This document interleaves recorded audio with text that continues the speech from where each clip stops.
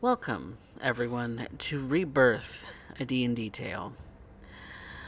Last we left off, our party, the Lucky Sevens, had ventured into the beginning chambers of a mine shaft, an abandoned mine shaft, from a time which it looks as if this place has been abandoned for several years.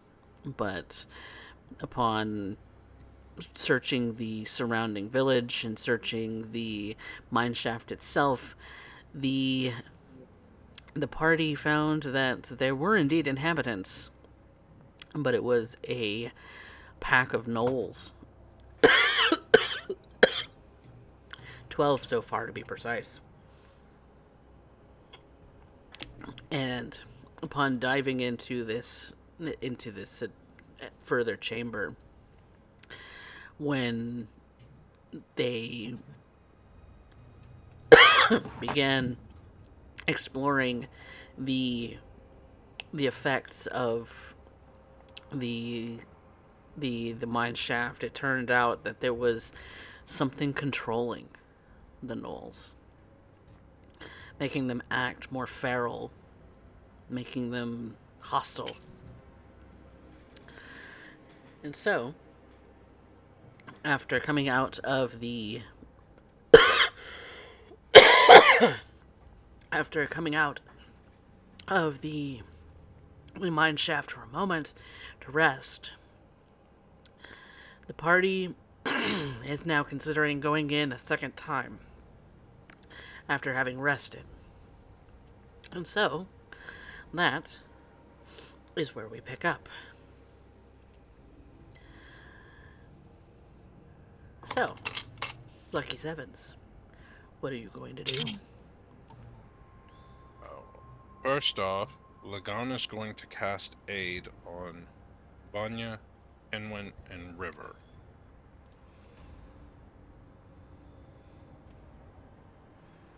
All right. That is 5 to your current and hit point max for 8 hours. And for 8 hours, you can be healed back up to that extra 5 hit points.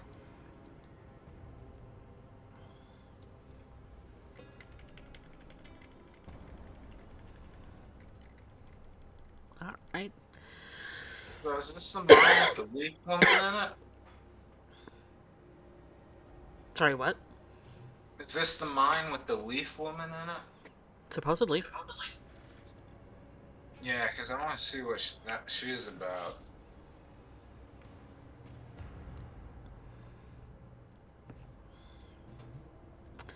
Definitely an interesting thing that, even given the language barrier of the gnolls, they were able to give you an idea of what the some of the dangers that this particular little cave, mine shaft, whatever it is you want to call it at this point, entails.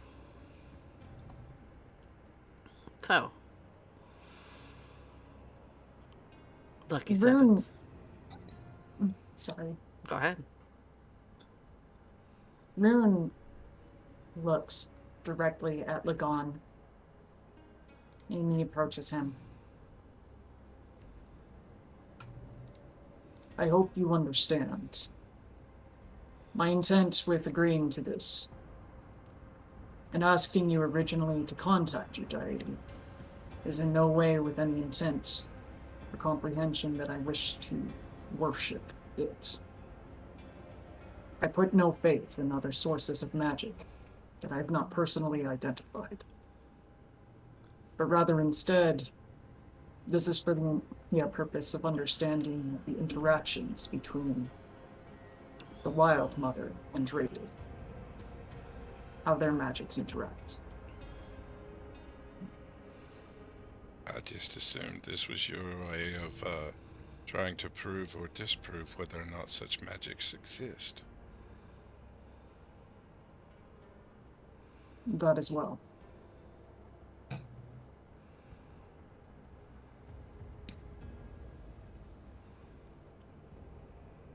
It Well, does not.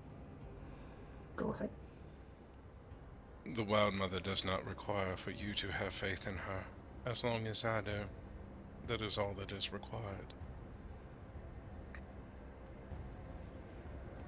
Rune gives a knowing nod.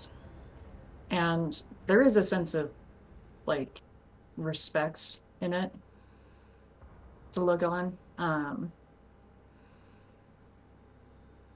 More so just saying, like, this is where we definitely don't agree on, but I respect that this is how you are.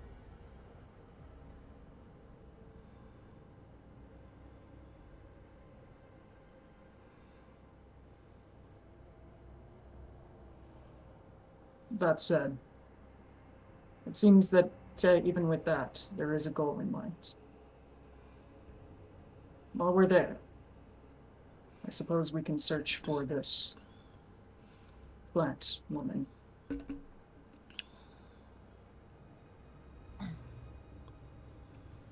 I would advise caution, though. It's unknown whether or not she would also be affected by such magics.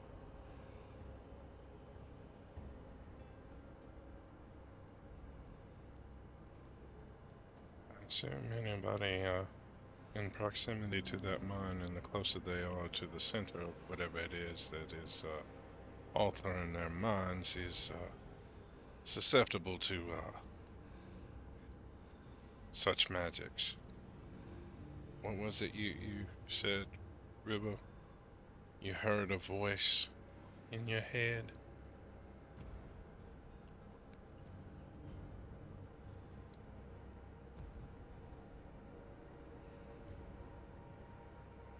River?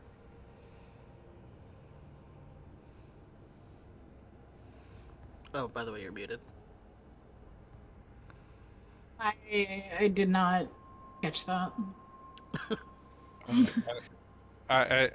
Lagan just asked, you said you heard a voice in your head while we were in the mines, right? Yes, it's. I. For a moment, I did not know who my friends were. And I heard heard something claim to be a master, and I heard the name Dharreus.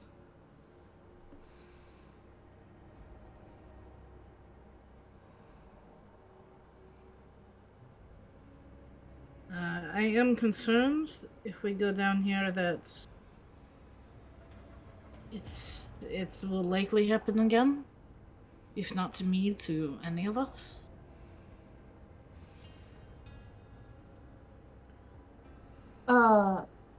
Could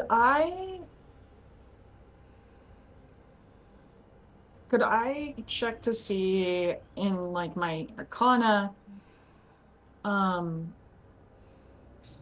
with any sort of, like, if anyone has proficiency with Arcana or religion or something like that, if they could help me try and figure out if there would be, like, a general way to, well, negate any sort of mind control-y effects without having to sing the entire way? Seeing The religion. man is not a boombox, so. Make an Arcana check. Yeah, let me get my dice. I didn't get them.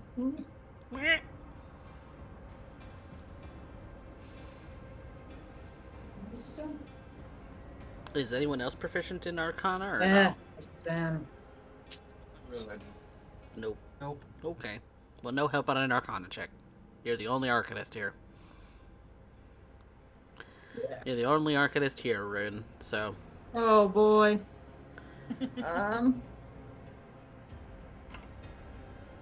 So that's gonna be 14. You know that certain races, like elves, so perhaps Kinwin and Vanya might have a sort of resistance, kind of inherently to charm effects. Their ancestors being the masters of charm themselves. with River and Lagon being beast folk and giant folk, respectively, it's hard to say because that's not something that you really know much about.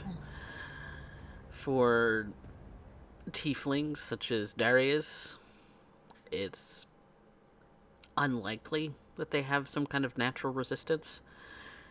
Aside from the visual appearances of your party mates, there's not really a way to know if they inherently are geared for resisting these kinds of effects. Now, you do know that there are protections from such things, that certain spells or certain wards or things of that sort would guard against the effect of a charm, particularly those of musicians, especially musical arcanists like bards. They tend to be able to project a sort of protective field when it comes to their whoever could hear their music. You know that Vanya plays guitar, but she doesn't seem to be an arcanist in any way. So it's a long shot, and you don't know how long it'll hold out, but I think I have an idea. mm-hmm. So, I think what Rune could maybe do. Is it possible for him to create like a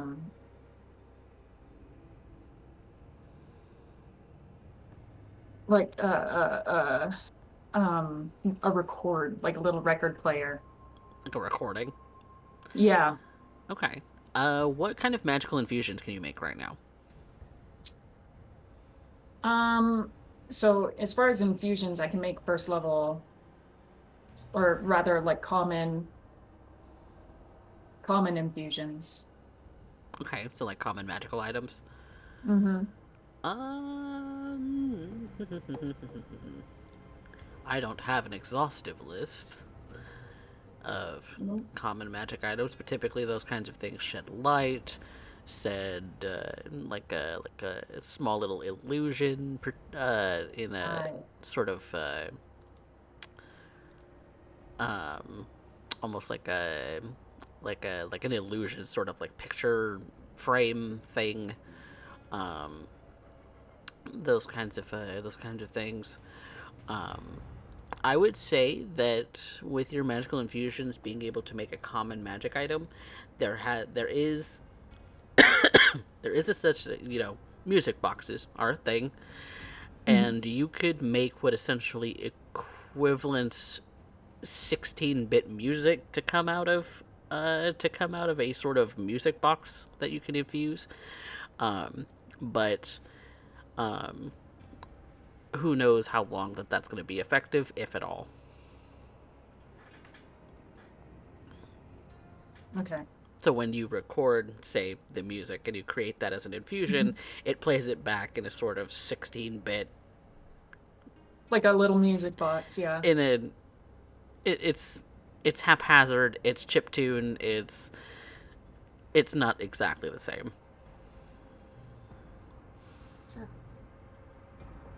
But theoretically, it could run a warding spell of first level equivalent for maybe. Not really, because that still falls kind of under an illusion. So that's like a fake music would be considered something equivalent to like cantrip minor illusion, or an illusion spell to that effect. But infusions work for first level and cantrip spells. Right. So let me actually see if there is a first level equivalent spell that would be effective here. First level spells.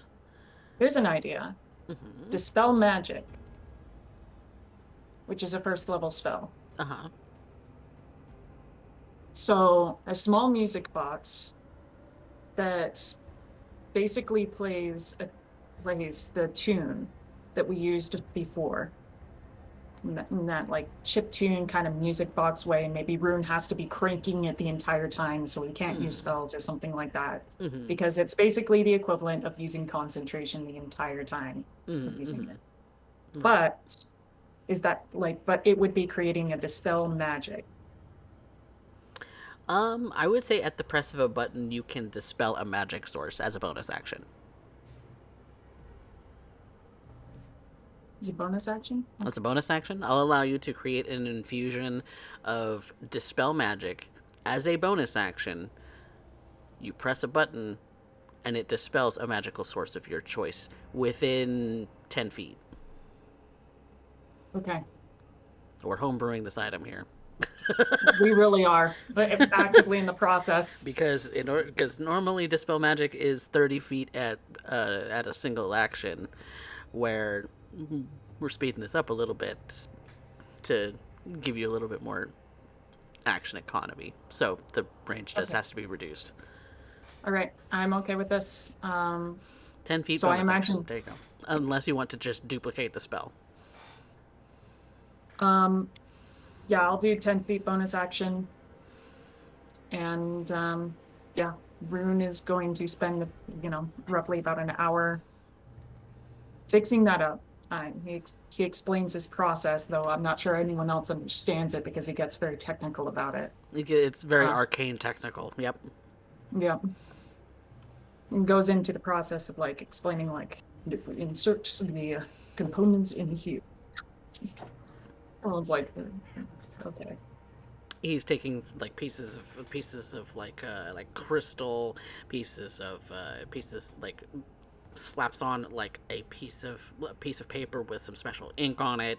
It's kind of mishmash. It's kind of ugly, but you infuse what kind of object are you infusing with this to create this button effect? I think what he's going to do is to create the button effect, he is going to. What does he even have on this person? Common items, you have a little bit of. I'm imagining he has just this sack of just random bits. Yeah.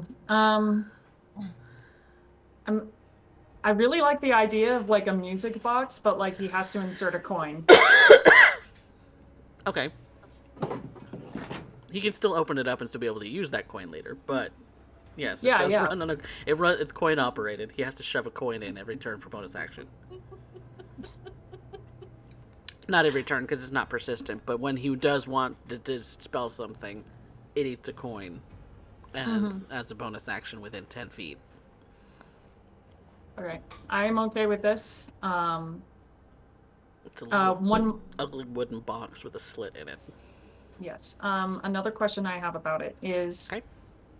how is there a limit? How many times can I use that dispel magic? Since you only get one bonus action per turn, you can do it once per turn, much like you would the spell. Okay. So long as you had spell slots for the spell, but this allows you to insert coins. Okay. Yeah. All right. I take it.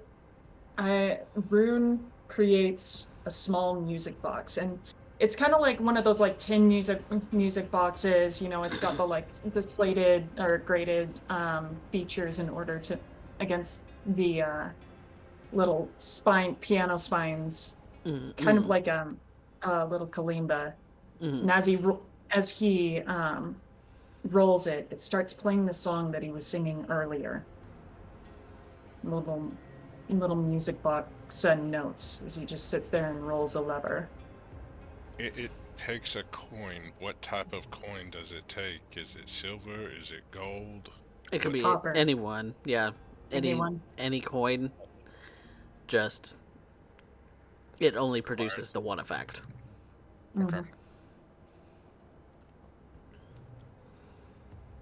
So the dispel magic goes off with the coin. He's He can play the music, but the music is chiptuned, and who knows if it's going to be effective at all. But you now have a Dispel Magic music box.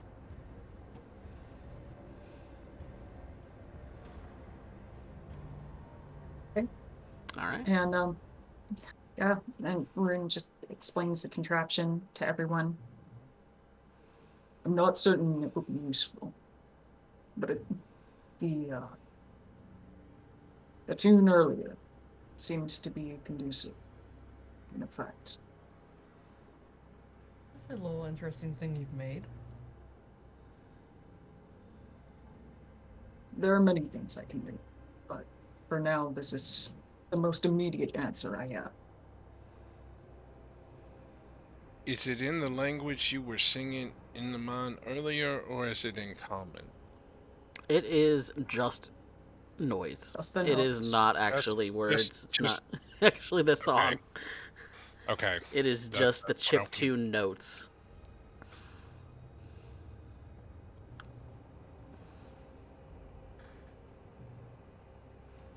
But he was able to replicate the song's notes in a fairly decent way, especially with some chords and just changing where those little divots are for plucking the little metal thing that makes the noise inside. But yeah, there you have it. What do now? Since you spent an hour doing this, anyone else spending an hour doing something else? I was spending an hour to create holy water. Okay. Ceremony. Right. Do you have the component on you? That's what I was talking about earlier. That's what Right. the hour. Like I said, the for. last time that we did that, I allowed it, but as I said, that was what this hour was for. Was the creation of the holy water. oh, didn't you do it once before already? No, that's where we ended off. Was Oh, taking that hour to okay. do this. Okay. Yeah, then I'll allow it this one time, but in the future we do have to in character purchase components. Time we 'Cause- get to a city. I promise. Okay. If we ever get to the city. We might get back. We might not. Who Never knows? know. We'll find out. I believe I had produced Goodberry for everyone, as I have a spell slot marked off. Okay. Goodberry So has been passed around. Everyone has eaten. So no one's consuming rations for today. So because River has produced good berries. Anyone else doing something for this hour before delving in once more? Vanya's probably just gonna look around, see if she can find any extra arrows she can snag. At the end of any well, you haven't Yeah. gone back in to the thing yet, but once you go back in, you can search the surrounding area. I mean just in the ruins if there's something anyway. See if there's any laying around. Oh, you exited completely out of the mine shaft when you took your long rest, so Okay. so you might not be able to find them again. Okay. So spent arrows are spent arrows. You'll have to do some active searching if you're gonna go looking for more that you may have spent. Okay, that's fine. Anyone else doing something else, or are you delving in?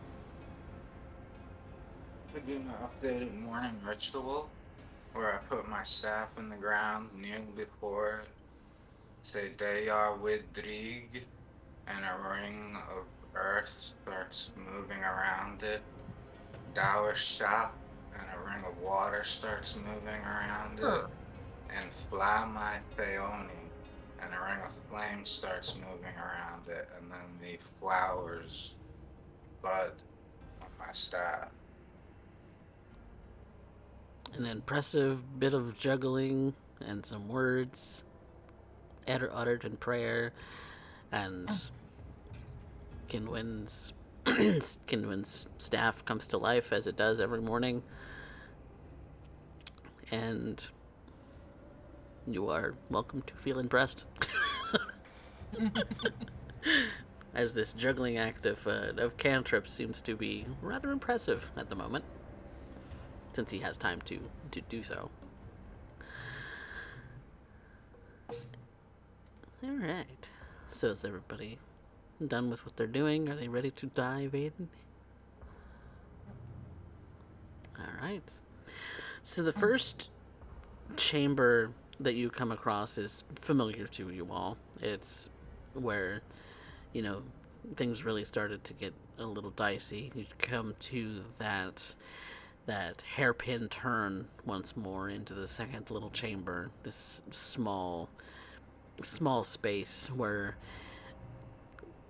you met the supposed leader, the child of one of these gnolls,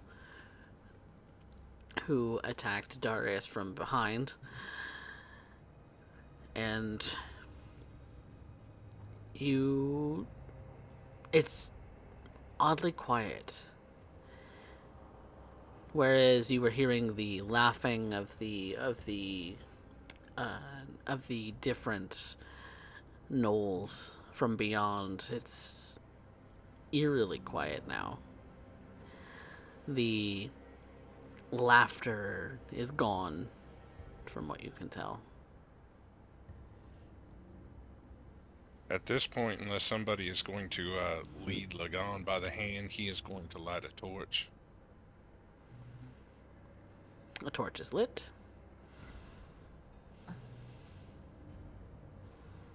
Rune, holding the music box in one hand, just thumps his chest and lights up again, like before. The spotlight. Okay. Mm-hmm. All right. So you have a gleaming light bulb. The sort of cracks and crevices in your armor just kind of space a little bit to let the light of your being out in a short range that kind of lights up another spot in this particular space in the immediate vicinity of Rune. I suppose we should rule out sneaking. If you would like to sneak, then I would like everyone to make stealth checks. Those No, I ruled it out because we have two light sources. We ain't sneaking. Well, I guess so. You could still sneak a bit. You can make yourself less noisy. You're visible, but you could be less noisy. So, I suppose if you wanted to be quiet about stomping down this particular mine shaft, because there are some of you who are wearing heavy armor, and it does clang a bit. So, are you going to try, or are you just balls to the wall? Not gonna care. Oh, you're muted. I will attempt to be quiet, but Your chainmail's a little loud. Stealth at disadvantage for you. yeah. Rune? Oh, God. Rune is what? Rune will attempt to be quiet as well, but he's also at disadvantage, Yep. I imagine. Yep, As because Vanya's going to try and be quiet too. you're essentially wearing plate, Rune. Everyone else is at a regular roll. 13. 13. Okay. That's not bad. Not bad. 18. How much, Vanya? 18. Mm-hmm. Kinwin? I am about to change out these dice. 9. 5. No, Also 15. 15. No, 15. 15, okay. And for Also River? 9. 9. I rolled a 4 on the die. I need to stop using this set. Use a different set. I'm using my Mordecai set. My mental imagery is... But these are the colors. The colors. My mental imagery is that as Rune was marching on, he accidentally steps on River's tail, and River just puffs up, turns to him. And that's when Lagon's boot well, maybe Kinwin's boot more accurately, knocks against one of the rails that comes from this mine shaft. The cart rails, kind of just stubs his toe for a second. You think he's gonna swear for a second, but he catches himself. Just like clambering around Meanwhile, in the dark. Vanya is just watching this and just. And Darius has just kind of strolled ahead a little bit, kind of trying to avoid being a part of the group. But he is on the lookout for different things that might come up as hindrances. So he's gonna make a perception check really quick. He's here, but he's a little quiet, which is, probably what he's aiming for anyway. Darius. Okay, not bad. He kind of points out that further down the shaft starts again. He kind of leads you all through the tunnel, which does have the mine cart railing that Kinwin stubs his toe on a little bit. It kind of circles back on itself, except it goes upward into more of the rock above you.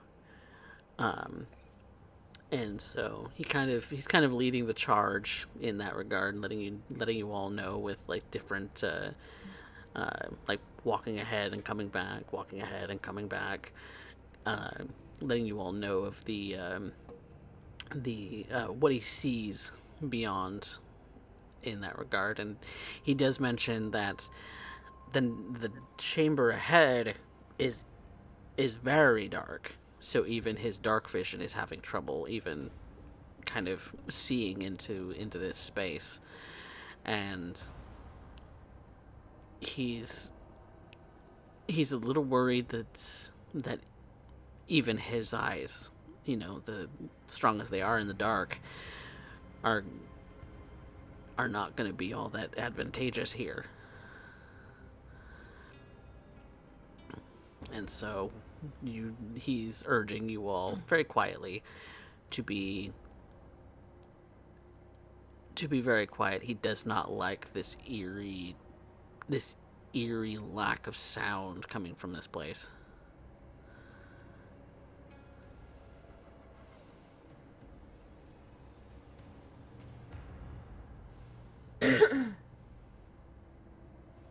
But he's willing to press on if you all want him to kind of scout ahead. I'm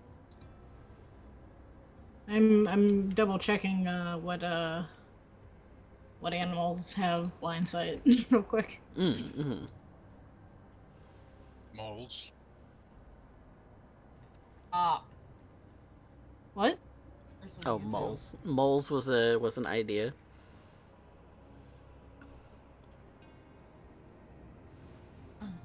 Which I don't know that have stats in the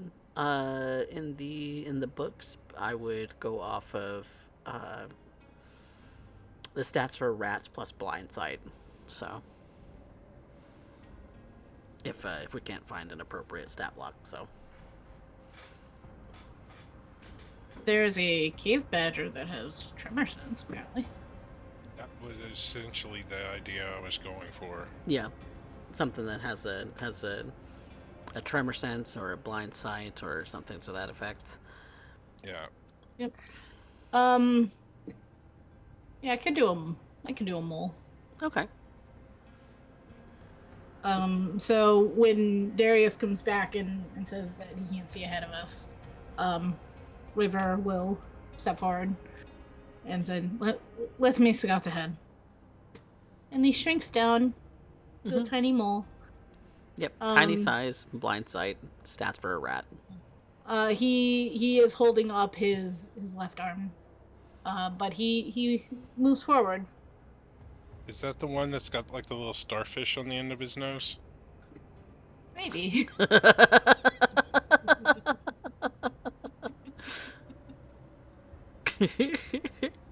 I think it's more the one with the like just the long pointed nose Mm-hmm. and very very tiny eyes.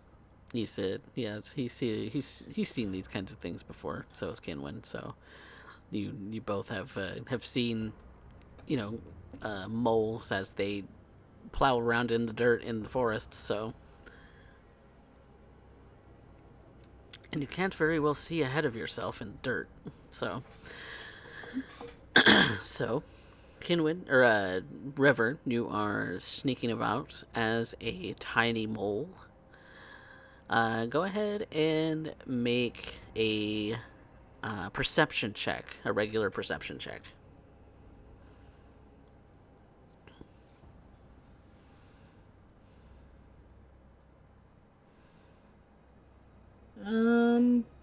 That's a 9 plus whatever rat stats are. Let me pull those up. You maintain your own mental stats, which is wisdom, charisma, intelligence, as a Oh, in you're right. You're in right. beast form. So it would be your perception. So that'll be 13. 13. Okay. You're. It's almost as if your eyes kind of shift from being able to see to being to being very sort of blind. You're not exactly have the best vision anymore, but you have your ears and your sense of touch on the ground. You can you can feel that they're a bit heightened for the different kinds of to make up for the fact that you don't have much in the way of vision right now. And so as you crawl along the mine shaft tunnel ahead of the rest of the group, you listen and you feel, and the sense that you get from walking along the ground is a sort of, it's almost like the ground is a buzz. It's not in any way kind of going to hinder your perceptions or anything, but it's definitely noticeable. There's something in the ground that is a buzz somehow. And when you listen, that eerie kind of lack of sound that you were perceiving before, you now hear from beyond this chamber into probably chambers beyond, the sort of the dripping of water, the slight shuffling, the very soft, very slight shuffling of creatures ahead of you. Whether they're moving, whether they're still, you can't be too particularly sure, but you do know that further ahead, it is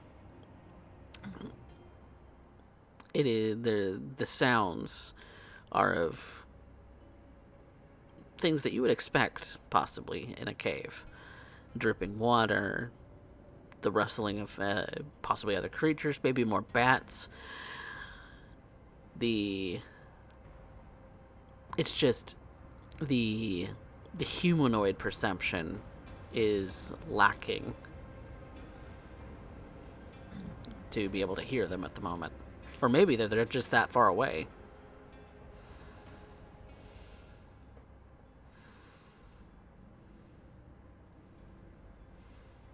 Just some of that sound sounds like it reverberates in from a larger chamber down the tunnel.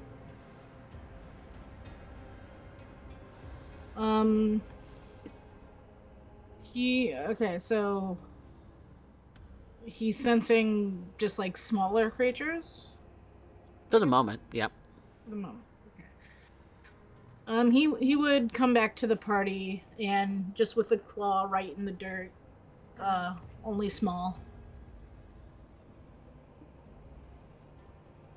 And that is what you Pauses see for a in the minute. dirt. Things. I also have to go real quick. You can autopilot River as being a little messenger mole. Okay. Cool beans. I'll be back in a bit. Alrighty. Right.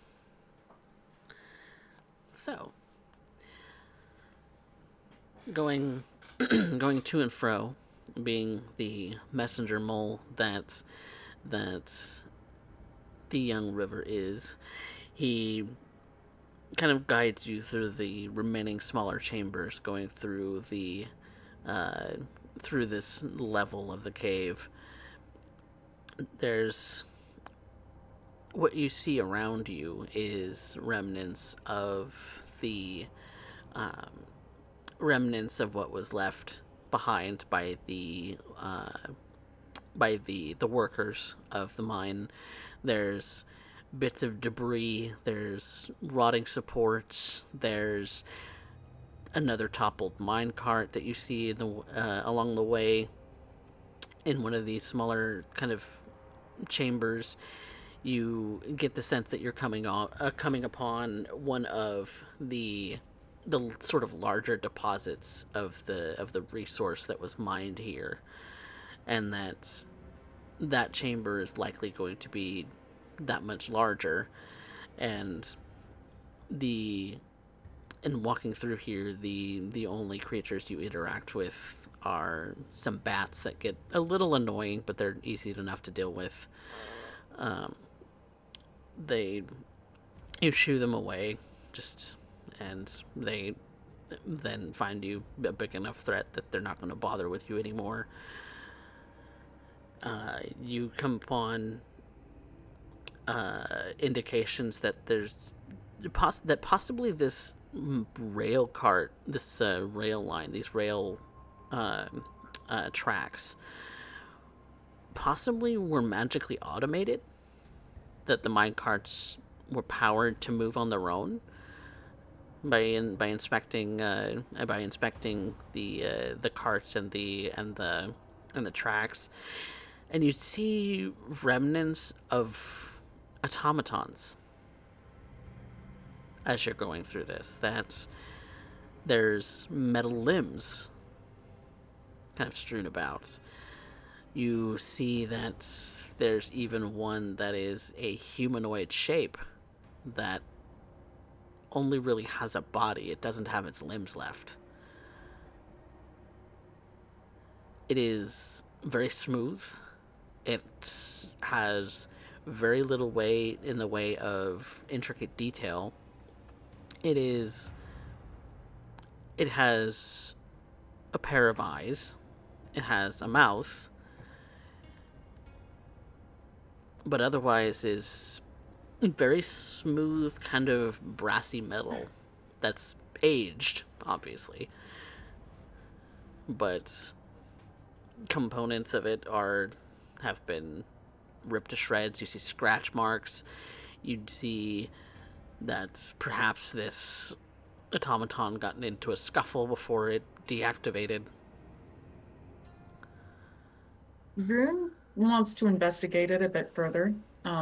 Specifically, like if he can find specific indicators of dings, scratches, things like that, and also if he can find a brand. Okay. So, for the brand marking, like a maker's mark, I'm gonna ask for an investigation check. The rest is pretty obvious. The claw marks seem to come from humanoids. I got a 16 total. Okay. You search over the automaton's body, and you kind of look over the front of it and the back of it, and you see kind of stamped at the nape of the neck would be a mark for Phoenix Wonder Prizes, Shay's mother's company.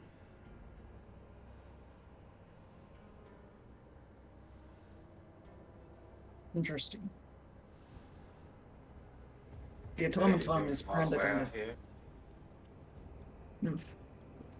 So what, Kewin? What would they be doing all the way out here?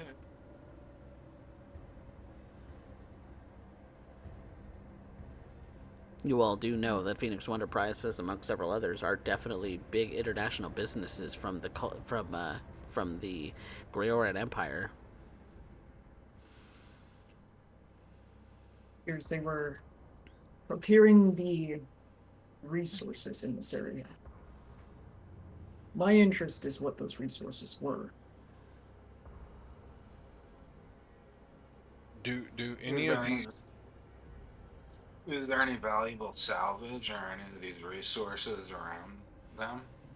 You do see that a lot of what's in this tunnel is very much rock. You do see that the toppled mine carts do have residue, and the primary resource that was coming out of this, I believe we mentioned, was coal. do any of the automatons or pieces of automatons that are left look like they would be compatible with Rune? They look Should they be nothing like separate? Rune.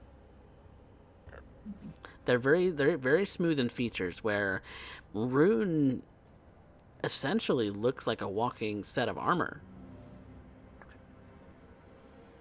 Rune, from what you can tell, doesn't have things like actuators, like joints that are mechanical. Doesn't have the sort of pivot points of like hips that you would see on other automatons. He looks like he is a man in a suit of armor with the appropriate undergarments, like a gambeson and things like that underneath it. So a walking, talking suit of armor. Okay, gotcha. That is what Rune looks like. These automatons have joints that are mechanical.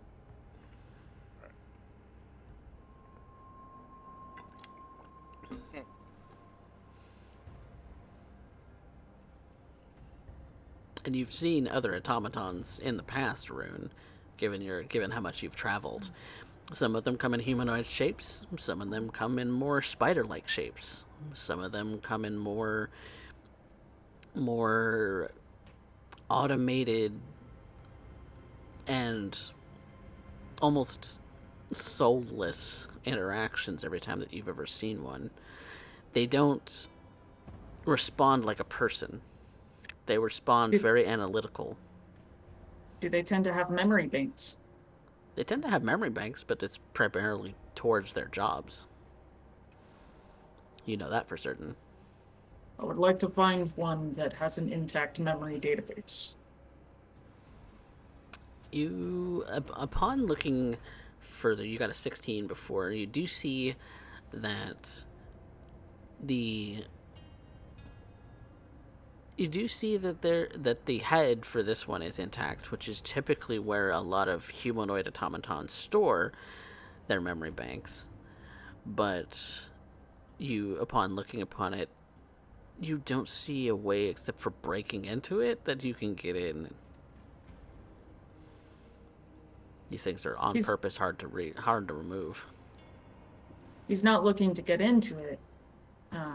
It's more like, well, he's kind of looking to see if he can turn one of these automatons back on and have it read out its data logs.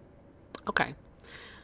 So based on the age of these, you would know that any potential power source might be exhausted, so you'd need to find another one to turn it back on. And you know that magical batteries of this sort are crafted using magical components, like the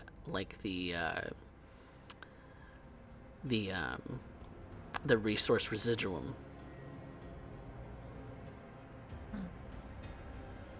And this is not a residuum mine. It's not.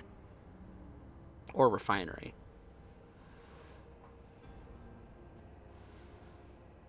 Rune, at this point, stands up from the automaton. If we were able to acquire any sort of residuum, or find one, laying about, might be able to restore one of these automatons and have it read out its data logs for more analysis on, well, what might be in here. But What is it? otherwise, Lagon's asking, what is it that you were saying we should be looking for? Can you give us a description? residuum. You would It's know a, that residuum is a refined material by melting down precious items like gems, like gold, like anything else that carries some kind of magical kind of conduit, just in a more refined state. This a refined magical component acquired from melting down the components of other items such as gemstones, crystals. It tends to be the all-purpose usage of magical components. Lay down.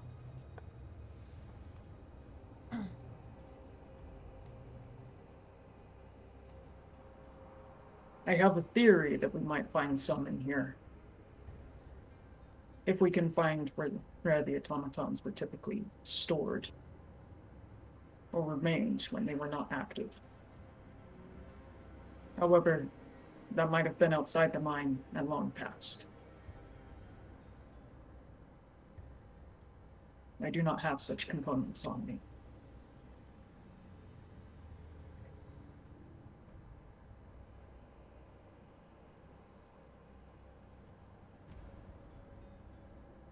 Brun looks down the tunnel where the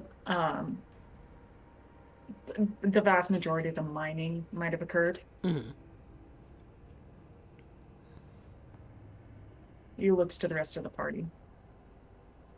Shall we continue down that way?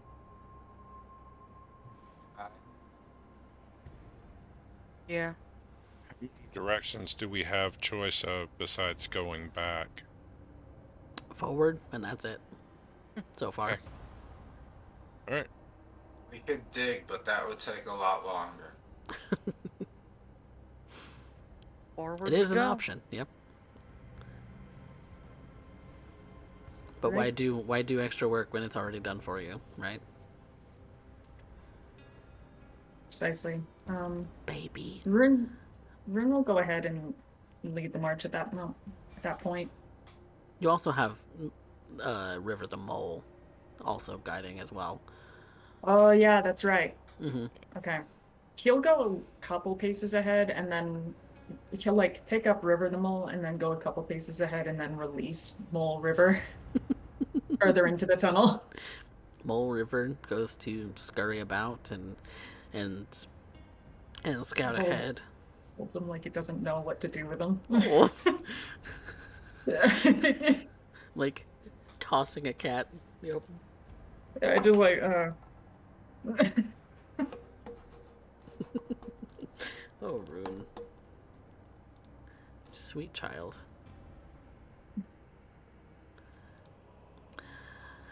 Okay. So, River pulls ahead, kind of guiding you all. He's probably about 35 feet ahead of you all. Kind of goes around a kind of short length of tunnel before coming upon a very large chamber. And in that large chamber, you see the same kind of minecart tracks from that have been kind of hammered into the space. You see that this whole space looks like it has been hand mined. You do see more remnants of automatons. You do see kind of remnants of the coal that had been mined here. You see pickaxes, you see shovels, you see all sorts of materials, and you kind of looking around the space and gauging where it is that you are. You feel like you're a little elevated from where the entrance was. that this is kind of digging into the more kind of rock face of the sort of cliff that this is dug into. That, when they happened upon a big vein, they just went to town and ripped every single piece of coal out of this space that was available before moving on deeper into deeper into the space. You see in the space there are a couple of doors uh, that that are kind of placed up against what you assume is probably other little chambers that have been dug out, and that there is kind of at the other end. When you get close enough and you have to kind of circle around this large space, you find that there is another tunnel leading downward.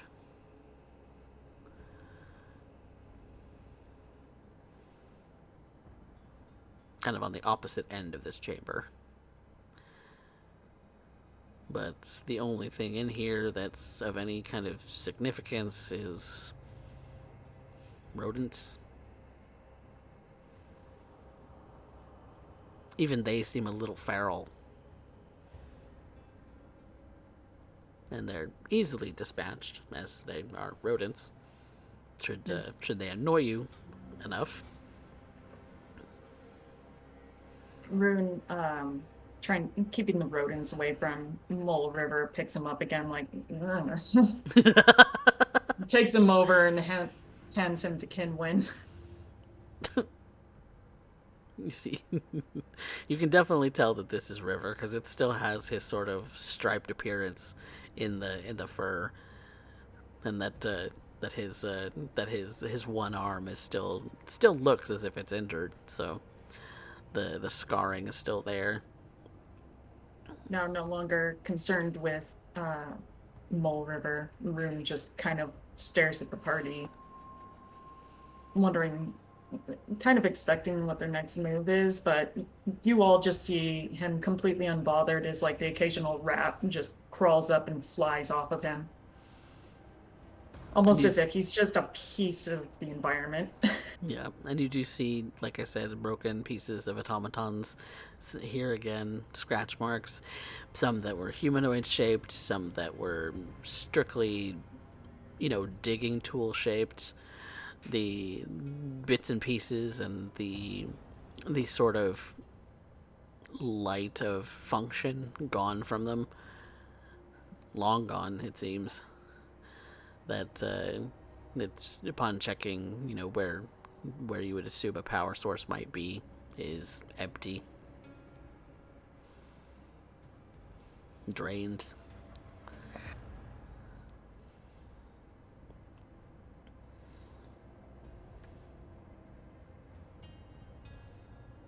We find ourselves going deeper into these tunnels.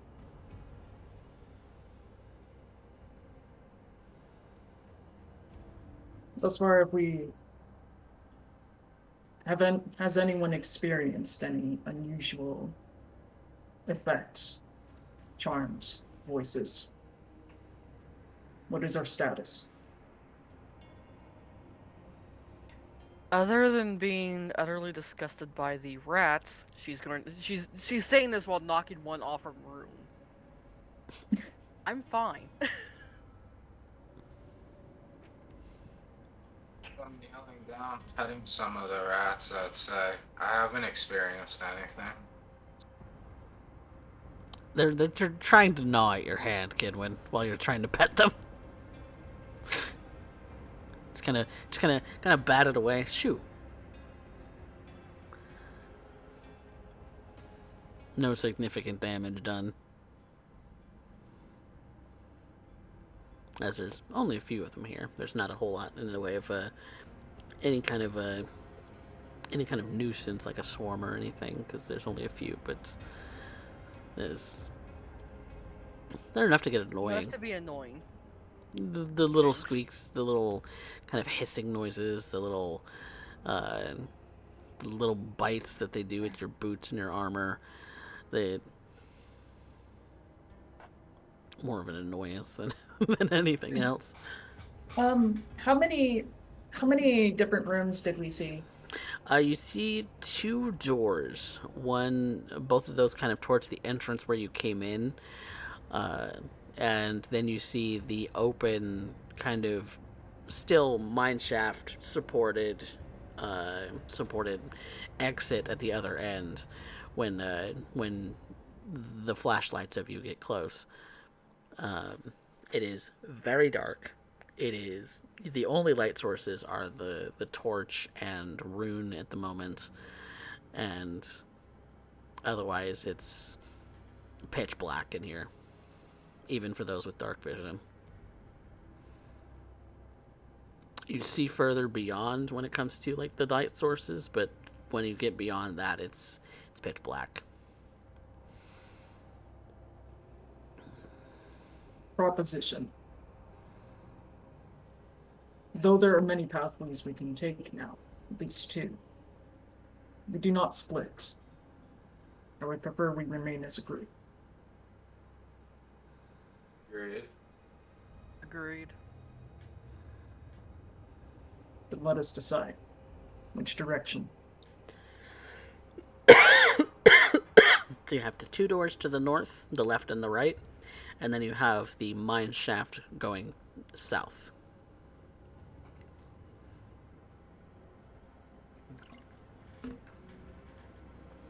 What do you do? First might just lead to rooms, like an office or something that doesn't go anywhere else. Maybe we should check them out first. They are doors. Yeah. Check them out before we head further down. Very well. Which one? Well, why don't we flip a coin? Heads, we go to the right first. Tails, we go to the left.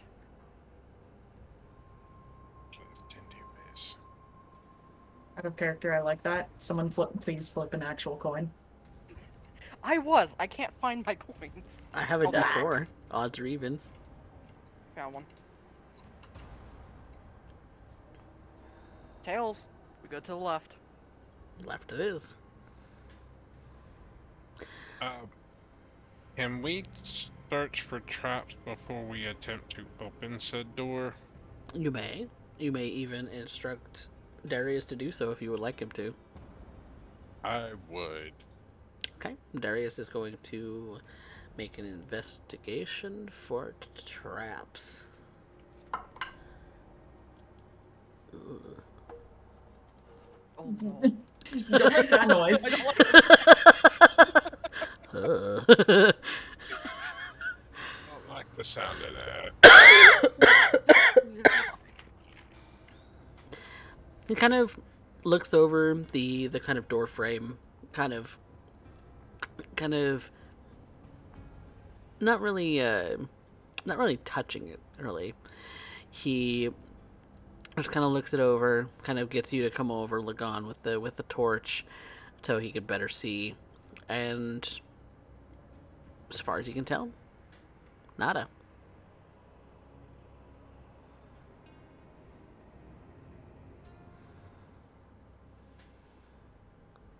For the moment, I'm going to trust Darius until I have no other recourse. I'm not going to waste that spell slot right now. Okay. What do you do? Open the door. It does open. And nothing else happens. It opens up into a sort of small chamber, a smaller chamber that's kind of been also supported, much like every other chamber in this space, except you see tables and chairs and barrels. What is in the barrels? You open up the barrels and it looks like there used to be water in here. There's very little left. And it's probably not drinkable anymore. You open up another barrel. that is completely rotted with food. You open up another barrel. It's rice. Dried rice. Presumably with rat droppings in it. Oh yes. You search the containers and they have been chewed through. The barrels have been chewed through. The crates that you see in the room have been chewed through. You look over to the other side of the room. You see what looks like cooking utensils of all kinds, kind of made of iron. Uh, the you see kind of a cooking stove that's long gone, like ashes. Only ashes remain in the fire pit. It appears that these were facilities, like a small bar or kitchen. Small galley. You see places in the room where torches that have long since gone out have their remnants kind of hanging in sconces. Do any of those torches look like they are still usable? Make an investigation check. Sure thing.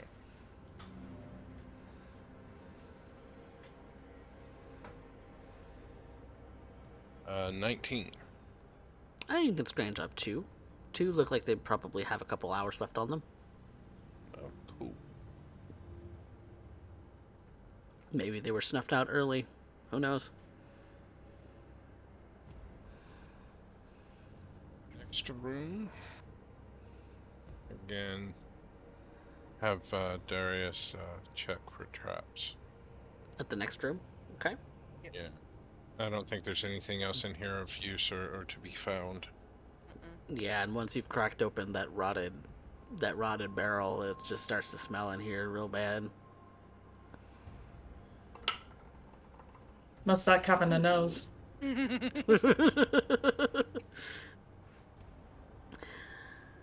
Looking at this other door, he's even more certain than he was that this is not trapped. I'll open the door and go in. And what you see is a dugout lavatory. For those who need to use the facilities. Such as other humanoids who might have been down here working. It kind of smells like it too.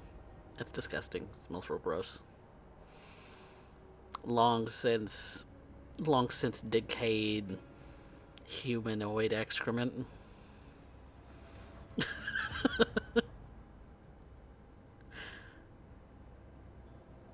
It doesn't smell fresh at all. It smells like it's long since dried and decayed, and so it's not a terribly strong smell, but it's there. It's unmistakable. Alright. I guess we continue on down the tunnel using Mole River for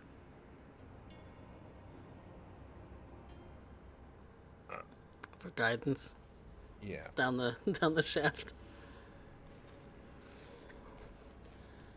Alright.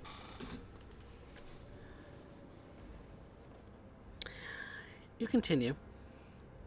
And as you're kind of clumped together in a way, as you're walking down, the sort of atmosphere seems to change a little bit.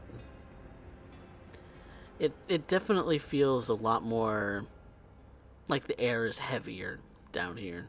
You're going downwards. And in one instance down this tunnel, it does kind of drop off pretty steeply, as you see that the shaft that you're going down is more of an uplift sort of shaft that instead of the carts going on rails, it's kind of lifted from one rail set at the bottom to the other rail set here at the top. And again, you see that this is, evidence of automated cycling of these carts that many humanoids would find it very, very hard to push carts of like big carts, because you see that the mine carts of this shaft are fairly large, big enough to fit two humanoids based on the previous encounter that you had with gnolls. And if they were piled high with resources, then obviously that would be extremely heavy. And so with there being a lot of automaton parts and automated sort of cycling of these materials coming out of this space, it's a wonder that the village outside was as poor looking as it was. You would think that with Phoenix Wonder Prices having invested so much in the coal out of this mine, that perhaps the village would have boomed at one point. But based on the look of everything outside, it was still pretty mundane.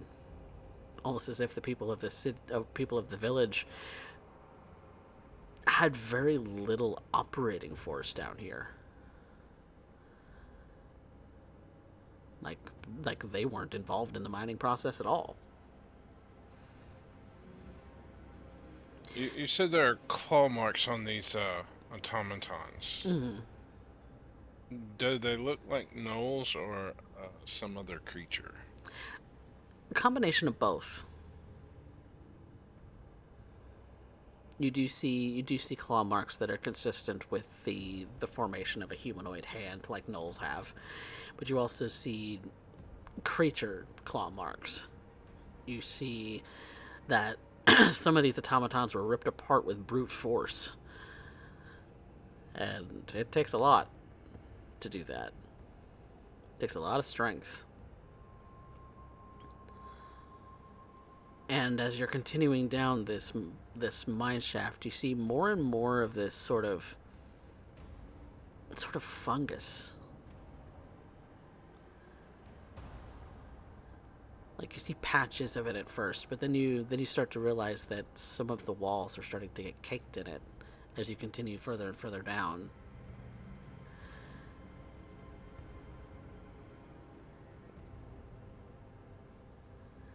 Kind of to the point where some of the caps on these mushrooms are like that big around, like 6 inches across. Didn't River mention something about mushrooms? Yes. Yes. Do these look like the edible variety or the poison? Sorry. Make me a survival check.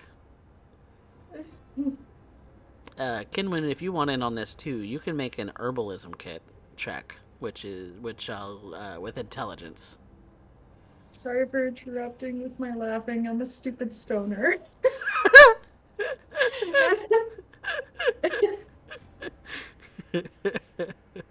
21.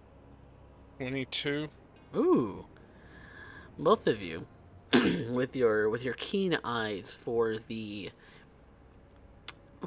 medicinal, recreational, and other such uses of materials such as mushrooms. These are definitely of a poisonous variety.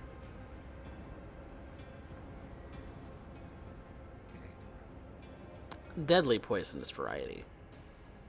Are their spores poisonous? Yeah.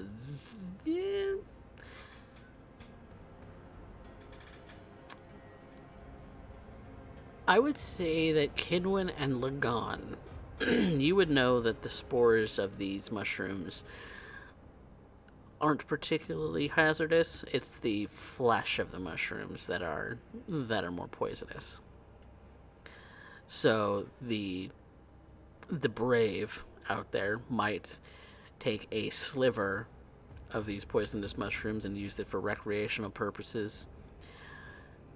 But on more accounts than not, these would kill someone of a humanoid size. Especially given how big they are. These are bigger than you've seen mushrooms like this get. So you also kind of draw the conclusion that the poison might also be more potent, and the spores might have a different effect. Lagan is going to take a couple of samples, store them safely in his pack, but Mm-hmm. yeah, Lagan is going to take a couple. Okay. Is Kidwin doing the same? I don't really want poisons. I didn't hear what you said. No, I don't think I really want poisons. Okay. Rin does. Rin's gonna take a couple samples. Okay.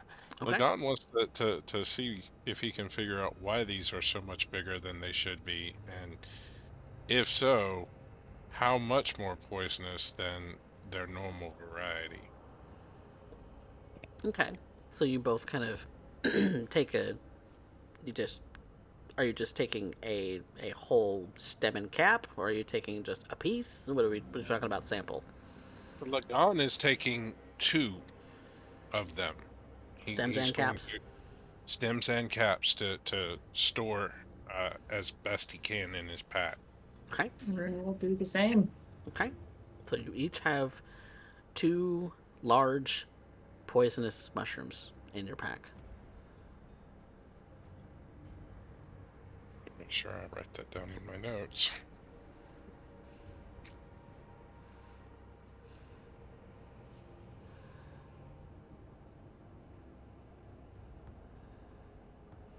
All right. I need you both to make a charisma check. A charisma saving throw, actually. Ah! They're bad mushrooms. Evil mushrooms. Um.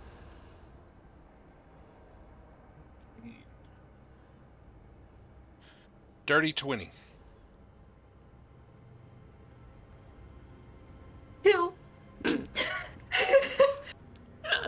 Rune.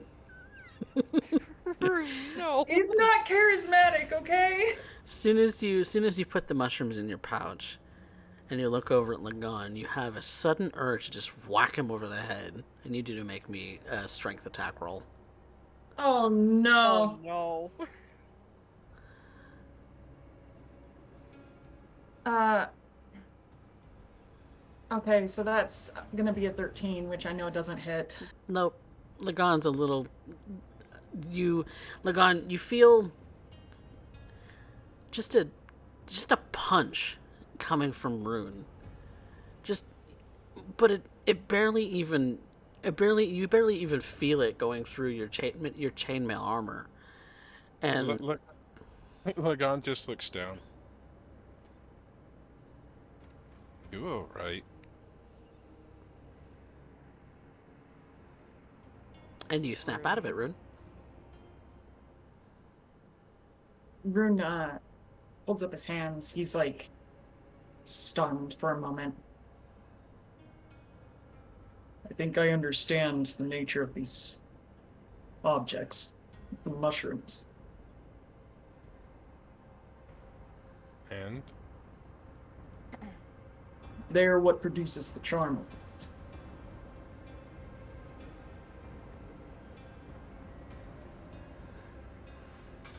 It is dangerous to touch them without tools, it seems.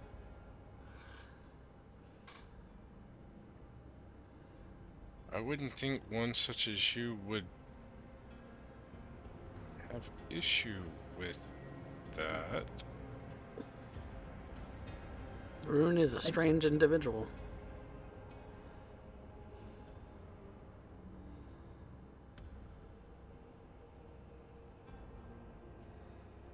He looks to Lagan. My apologies. It shouldn't happen again.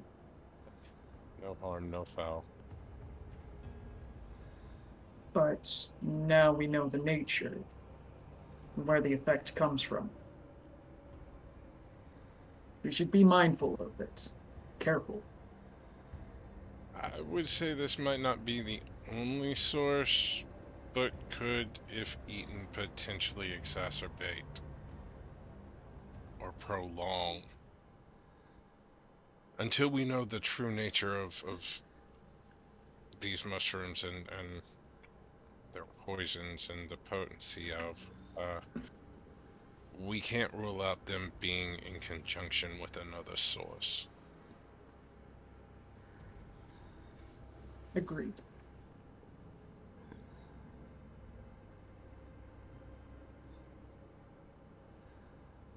But potentially this is at least a source, if not the source.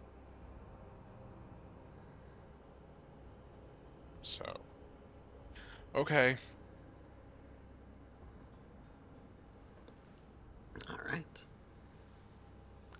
What do? Lucky Sevens? Stop playing with mushrooms and move in further.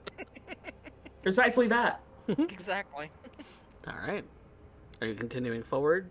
Plowing ahead? Yep. Mm-hmm. All right. You're harried by a couple of swarms of bats as you continue on through here.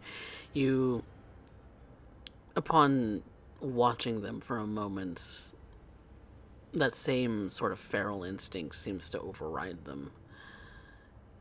That they just want to attack and lash out at the nearest whatever that seems to be living. The path snakes a bit downward, but you aren't seeing any more of the minecart tracks anymore as you get further down towards this next chamber. And you're seeing more and more of the ground and the walls and the sort of the everything that's down here. You see that there are some indications that mine shafts had been started, but had not necessarily been completed going down this far. And beyond is a tunnel entrance that doesn't look like it was made on purpose. It doesn't look like it was chiseled out of the rock and dirt, like with tools or with any kind of purpose. It looks like it's just a hole. Like there's no supports that support it up. There's no real sort of indications that this was done on purpose. This looks like, and you look kind of deeper into it, it kind of slopes a little bit further down. It looks as if the chamber beyond was already formed, and that the tunnel created a cave-in where rocks sit at the bottom of this kind of downward slope, and the room, kind of upon looking upon it, you see that there are more funguses, but they have a bioluminescence to them. They sort of glow in a sort of teal all over the walls, all over the ground, and kind of even larger than the ones that you saw before. These sort of where the poisonous mushrooms were kind of more of a multicolored kind of round cap. These are more flat and bioluminescent, kind of in a greenish kind of glow. And Lagan wants to see if he puts out his torch, if it still provides enough light to be able to see. It would be enough light to be very dim. He's not putting it out. He's just basically covering it. Covering it, yeah, yeah. You would To see see that the what. bioluminescence, because of how much it covers this entire chamber, and this is a large chamber, how much it covers the chamber does give off dim light. But that is the extent of how much it glows. Okay. So yeah, not gonna put out the torch yet. Some of them are big enough to look human shaped, like human sized. Lagon wants to get closer and inspect one of these. Not touch per se, but get closer to look at. Okay. Since you're only just going to be looking at it, I would like you to make a perception check. Pretty good at those. 6, 22. Okay. Looking at these rather large kind of mushrooms, you see that they're big enough to be Shay sized. Some are a little bit more like Kinwin sized, but they're not really as tall as you. These patches and clumps, and you're not entirely sure what it is that they're feeding off of, because you don't see any kind of, except from rock, what they're attached to. And you know that funguses tend to cover decay, tend to feed off of decay. And so this is a bit odd, kind of bouncing ideas off of your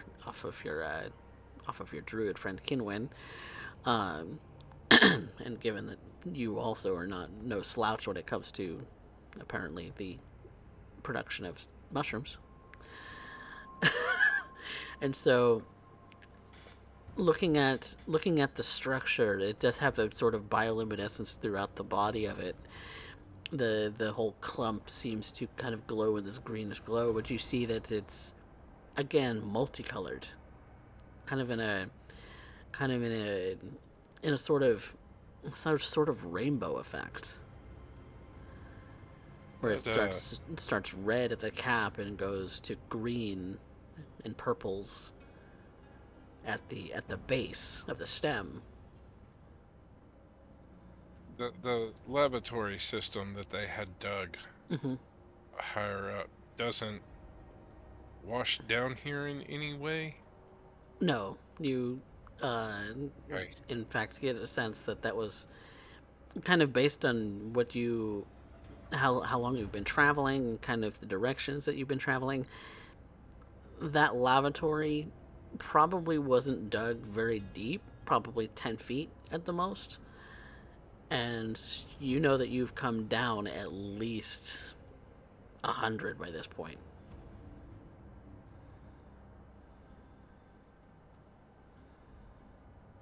Probably more.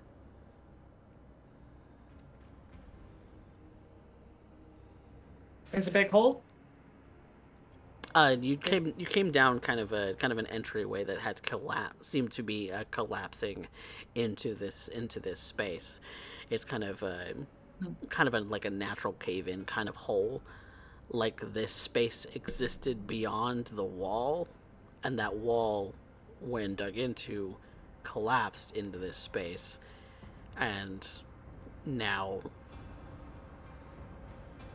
this space which once may have been closed, is now open.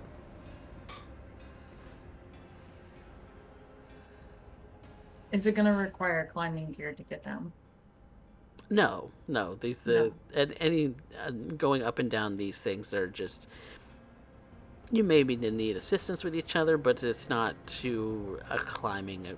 It's not cliff sides by any means. I just wanted to double check. Nothing you'll need climbing gear for.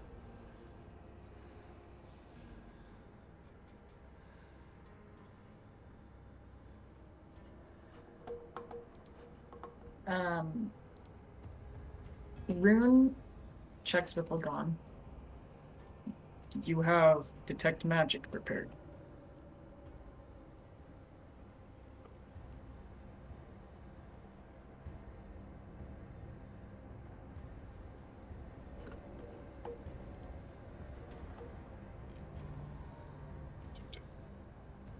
Believe I do. Detect magic, if you have it prepared.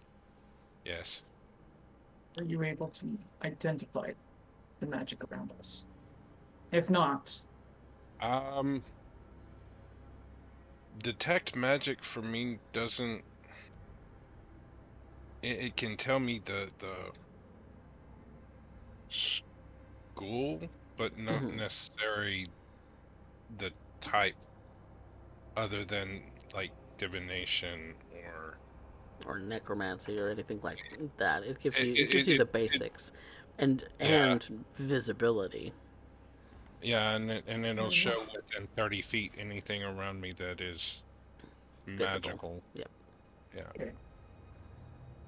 We want to take the time. I can investigate the nature of this. If you want to take 10 minutes, I can tell you where to look, and at least the school it comes from.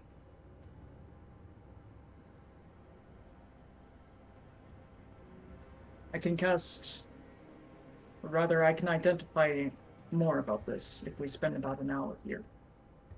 But that's only if we wish to do so. If you give me 10 minutes, I can tell you whether or not it's worth it.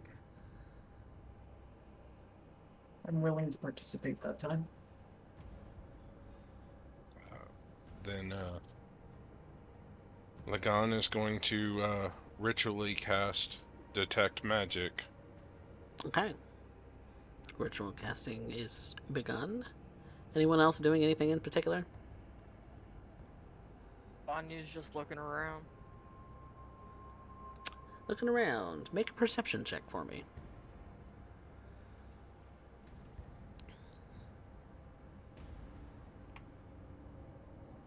17. 17. Looking around the space, kind of walking with Rune as your light source, and kind of using him in a flashlight kind of way. You kind of you look upon the floor of this space. You look upon the walls. You look at the different kind of fungal growths. They're not even mushrooms anymore. They're just there's clumps of what you assume was stem, and clumps of what you thought were caps, but they've kind of an amalgamation of just different ones that have just kind of blended together, that all have this sort of bioluminescent glow to them, that you just looking at them is a little off-putting, because this is not something that you've seen on the surface ever. This is not how fungus functions. This is weird. This is giving you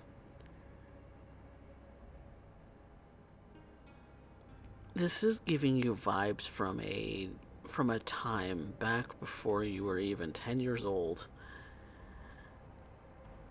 From way back in your past, the Leviathan. So there's some sort of weirdly shaped. It just gives you that sort of vibes, like the thing that you used to see in my nightmares as a kid.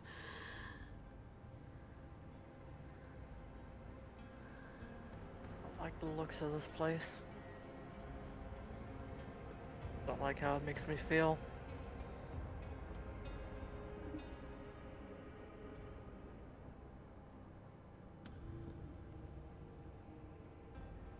Rin looks to Vanya. Explain your thoughts. You ever have that one nightmare as a kid that plagued you constantly, weeks on end? Maybe lasting a year or so? I'm not sure I was ever a kid. Good point. You do not have nightmares, though. But I do have nightmares. That feeling of fear and just off-putting before you go to sleep, knowing it's coming. What do I get from this place? I haven't felt like that since I was a kid. Yeah. Long before the dragon.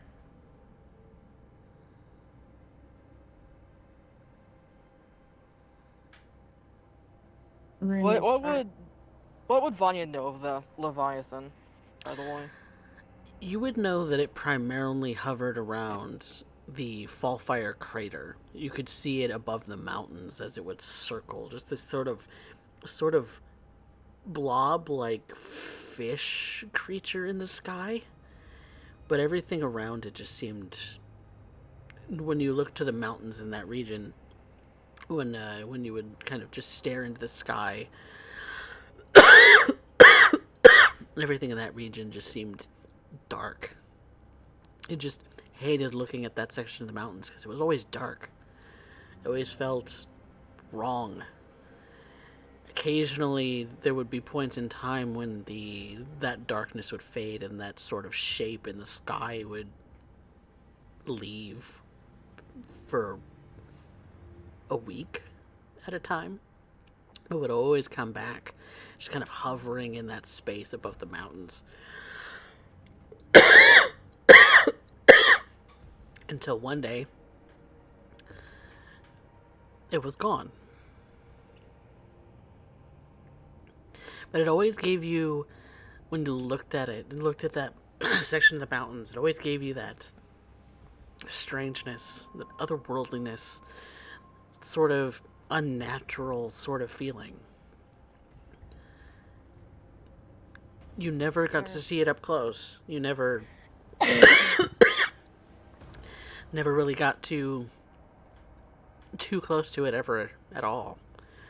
In fact, your family never really ever traveled towards the mountains. It was just a feeling.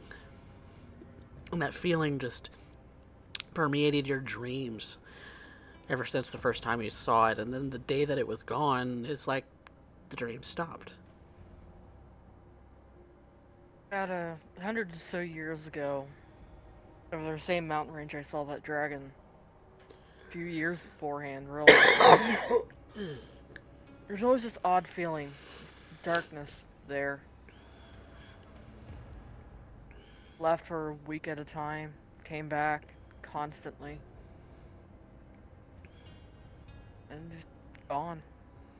This is that same feeling that just creeped into our dreams at night.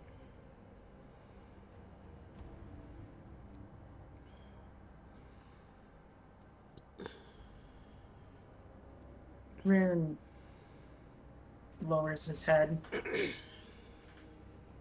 He's contemplative for a moment.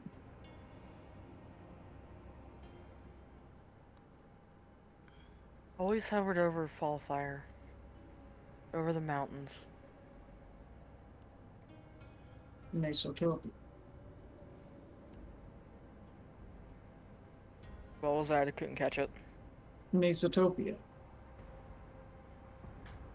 Yeah, somewhere around there.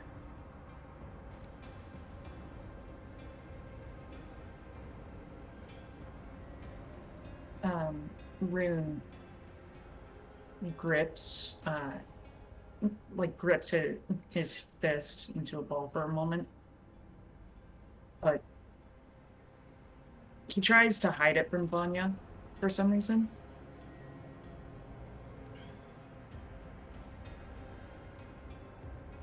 If you feel uncertain about continuing,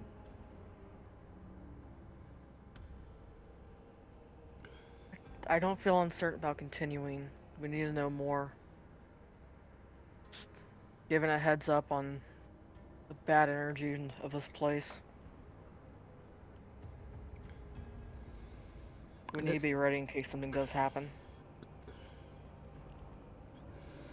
And as you Nods. continue looking on the floor, you see a trap door.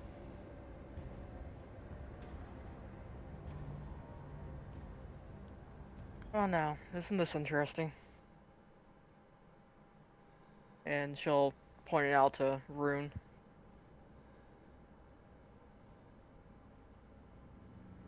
It seems to go low. Rune. Oh, Go ahead. lower is where we wanted to go. Indeed. Darius. You think you could check for traps? Sure. Over here.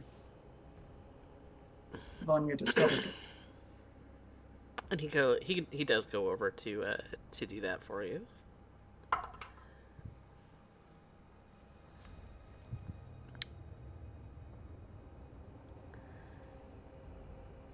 He kind of looks it over, and it's almost like it's made of stone. It's not made of wood or anything.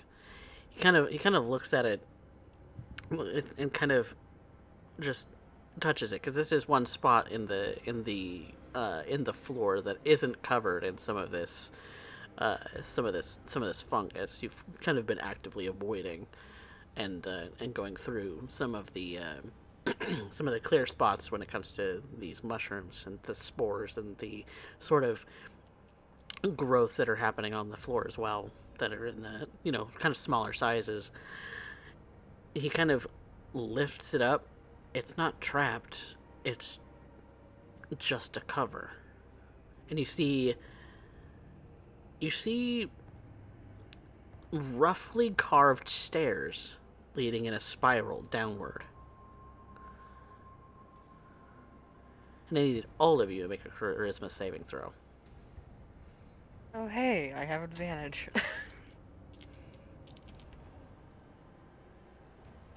Like that did absolute jack shit. Yes, our elf and half-elf friend do have advantage because this is a charm effect. 10. Nat 20. Woo! I am still a mole, by the way. You are still a mole. Rune was prepared this time. He got a 19. 10. It was charisma? Charisma saving throw, yep. 21. Nice. Lagan? 18. Nice. My nat 20 would be a 23. Okay. Cool beans. Vanya, I would like you to make a strength attack roll on Rune.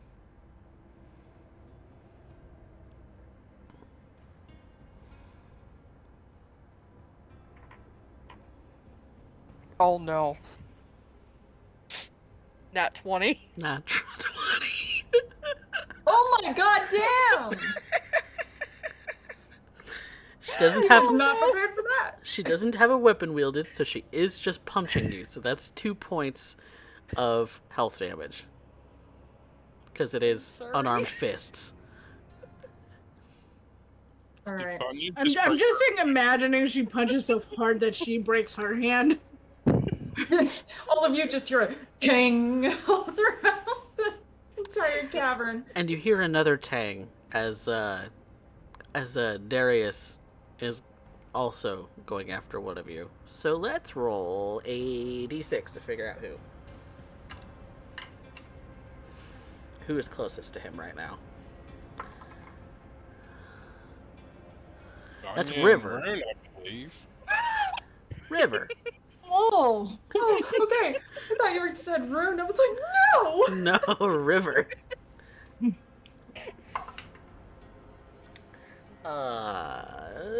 What is his? Oh, is River still a mole? River is still a mole. A 20 will hit, which is for Yeah, but for 1 point of unarmed punch damage. just fucking kicks Mole River. That's so mean. Hold on, how much health does a rat have? Oh, he kicks me out of mole form. And you kind of go tumbling a little bit, and then poof, your mole form is gone. Okay. River starts cursing in Elvish, which is Spanish.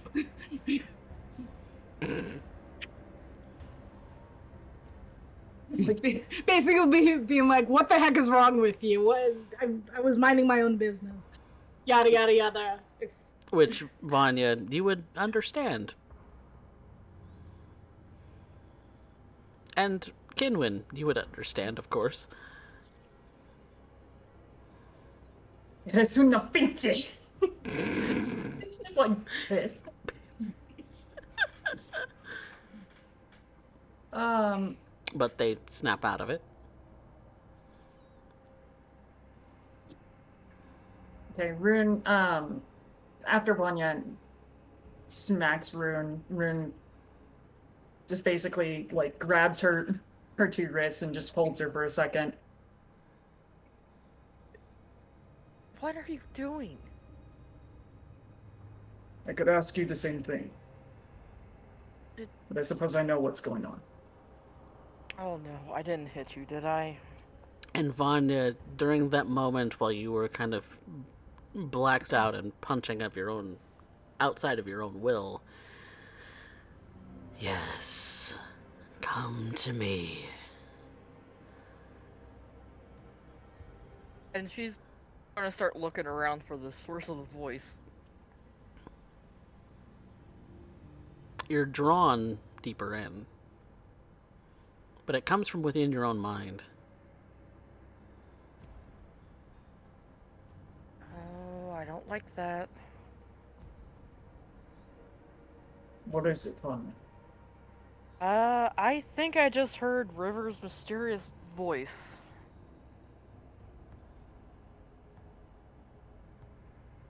Drawing me in further.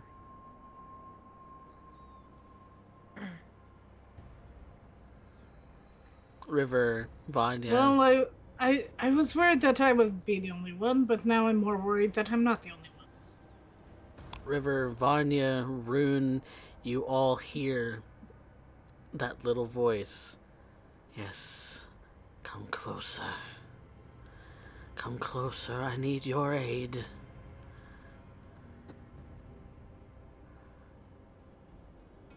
Help me. Does this voice sound familiar? Vaguely. What languages is this voice in? A language you understand.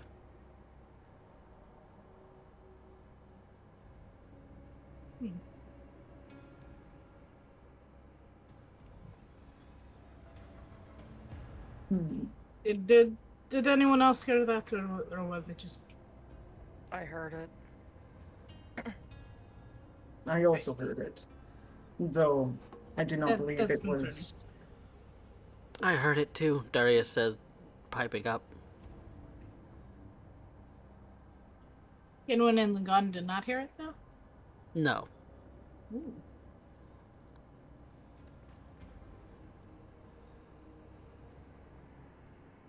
Seems like maybe only those of us who it affected can hear it.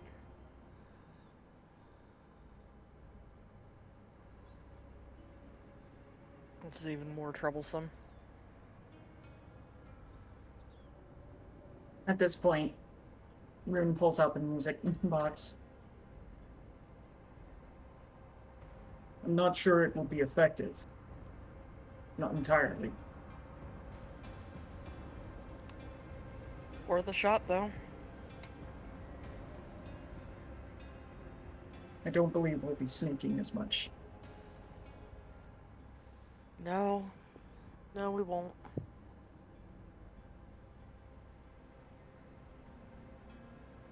And Rune will start to play the music box. Okay. And he starts marching towards the staircase. Alright. And I believe that is where we're going to take a quick break. with the Lucky Sevens deciding to go deeper in. We'll be right back, everyone. Don't go anywhere.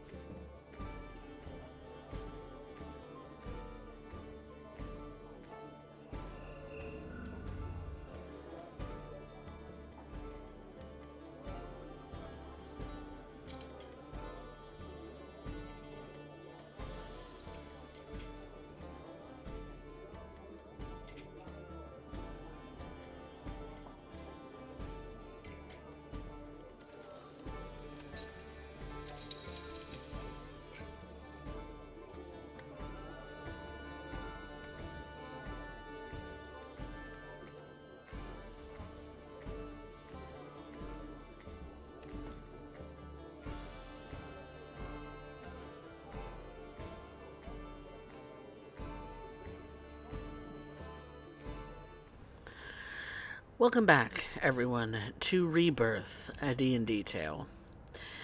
And last we left off, our party of adventurers, the Lucky Sevens, were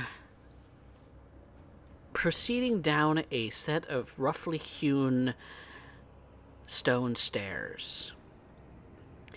And have made some interesting discoveries about the mine that they're in and the chambers beyond it that seem to have been a sort of almost bubble that was penetrated by the mines. And so, Rune, you're taking the charge, leading the group forward as the sort of beacon of light that you are.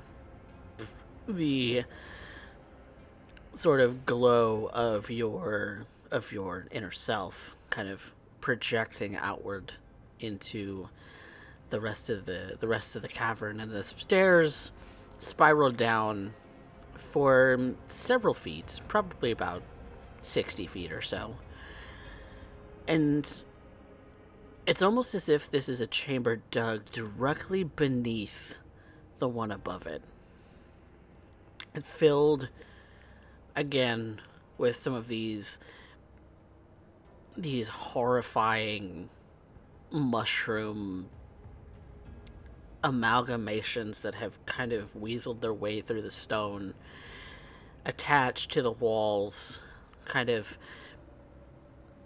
Now in some instances, some of them are small as a child, others are large enough to be Lagon's height, is sort of these clusters of kind of melded into the wall, multicolored and bioluminescent.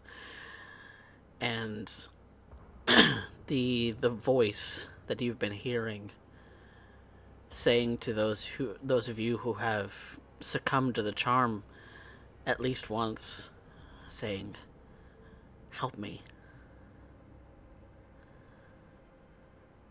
Help me. Come closer, help me."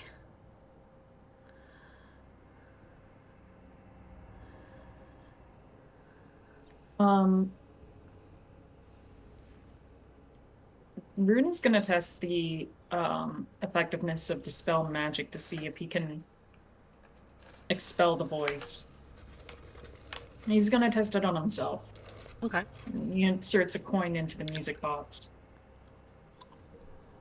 Okay. And you're aiming for the sort of voice? He's aiming Dispel Magic on himself.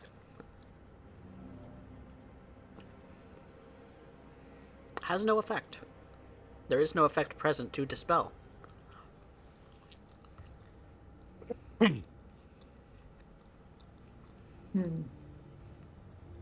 Not that there are certain things that you certainly don't want to dispel, because that would mean the end of Rune. But those things are far more powerful than your spell could do anyway.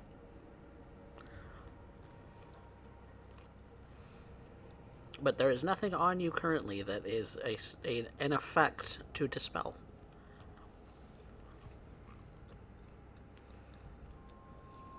Unusual. It appears that this voice that we're hearing it isn't affecting us directly, not like a charm would. Not an effect that is innately attached. Rather, instead, it seems to be emanating from something else.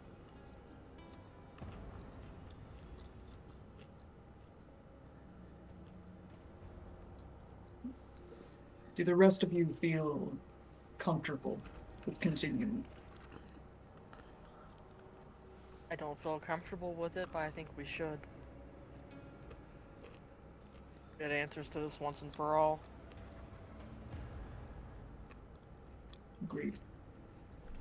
Don is still waiting for his spell to take effect. Which Oh yeah, spell? the detect magic. Detect magic. That will have resolved by the time that y'all found the trap door.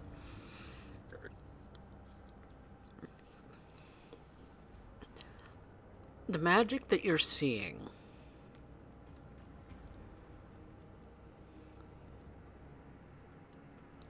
is ancient. It's hard to read exactly what kind it is. But it's old. Older, of course, than any of the magical schools that you're very familiar with. It's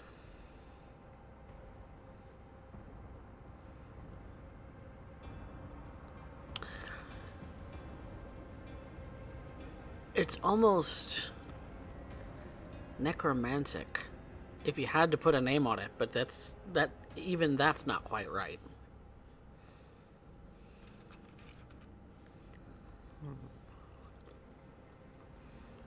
Because these are funguses.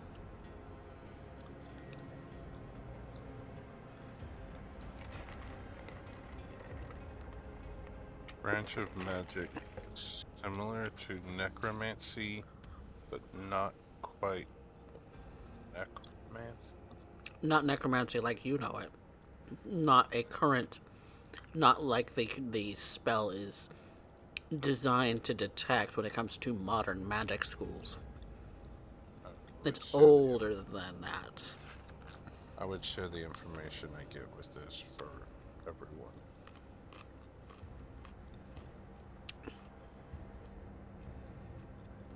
And so Lagan shares that. Yeah. Weird. Old magic.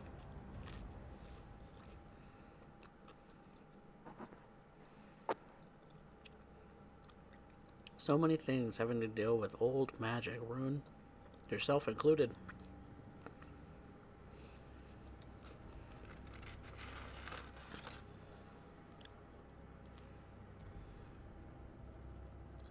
Alright. Do you wish to stop for a moment? And I can ritually identify the magic at work here. Get more information.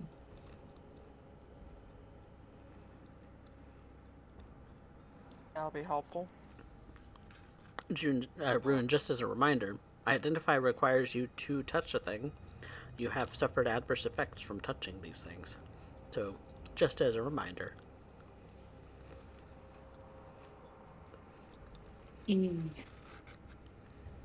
Alright.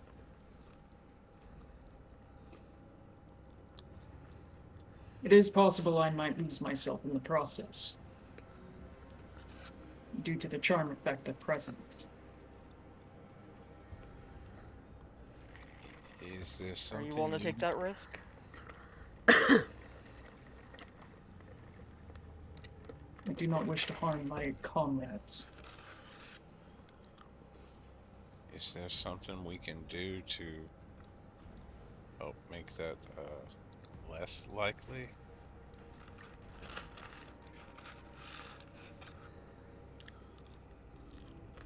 Such What as about like the singing? The song. the box is still playing, isn't it? Mm-hmm. It hasn't been proving very effective.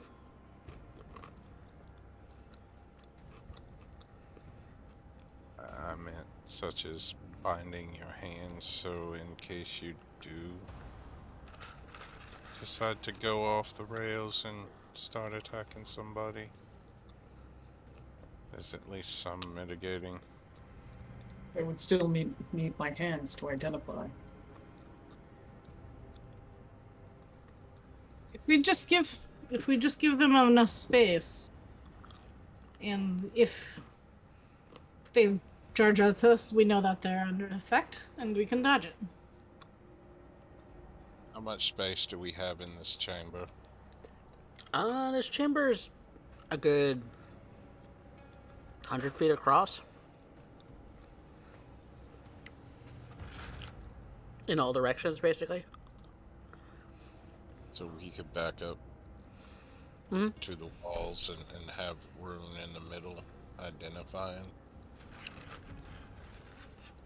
Well, he'd be up against a different wall to identify the things that are on the wall. So you could be on a wall opposite of him, and you'd be 100 feet away.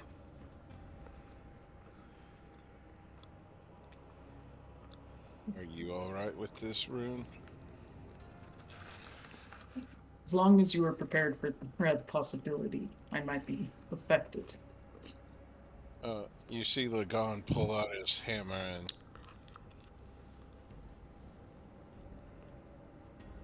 I'd rather not have to use it, but, come charging me, We'll be ready. I trust you. And Rune's gonna move to the other side and ritually cast Identify. So you're ritual casting it? Mm-hmm. Make a charisma saving throw. Okay. Oh, shit. I meant to do something first.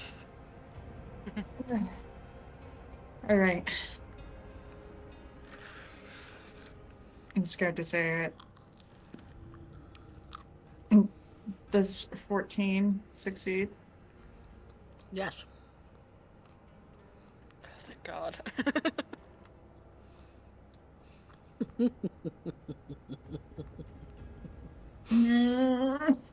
So, staving off those little voices that are now creeping inside your mind, Rune, you reach out and touch some of this fungal growth, kind of amalgamation that's kind of on the walls, and you touch, and when you touch it, it's very soft to the touch. It's very squishy. It's very it's Mushroomy. very mushroomy. Its flesh is soft. And you do the hand gestures and the long sort of 10 minutes incantation of the identify spell as you would ritual cast it. And what you come to realize is it is an ancient magic, but it's not what you thought it would be. It isn't that of an aberrant nature. It's Fey? What? Faye. Fey. Fey don't exist.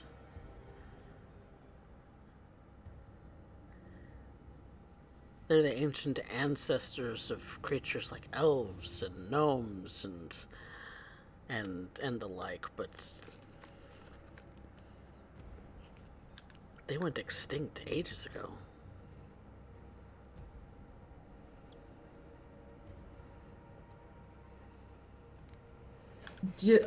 Would Rune know anything about Feywilds?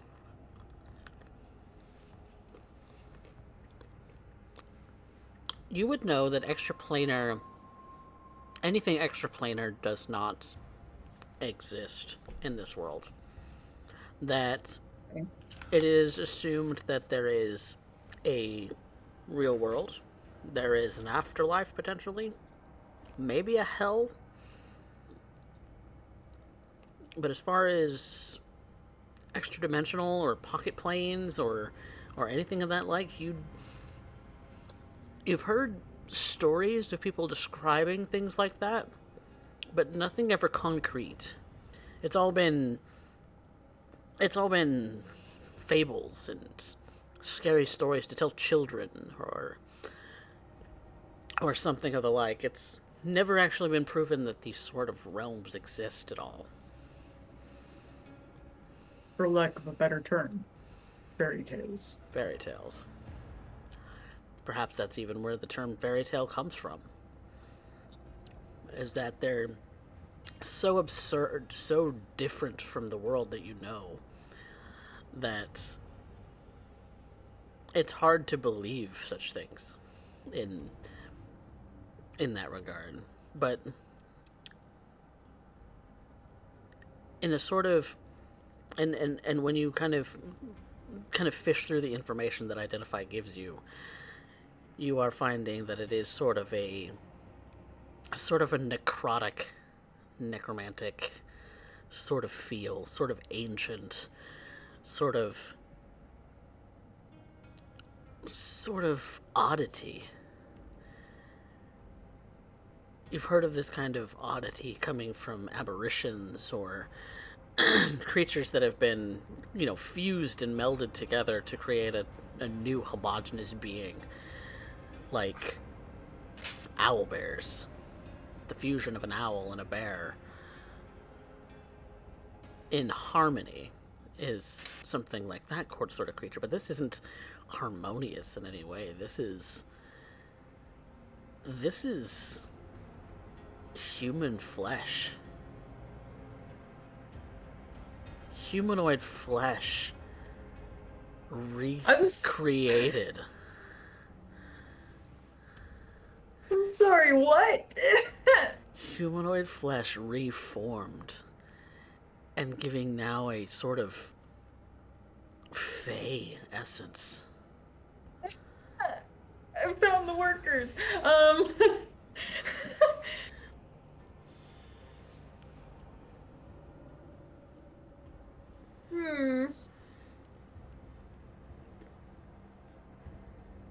Okay, I'm trying to get back into character. That is what you find, Rune. It's disturbing. Rune steps back. And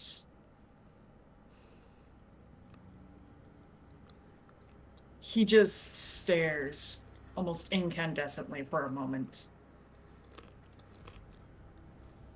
This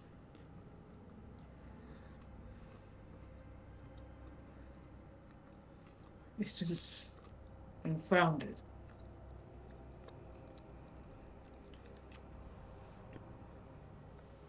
How absurd.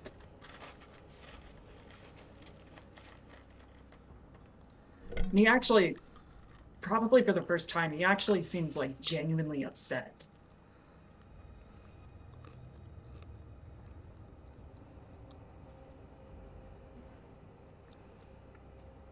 What is it?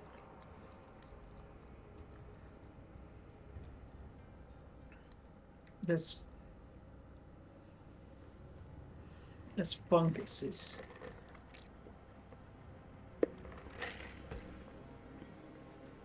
it is of a Fey origin, as in the long dead Fey.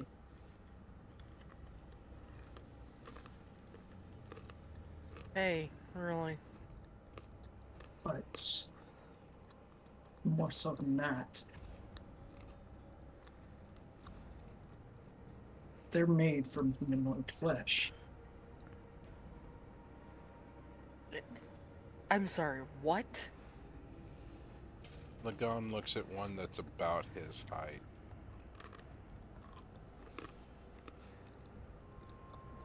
He's gonna touch it. Charisma saving throw.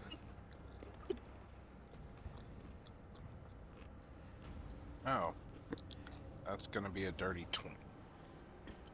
Fair enough. You touch it. Soft flesh. Iridescence. Sort of multicoloredness. Bioluminescent.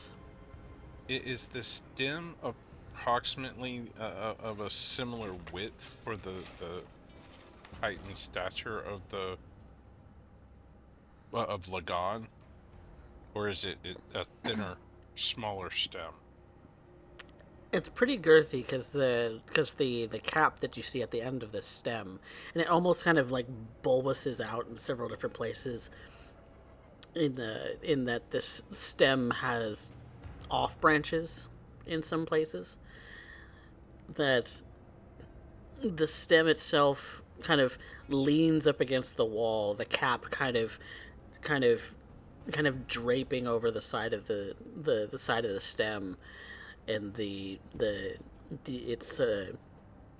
it's sort of kind of wide stem, kind of just branches off into different places in the on the wall, kind of sinking into the wall itself, kind of melding with it. You see like a graduation of this thing just kind of seems to seep into the rock. If Lagon were to lean over and place his hands on the wall, would it mimic the branching of the stem? Theoretically. It's a little off, But it's close. but it's close enough. You see several branches off of it that seem to just kind of meld into the wall instead of creating new caps.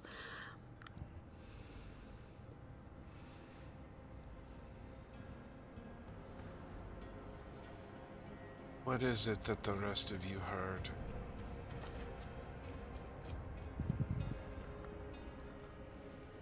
River, Maine, Vanya, Darius. Just the voice saying, "Come closer, help me." Repeating that. Help with what? Hasn't said. Does it sound pleading or distressing? Would it have sounded either of those? Yeah, really both. Kinda.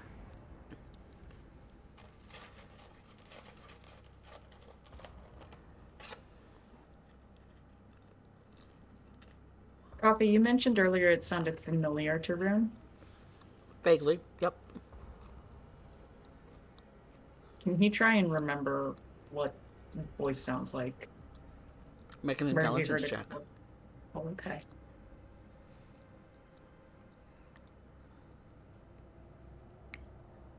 Damn. 21. It's slightly different, but it's the same as the crystals at the island. Somewhat different. Intonation's different. This is why you didn't place it before. It seems like a different entity, but the voice itself, the pitch and timbre, that's the same.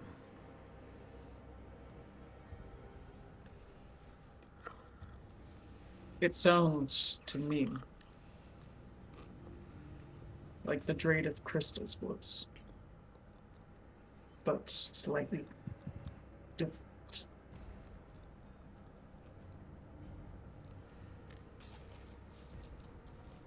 Different intonation.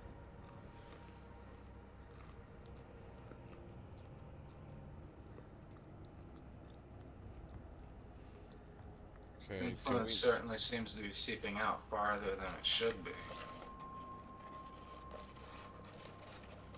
do we know if we need to go further into the mine or if we need to take this staircase down? You've already taken the staircase down. This is a new chamber.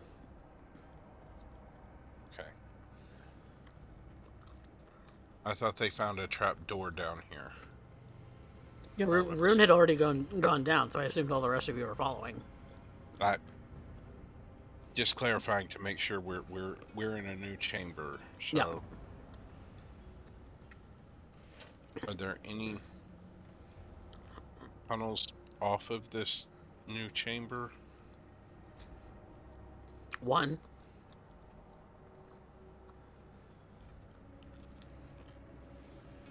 Disturbing as this is, I believe we must continue to find the source. All I of hate to that agree, didn't- but I agree.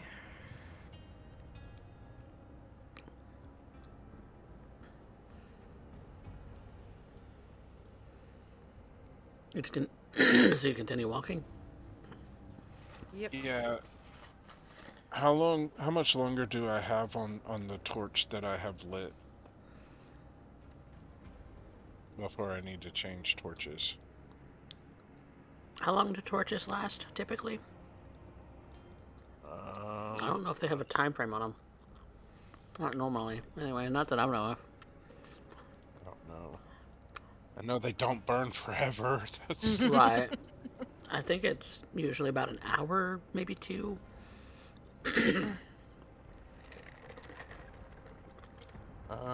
burns for an hour. Okay. So you've maybe had to re-up it at least once already. All right. Just checking.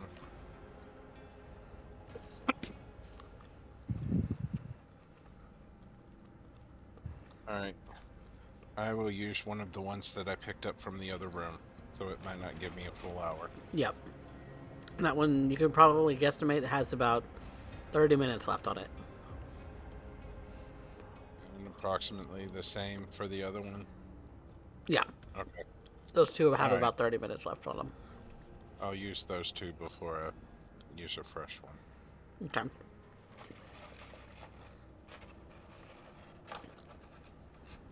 You all continue forward.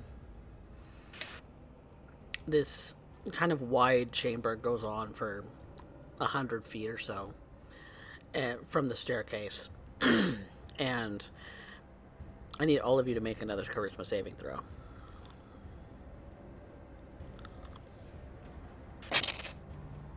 At advantage again. For my elf friends, yes. Oh. Ooh, that's much better. 17. 16. 21. Rune. Rune. 5. No! Choose one of your friends and take a whack at him. Lagan is easier to hit.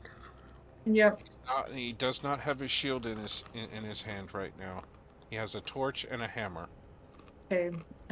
Rune, as they're walking, I imagine Rune and Lagan are just kind of like in step with each other, and Rune just stops suddenly Hit him. and goes for just a outright punch at Lagan's face.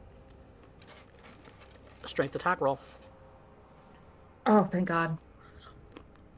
And I'm assuming he misses entirely with a 5 total. Yes. No, correction. I only have 2 in my strength, so that's 4 total. Yes. Lagan just sees, I imagine Lagan just sees it coming. He's like, "Ugh!" And you see that Darius kind of mimics the same reaction and kind of swings at you too, Lagan. But he completely whiffs as well.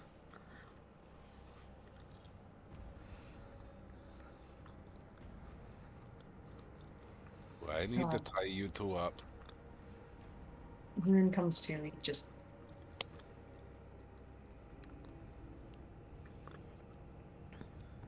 Hammer pointed at Rune.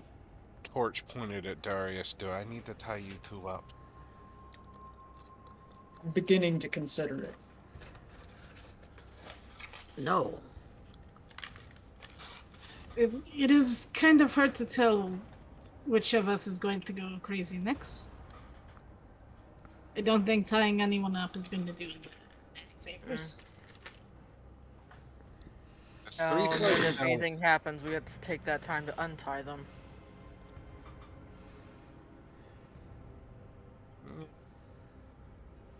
It's 3 times now. I have my eyes on you two.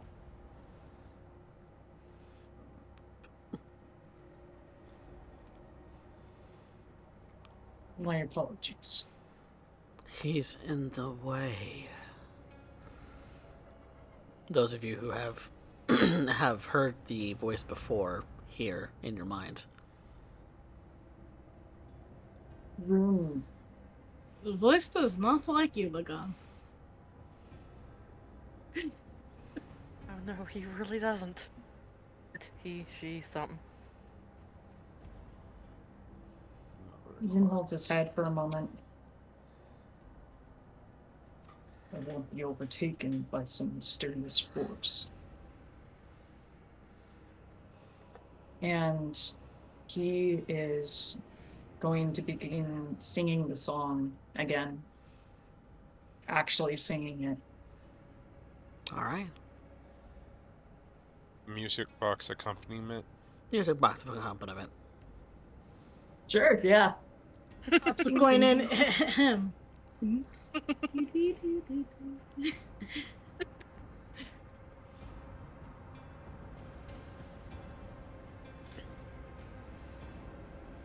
All right. So the song continues. So we proceed. Do we have any bits of cotton? Probably in any blankets that you own.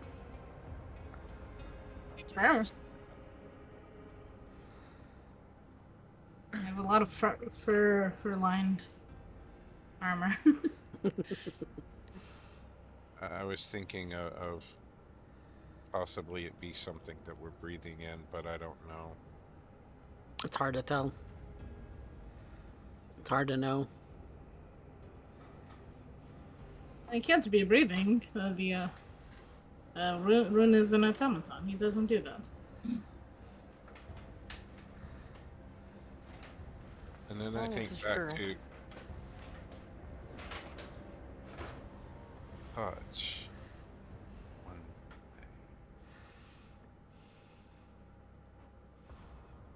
day. How does that work with metal?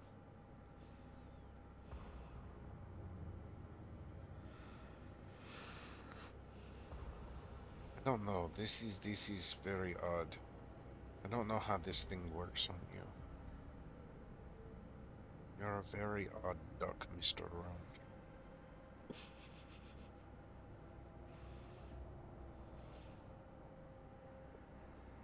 Round. His eyes adjust on Lagon, acknowledging him, but he continues to sing. And even more so than that, he is singing in this old language. The old language he knows. Is Rune aware this is a language that no one else understands?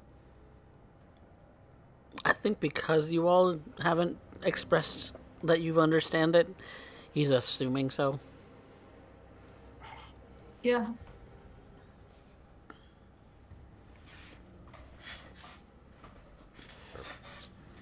I say we should continue on then.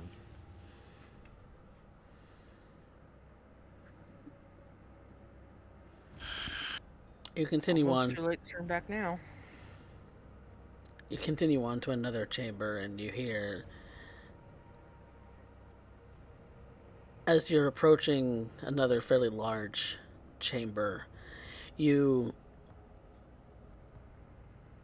hear a voice, an external voice, not an internal voice. What is that infernal racket? It's a very feminine, sort of soupy, sort of slimy voice. I don't think it's infernal. I don't think that's the language. Try again. He says this out loud.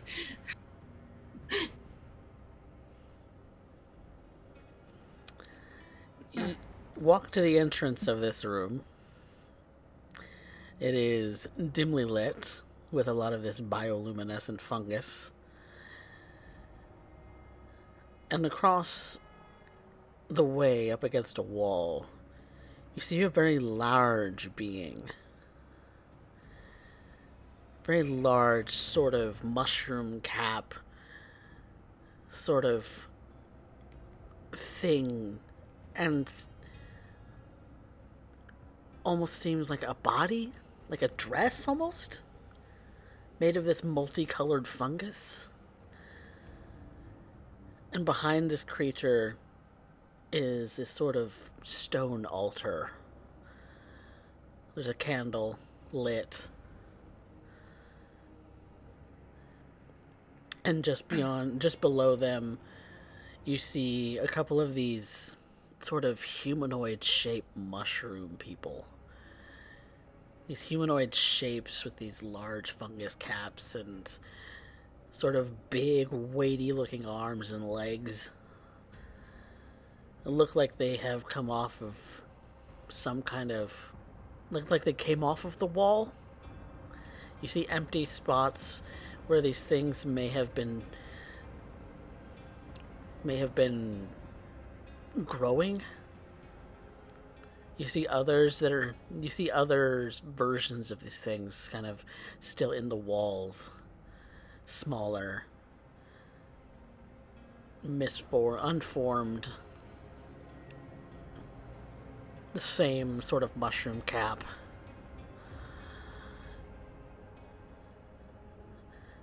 And as you continue the singing, this creature, this form of a woman, turns and looks at you all as you're entering in the room with your beacons of light from torches and other such light sources. That would be the plant lady that was mentioned. It makes sense to me. How far away? About 70, 80 feet.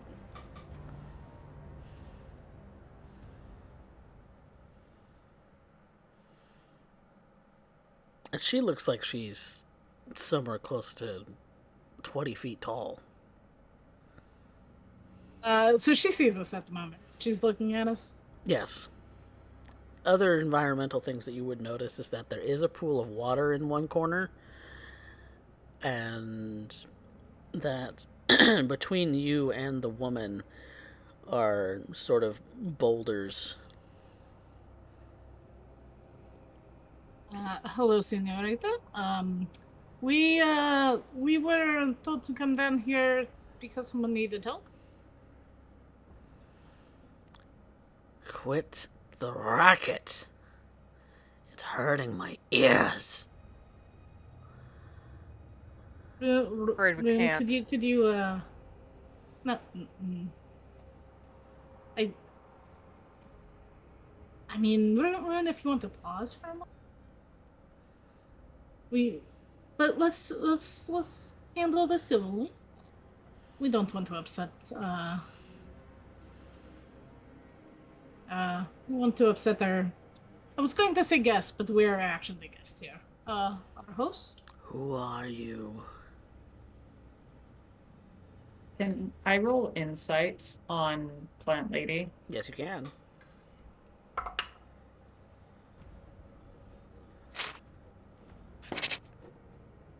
Focusing on insight.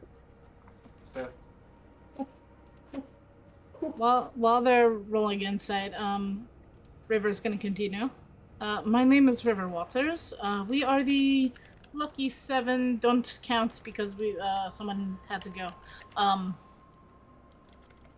We are the Lucky Sevens.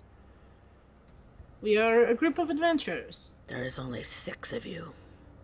I just said that. So we're down to 6. Someone 6 of 7. Yeah, 6 of 7. Someone had to go. Doesn't make any sense. I know. I was wondering if we should change the name, but we haven't had time. This happened this morning. I guess we could be the Lucky 6, but we're a group of adventurers. We came down here because we were told that there were people who were in need of help.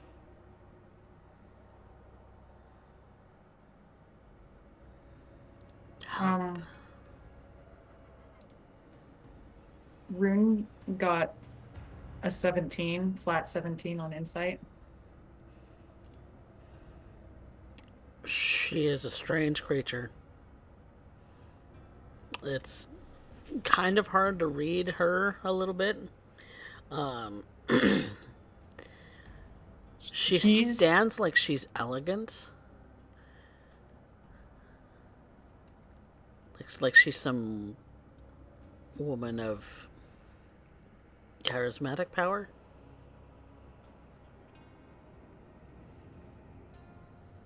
Does he read her as dangerous? Potentially. Highly. Rune is not gonna stop singing. Lagan will lean down to Darius and whisper, "Is this the Might make voice?" her mad. Stop it! And ask, whispers, "Is this the same voice that you hear in your head, or is this a different voice?" He's kind of... Seems like he's having a hard time focusing. I can't focus on that right now. Lagan will put his You hand hear on the her. voice too, Yeah. don't you?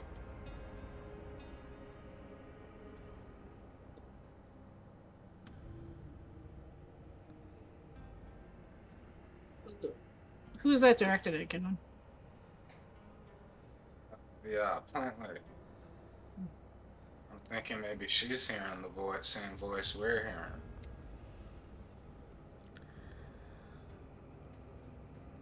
What about you guys? Because I haven't heard it. Voice. Shut off the singing!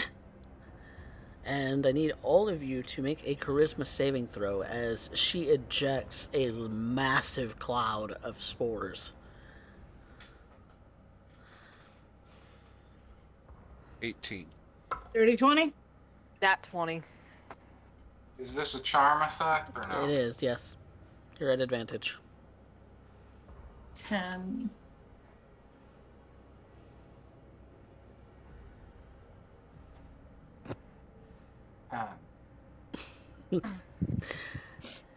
Darius and Kinwin and Rune, you are charmed.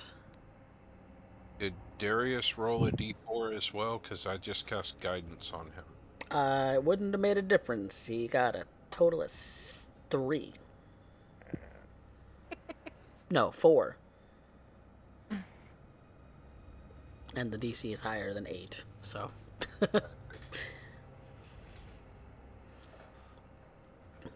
So, Can we try not to upset her? Rune, you stop singing. But otherwise, you do not move. You are considered stunned. Kinwin, Okay. you are considered stunned. And Darius is considered stunned. River just kind of waves his cape a bit to shoo off some spores. Yes. So, were you the one in need of help? If not, we can be going. We can be on our way. Help. Help. Yes, help me. Help me. Help me. With what do you need help? Free him. Free him, Free who? master. And it's as if the kind of the fungus kind of humanoid shapes just start kind of walking towards you all. Help me. Help me. She repeats over and over again. I'm going to create a bonfire in front of us. Okay. It's just a 5-foot. 5-foot space. Yep. Yep. But basically just between us and the mushrooms. Mm-hmm. Hold on. Who is this master using? Help me free him. Why?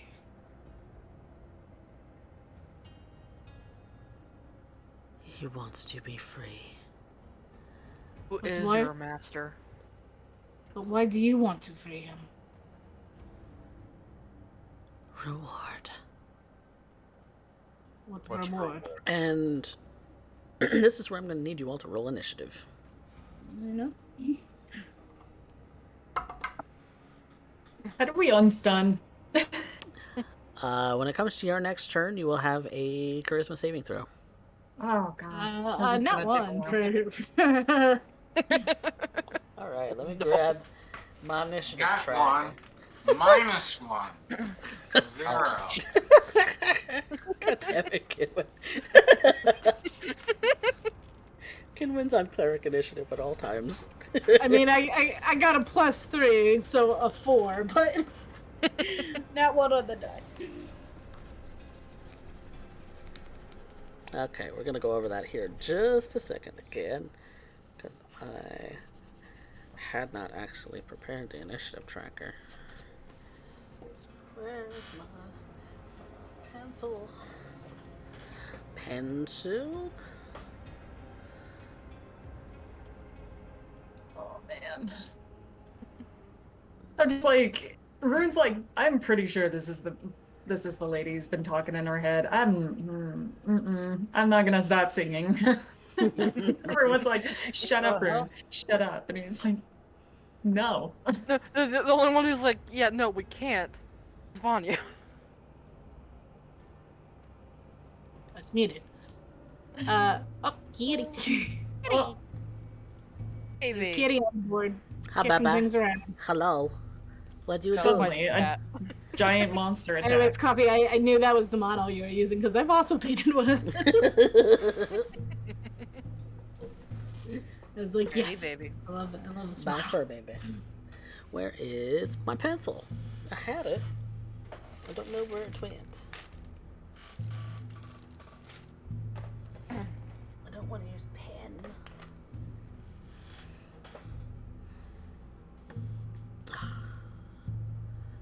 And I don't know how to use initiative tracker on Roll20.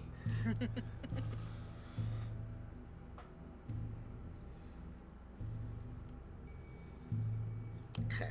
Because so this is the battlefield that we're looking at here. This is a wall, so that you all know. Like everything right here is a wall. Where's my pencil?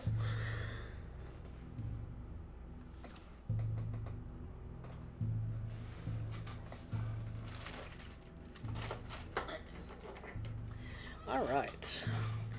So, do we have anyone on 25 to 20? 16. No, sorry. Oh. Not that high.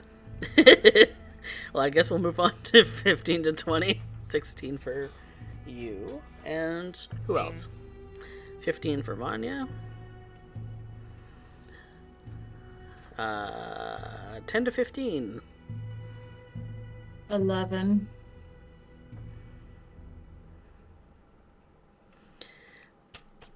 And then 10 to 0. How much? For 4 for River. And nope. 0. And 0 for Canwin. Cleric initiative. Let's see. Darius got a rather bad roll for Darius. He got a 9.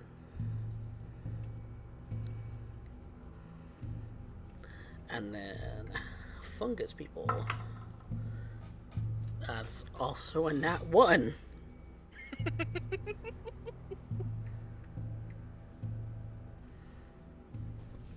Alright, so what you see here is you have a pile of junk and or stuff that is kind of building up a sort of pile here. You have a sort of outcropping that's kind of formed right here on this wall. You have these boulders that are kind of in the middle of the thing. You have the 3 person-sized fungus people. Then you have the very large fungus woman. Over there's the other wall, and then there's the dais and the altar on top of it. Can we put the fire, Put a the token on it? fireball? Yeah, I'm from the bottom mushroom. Put it like 2 out in front of Right here? it. 1 up. Right there. That's what I want. Thank you. Okay. Where are we now? You are right here. Right here. It's going in from this way.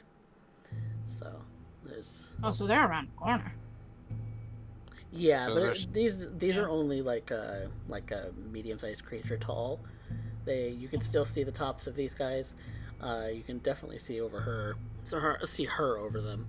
They're more boulders than anything else. So hold, please.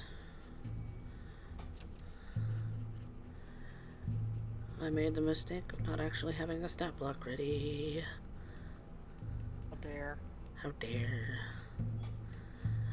Because Mike and Ed's don't have a stack block sitting in roll 20. I gotta go find one.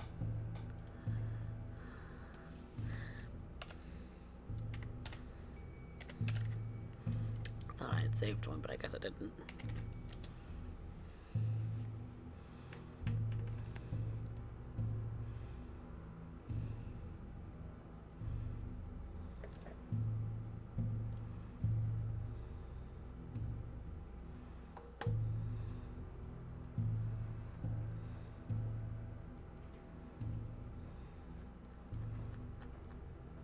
Give me a stat block, please.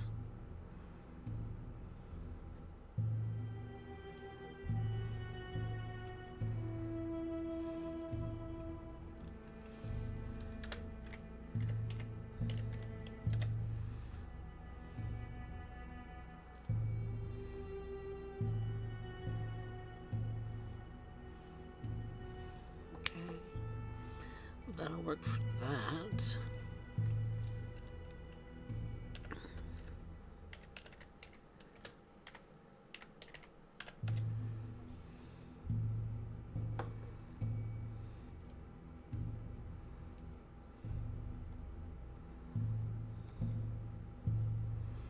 Come on, give me a stat block.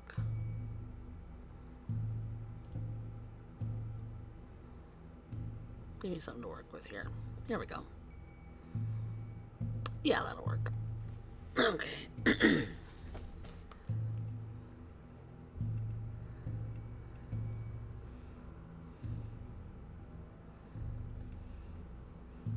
All right.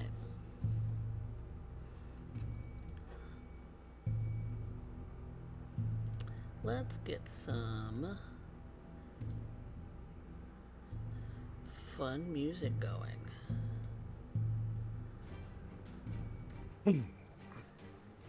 All right, so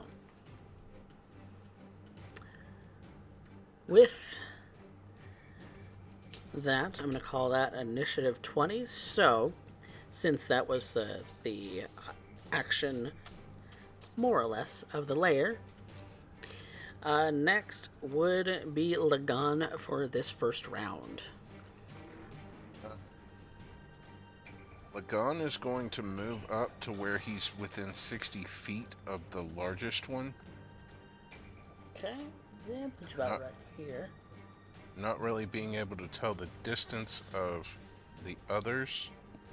And he's going to remove a piece of mica from his component pouch and cast Shatter. Shatter. All right. So, kind of centering it on them. Centering it on the largest one. On her. Because okay. it's a 10-foot sphere around them. Okay. that one. All right. Is that a what kind of saving throw?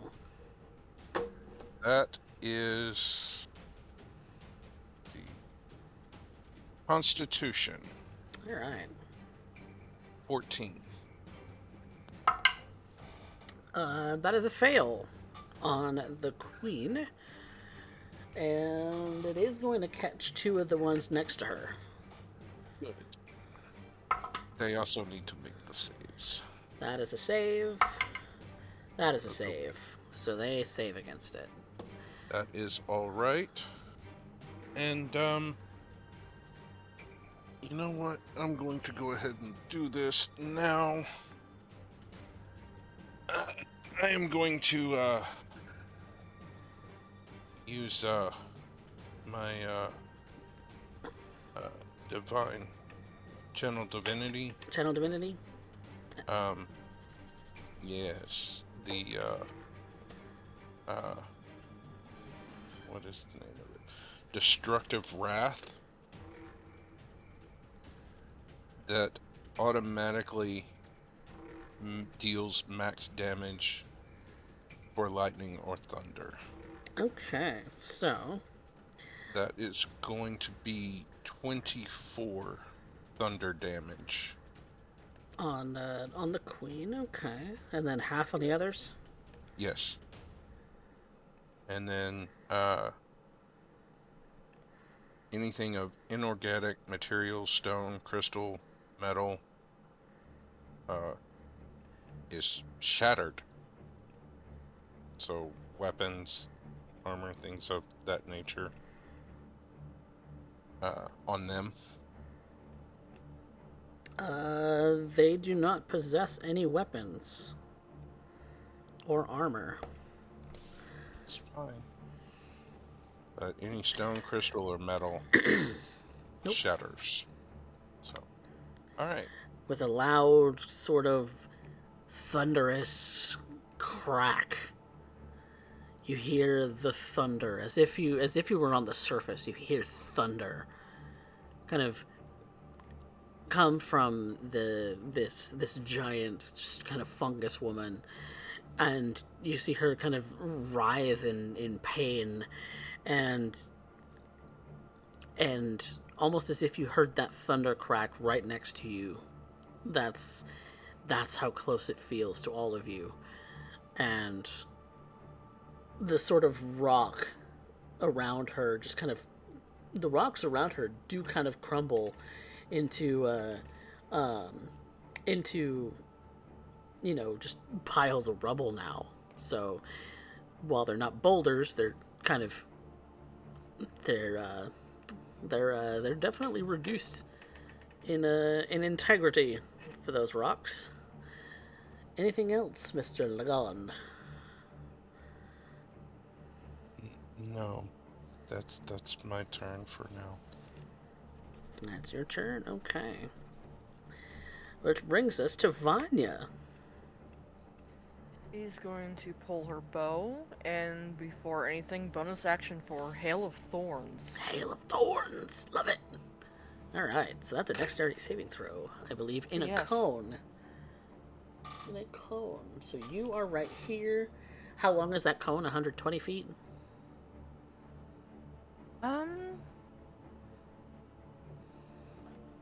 Actually doesn't say. It would say like 30 foot or 100-foot cone or something like that. Should have range. It's for range here. Let me put up what it says on my end. Throw me the spell.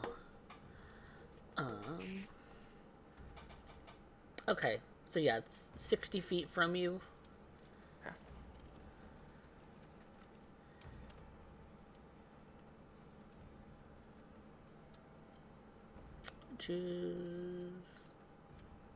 That's Featherfall, dear. That was not me who sent that. Oh, There it is. there it is. Hail of Thorns. The feather. On. Sorry, the feather fall was for me a while ago. Oh, okay. Okay, so next time you hit a creature with a ranged weapon attack, so you do have to make an attack roll. Okay. Ah, that ain't working. It's a nat 1. Ooh, then that spell is a whiff. Yep. Guys don't Ouch. like me. Ouch, ouch, ouch. So that's your action and bonus action. Are you moving anywhere? You are right Nope. here behind this box. I'm gonna stay put. Alright, that brings us to Rune. All right. So what Rune is thinking, he isn't thinking anything because he needs to make a charisma save, doesn't he? First, actually, yes, because you are charmed. First, you are going to make a strength attack roll at Kinwin. I'm sorry.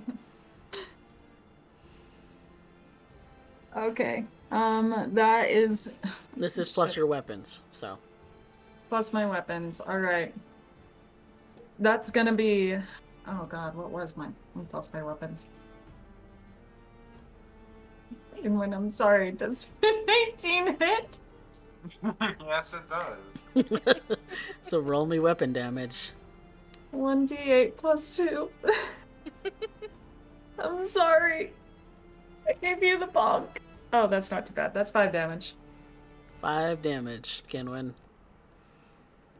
And now you can make a charisma. Oh, actually, that was a stun, wasn't it? Yeah. My bad. Yeah. I had stunned you. Never mind. Don't take that damage. My bad. Don't take that damage. Okay, so I just make the save. The wrong spore. Yes. End of your turn, you make a save. Well, yeah. Okay. Does 14 work? 14 will work. Oh, thank God.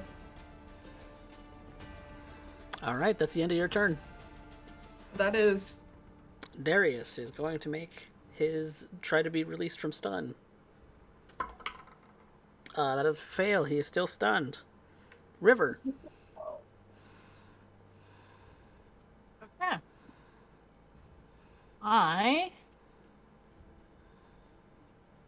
As my action, I'm gonna cast Fairy Fire.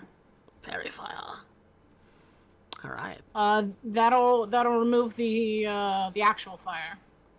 Okay, so your But each bonfire's object done. in a 20-foot cube within its range is outlined in green.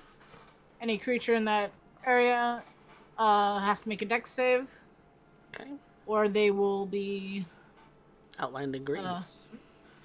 Yep.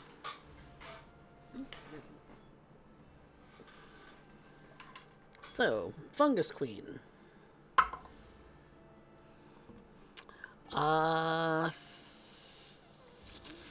Dexterity save? That's 11?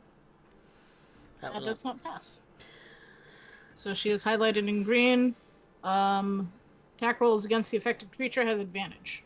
Okay, and so you're... And they can't be... Are you kind of centering it around her, or you're catching all of these people? I'm trying to catch everyone. Trying to catch them or all. as many as possible. Let's see. This guy's out of range. Okay. So it's so you can get her and these two guys here. Yeah, that's fine. Which are the guys who have been hurt. They are... That's a 16. 16 passes. And a 7. 7 does not. So this guy, number 2, is Fairy Fired. And so a bonus action. So I'm keeping concentration on that. Bonus action, Wild Shape. I am becoming a giant spider. Giant spider. Giant spider. It's dark and I moving need to see. Are you moving at all? I will be moving. Are both the rocks rubble? Or just the one? Both of them should have broken down because they're within 10 feet. Yeah, they're broken down.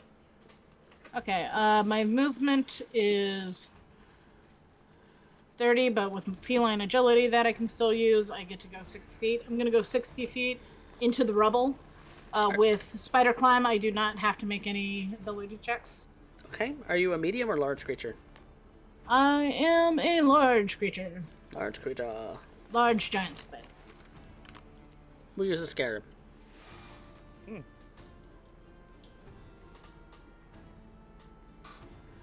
I will try to avoid you. I can, if I have 60 feet, I could move over to the other rock, I think. You want to to this rock? Yeah, so Yeah. they still have you- line of sight. Yeah, you started right here. Yeah, that's plenty. Yeah. That's fine. You guys just see a spider zoom out of your line of sight. Do I have a more appropriate spider? I don't know that I do.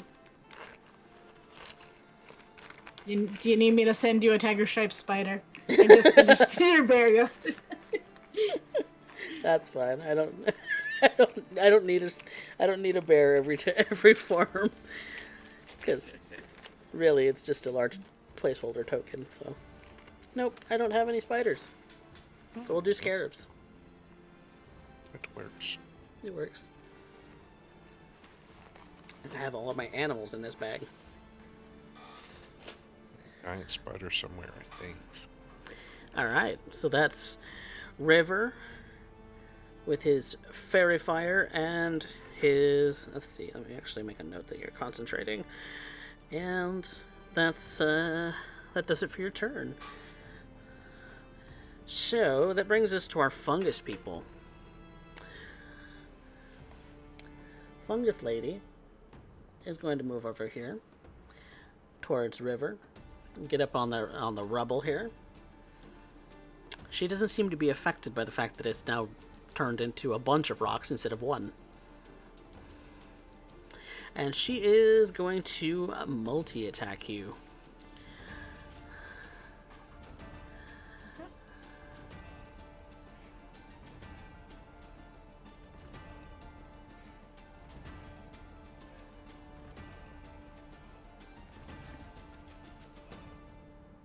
Okay.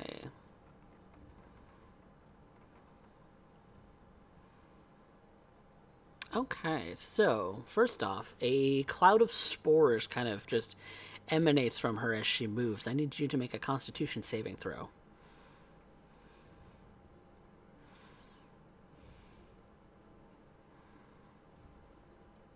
Which is the spider con. Yeah. Let me get my dice out of the way so I can actually roll. 17 plus 1. 18. That'll save. Okay. And then she's going to smack you with a fist. Which is all of 7. Nope. Alright. Then it's the other mushy boys.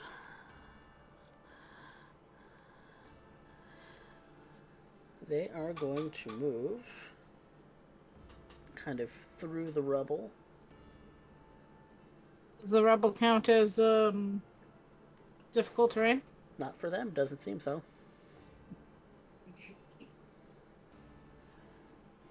They seem to be easily moving through any debris that's on the floor. But that's as far as they can move. So that brings us to Kinwin.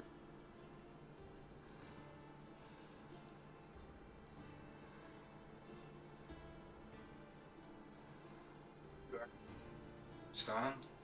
Huh? You are stunned, so you make your charisma saving roll at the end of your turn.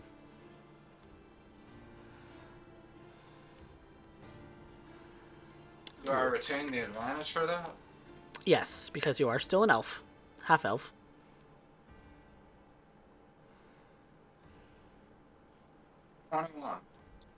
Alright, you are no longer stunned. Alright. Top of the round. The layer sees if it recharges that ability. Does not. The next up is Lagon.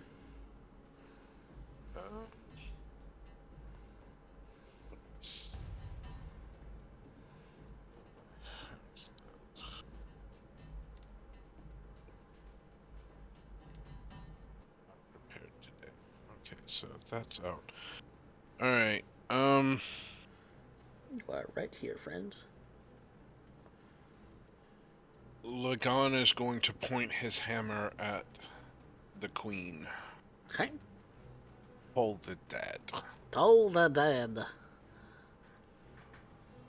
That is Solar's bell sounds out over her head, and that is going to be a wisdom saving throw. Wisdom save. She gets a 21. Okay. Well, that's not going to do anything to her. Nope. Oh well. What you doing else? You know what? I'm gonna go ahead and do this. And, I'm gonna spend my last, second level spell and, spiritual weapon. Spiritual weapon. Yep. Where are you putting it, my friend? The one right in front of me that's closest to me. Okay, this guy. Okay. Yeah. And Make a weapon spell attack. looking at it right now.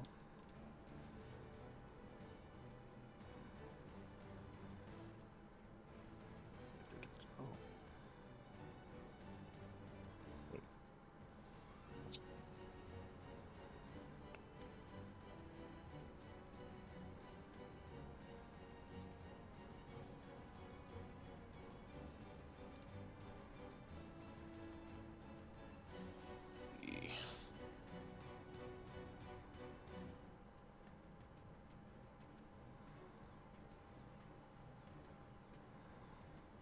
The +6. That is going to be 24 to hit. That'll hit. Roll damage. Right.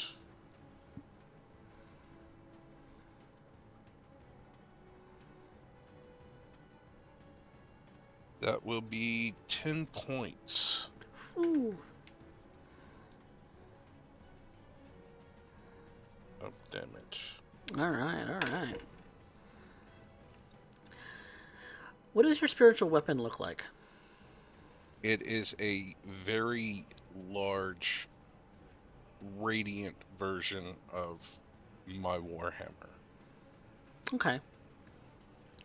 With symbols of the Wild Mother emblazoned on it, I imagine? Yes, it's an identical copy, only larger, and it is glowing. Very nice, very nice. And so as the hammer comes down on this sort of mushroomy, fleshy being, you hear a loud screech from it, and almost as if it too is sending out distress signals. So a few spores just kind of pop out of it, and you can tell that the other beings around it are as aware of the fact that you hit it as the one next to you, or next to the spiritual weapon. Let's see, that one is that one's this one.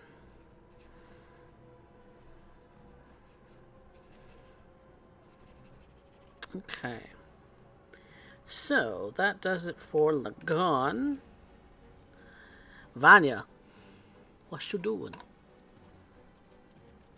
Oh, where'd she go? There she is. The entire system just kind of fucked up and Wah. doing that. What were you saying? Oh, I was. It is your turn. What do? Okay. Taking another shot, minus any spells. Minus any spells. So attack roll, please. That is Which one are you shooting at, by the way? Queen. Queen? Okay. 13. 13 will hit.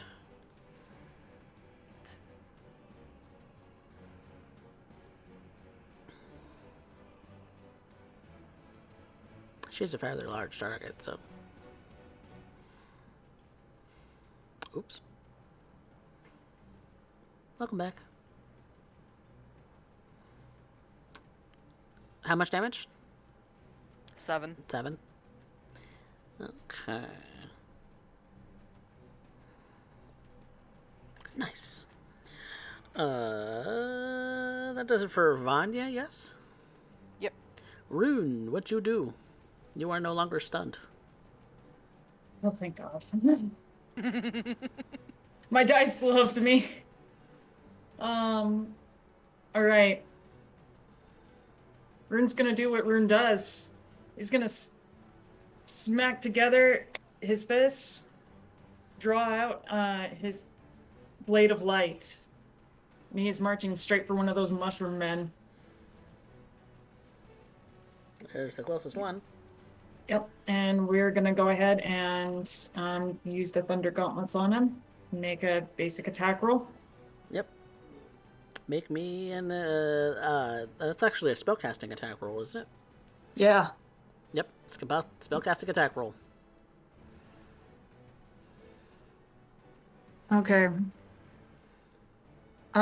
So that's gonna be 11 plus 5. That'll hit. Roll damage. Go. Go. And that's 1d8. That's gonna be 1d8 plus 3.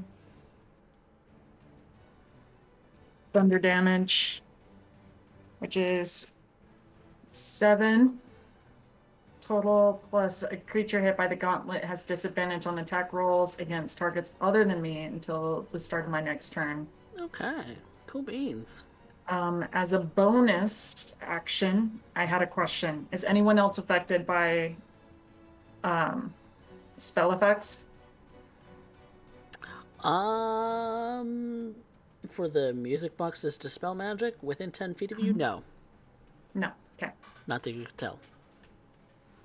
Okay. Then who... Actually...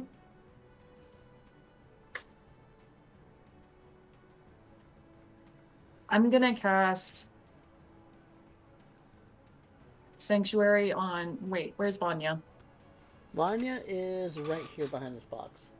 Okay, Vanya is safe. Who's right next to me? Oh, that's Lagon. Lagon? Okay. Okay, I think I'm gonna cast Sanctuary on Lagon as a bonus action. Okay. So that he is basically protected. Any sort of enemies that want to make a want to try him is gonna have to make a wisdom saving throw first. Cool beans. Alright, so that does it for Rune's turn. That's Darius's turn. He's gonna try to get unstunned. He does not get unstunned. Next up is River, concentrating on Fairy Fire. Mm-hmm. Which is still affecting the Queen, but the others have moved out of the cloud.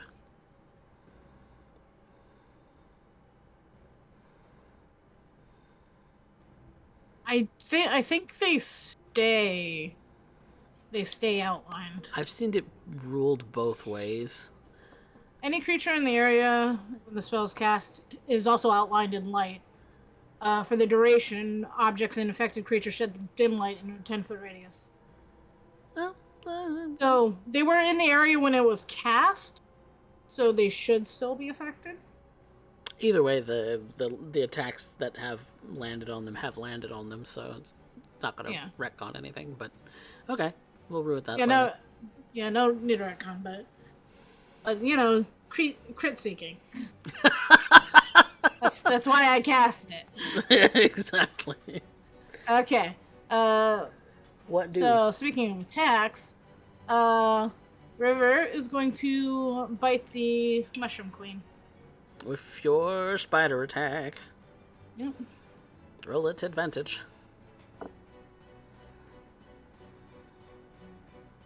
Uh, 17 plus 5. That'll hit. That is a 1d8.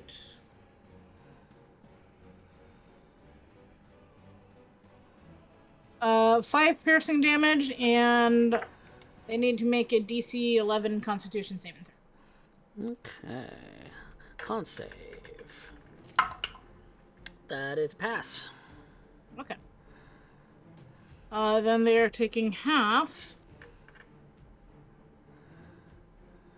They're taking half of 10 poison damage. So 5 poison damage.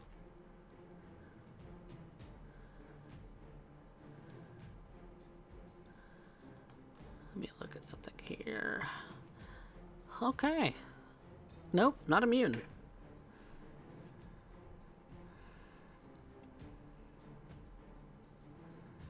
See. So they took 5. She took 5 poison damage too. Yep. All 5 right. piercing, 5. 5 poison. All right. Cool beans. I think that's my turn. Okay. It's her turn to smack you. Oh, she can. Let's see. She is also going to use.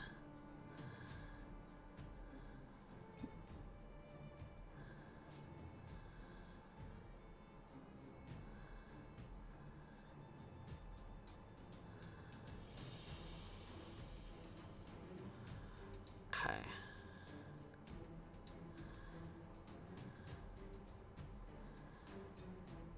Okay. She's going to use one of her spore abilities. So make a Constitution saving throw.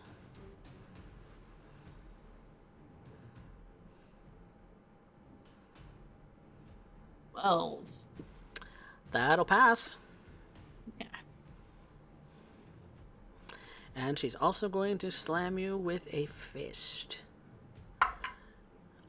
That will be a 21 to hit. I don't know. Okay, her damage is... Okay.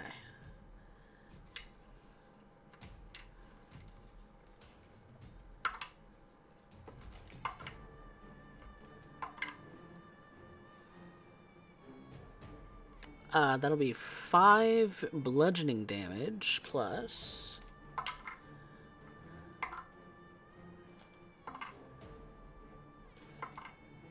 3 poison damage. Okay.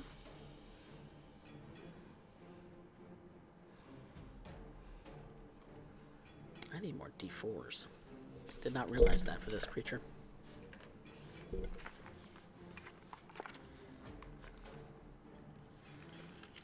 Okay. Which brings us to Kinwin. Does the big lady count as a humanoid?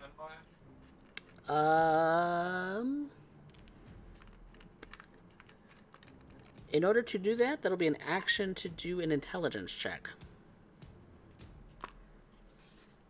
You can't know off of just looking at her. It's gonna take a little bit of eyeing her.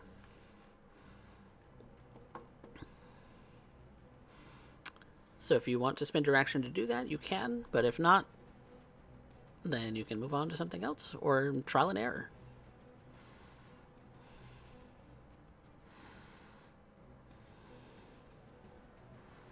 I'll just move to within 60 feet and attempt to cast Hold Person on him. Okay.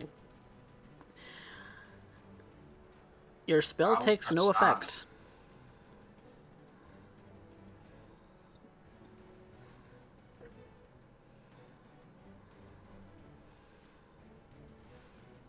Bonus action?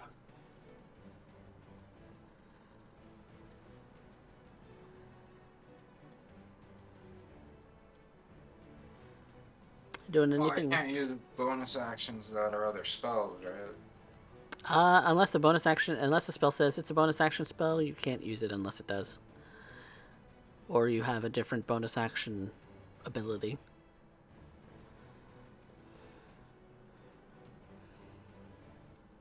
Okay, just cast first level healing word Okay. on River.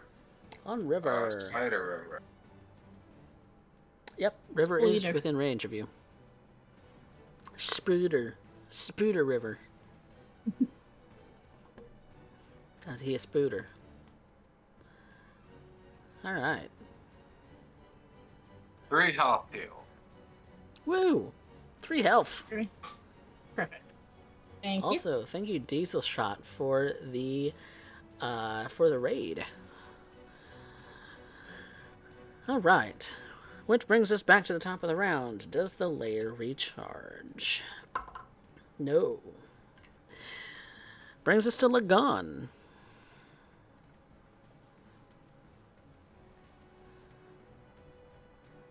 Lagon? Yes, sorry, muted. We're gonna try this again. The one closest to me now. I'm gonna point my warhammer at him and toll the dead on him. Toll the dead. Wisdom save. Yes. That is a natural 1. That is not going to cut it. No. That is a D12. Yes. Get him. That is going to be. Let me see. Pull that back up again. Come on.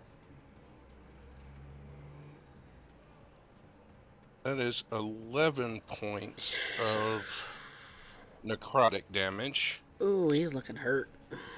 And if he's still standing. Yep. Still standing. That is going to be another spiritual weapon attack. Attack roll, please. Natural 20. What? Nice. Critical hit. So. Always count on Mojo. Hell yeah. You want to seek for crits? You get Mojo in the damn team.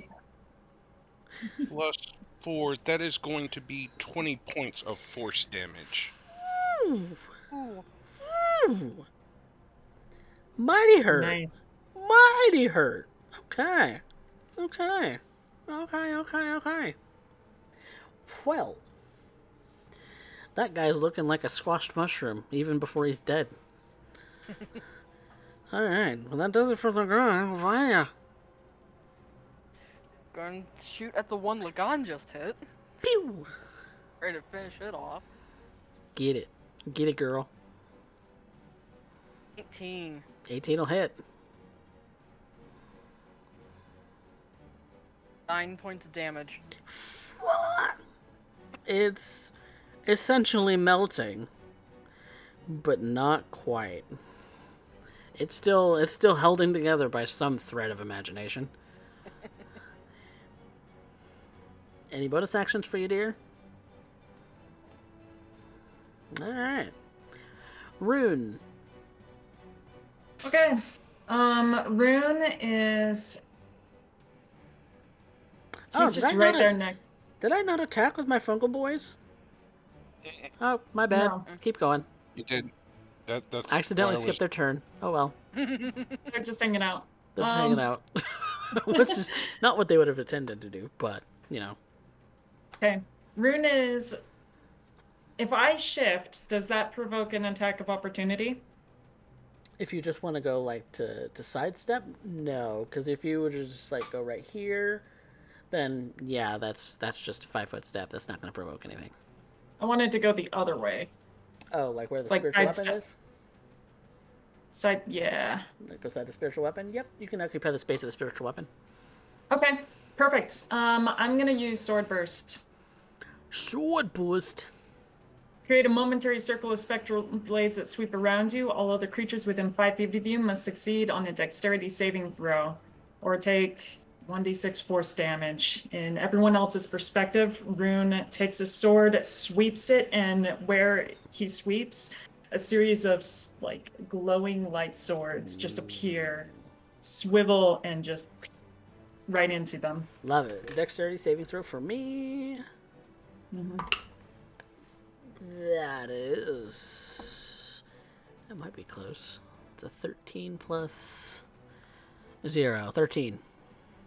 13 doesn't cut it. Ooh, get him. What's the damage? Wait, hold on. Let me double check. Your spell save DC should be about 13, right? Oh, it's actually 13 exactly. Oh, okay. I pass. I miss. It's a miss, Mr.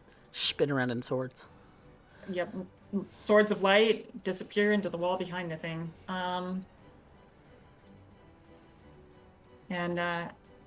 as a bonus action, I think I'll just go ahead and do that little defender thing where his armor readjusts itself and he gets temporary HP.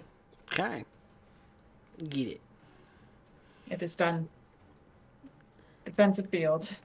Dun diddly dun. Darius is still attempting to get unstunned.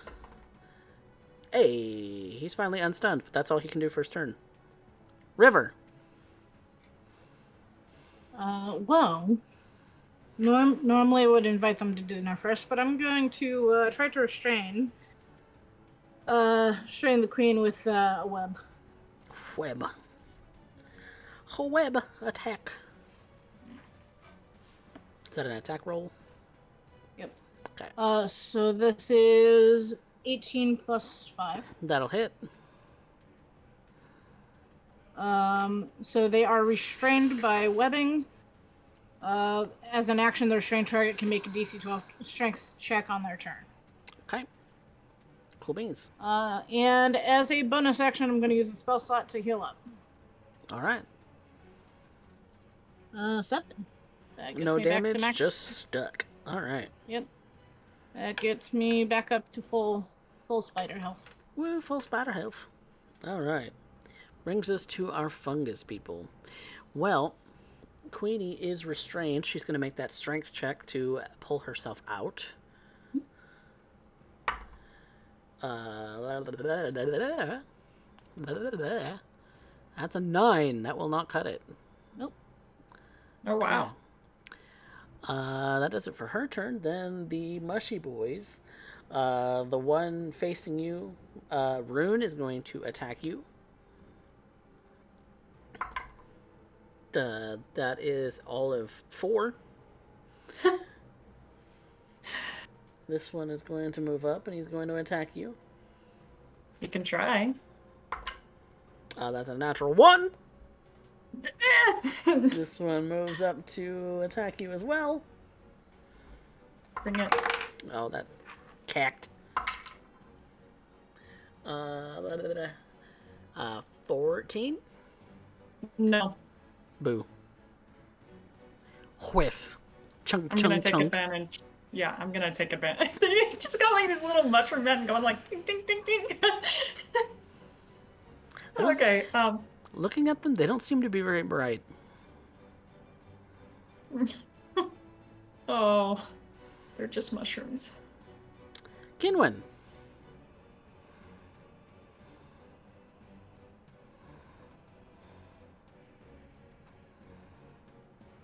Cast frostbite on the giant one. Ooh, what's the range on that? 60 feet with a constitution save. Nice. Alright. Con save for the queen is all of 6. It's not save. The target takes 1d6 cold damage and it has disadvantage on the next weapon attack roll it makes before the end of its next turn. Ooh. Roll me a d6 for that cold damage. 3. 3. Woo. And she has disadvantage on her next attack roll. Nice. Alright. Top of the round. Does the layer recharge? Yes, it does. Everybody make a charisma saving throw.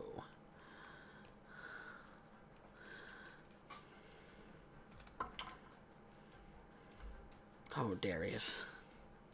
16. 16. 21. Also 16. Wow.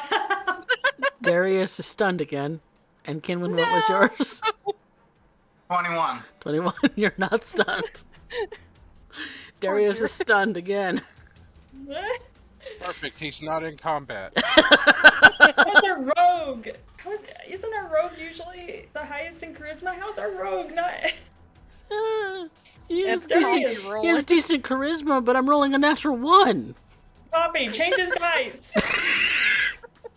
We need our glass cannon. Look, I have my Mordecai dice. Well, this explains everything about Mordecai. I got these after the Mordecai game, though. No wonder he was always crying. Sup? Sup? Those are just stuff to make fun of me.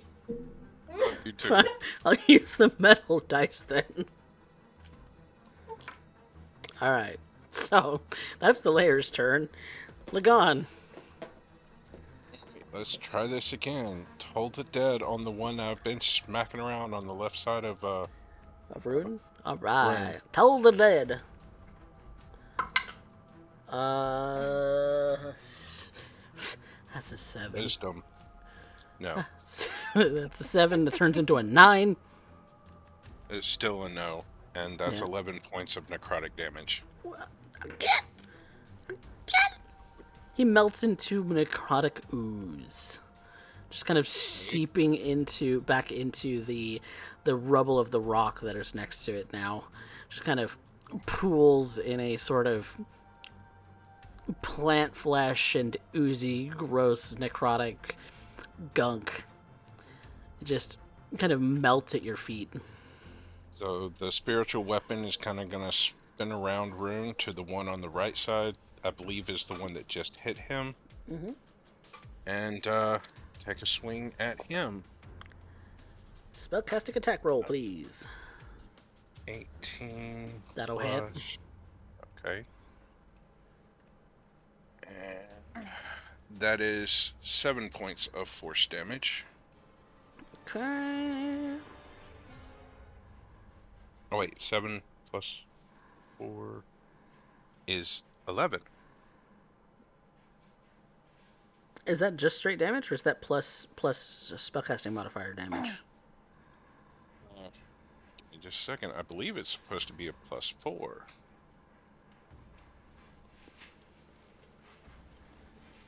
So I thought it was just straight damage. Let me look. My spiritual weapon is a D8 plus 4. Oh. Well. Spellcasting modifier applies, so that is 11 points of force damage. Okay. That's how the other was 20. Doubled the 8. 16 plus 4 is 20. Yep. Okay. Bonk. Or gong bonk. Vanya. She's going to aim at the one Lagan just hit. Alright. Pew pew. That's a nat 1. Ooh. Roll me a D100. Oh no.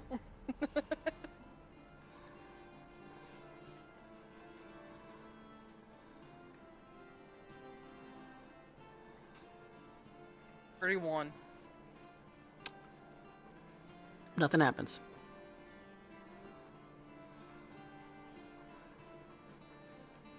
Alright.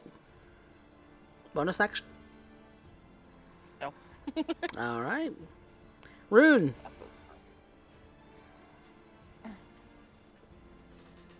I'm gonna do the sword burst again. Sword voiced.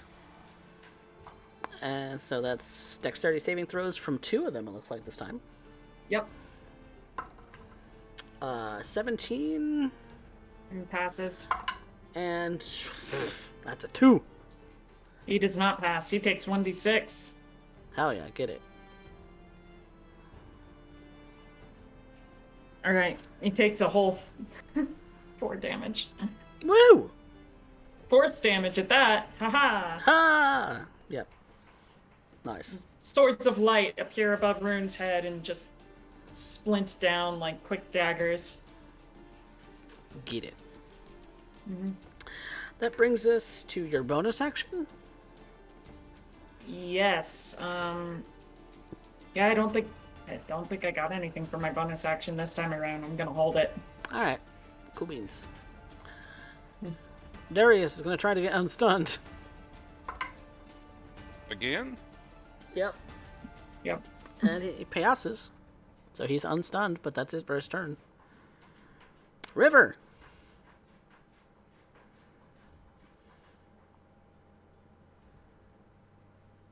You're muted, by the way. Sorry, I was checking if my web raid charges. There were charges on a 5 or 6. I rolled a 5. Nice. So. Fungus Lady is still stuck in that web you made before. Yep. So I'm gonna turn. I'm gonna turn and shoot at the mushroom above room. This one here? Or this one? Oh, that one. That one? What's the range on that? 30 or 60 with disadvantage. Okay. So you can turn that way. Yeah, you're within 30. Is that one outlined in green or no? That is the one that did not get affected. No. Oop, nope. Alright, so that does not. That's my turn. Okay. Cool beans. My fungus people. Okay, she's restrained. If she wants to attack, she's at a disadvantage, right? Yep. Okay.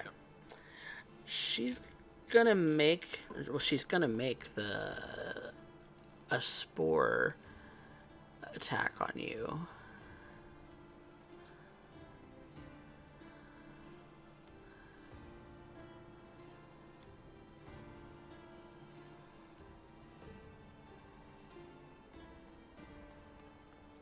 Okay. Make a Constitution saving throw.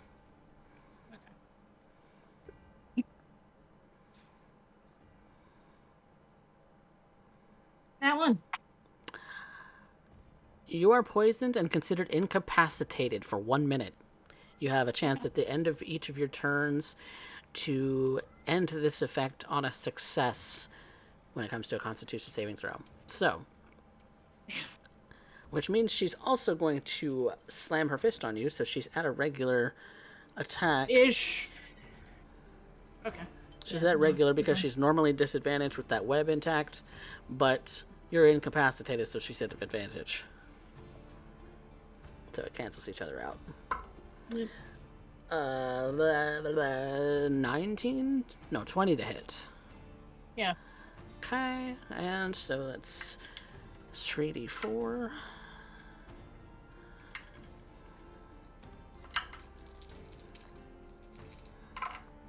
That is 7 bludgeoning damage.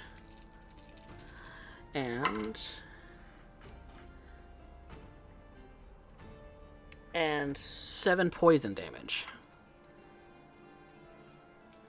Yeah. Alright. Alright. That does it for her turn. Both these duders are going to attack Rune. So I'm just going to roll both those d20s. One hits, one does not. Alright. And that is, what is their attack? Okay. Well, it doesn't tell me. Ha ha ha. So I'm just going to roll the same.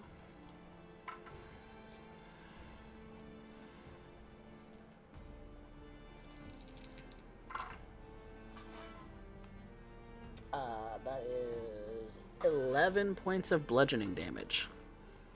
God damn. Alright. Well, that takes out his 10 hit points first. Alright. But that does it for the Mushy Boys. Kinwin.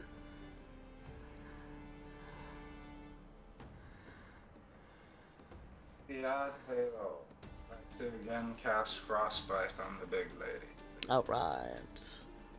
And that is Constitution set. con save. Okay. That is a 20. There. Alright. Doesn't do anything. Wah, wah. Oh well. So. I like to cast Healing Word as a bonus action. Cool beans. Who you doing it on? Right or river. Yahaiga Year. On River. Second level. Second level, 2d4 plus spellcasting.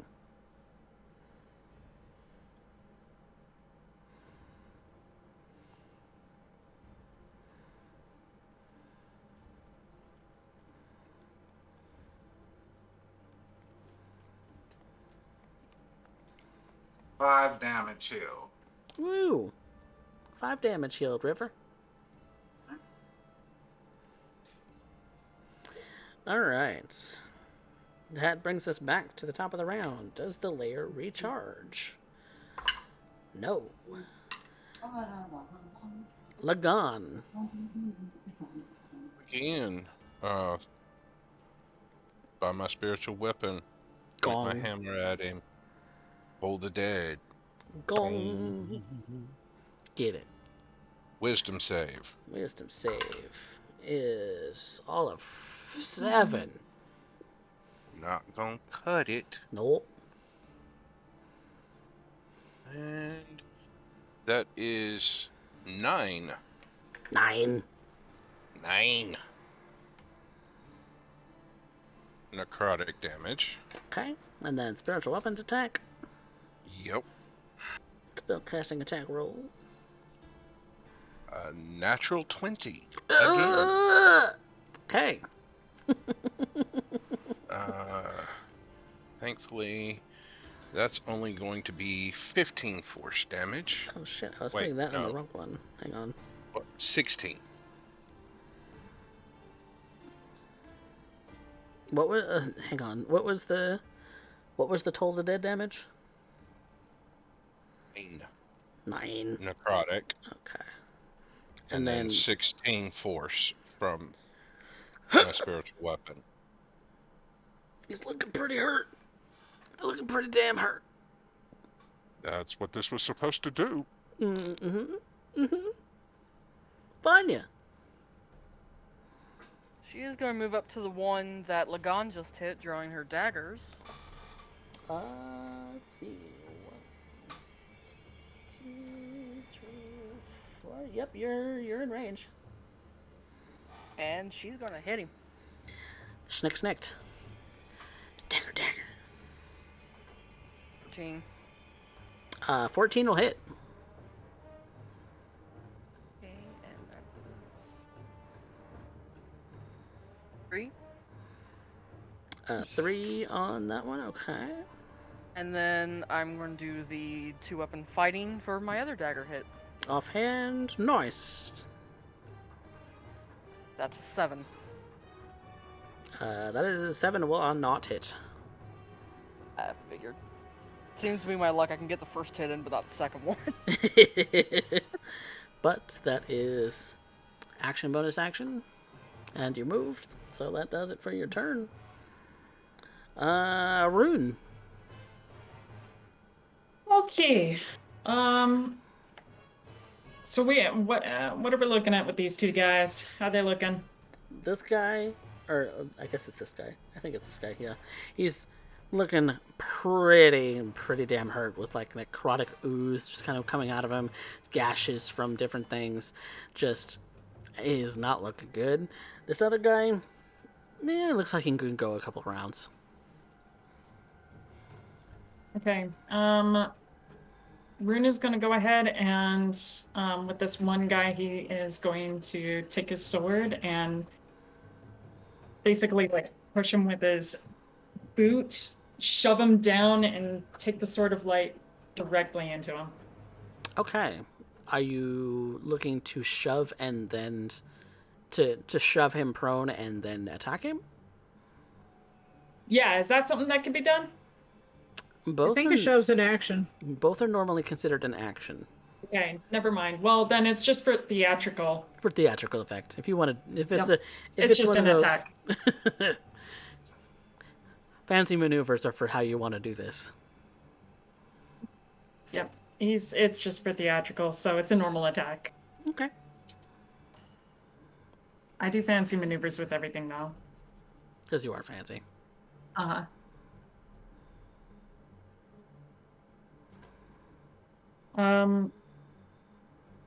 Does 13 hit? Yes. Oh, thank God. I was scared for a second there. All right. Okay, so yeah, then I do 1d8.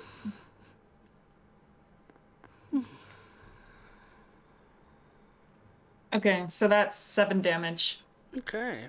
And he can't attack anyone else without receiving disadvantage. Nice. Not that it makes a difference. Not that he's doing much else. Yeah. That does it for River. Darius, are you unstunned? Yes. You unstunned him last Oh, turn. I did, didn't I? Okay. Yes. He is going to move up just a little bit.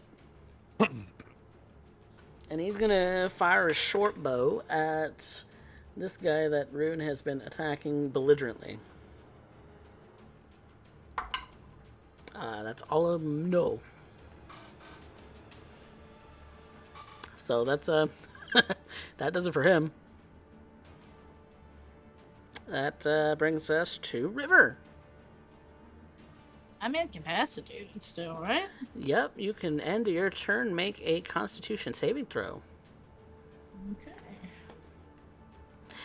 By the way, you're hallucinating. Am I? You are hallucinating badly. You're having images of this woman.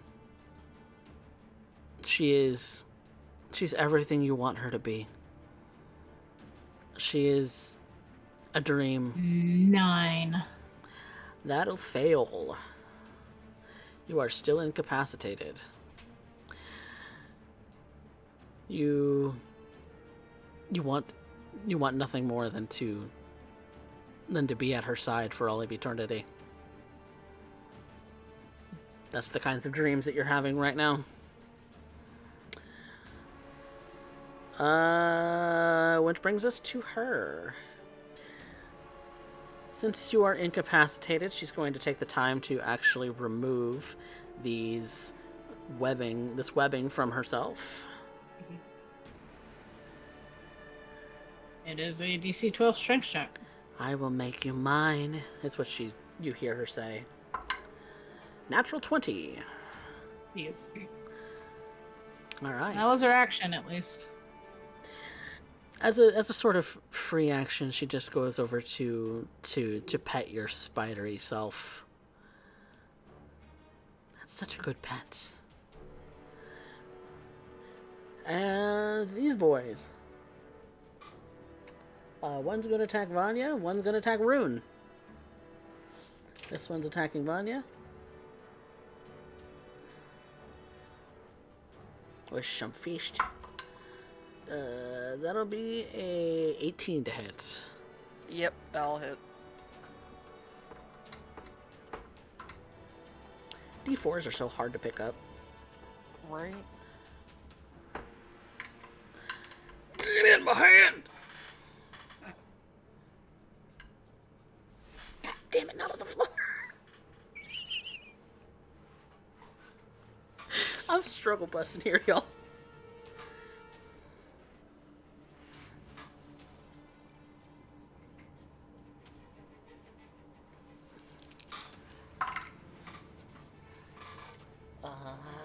That is 10 points of bludgeoning damage on Vanya. Oh, there goes a temporary HP at least.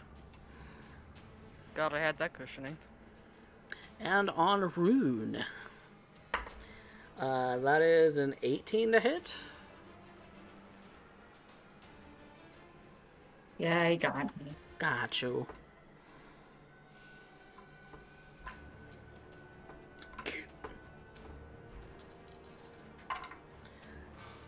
That is 8 points of bludgeoning damage.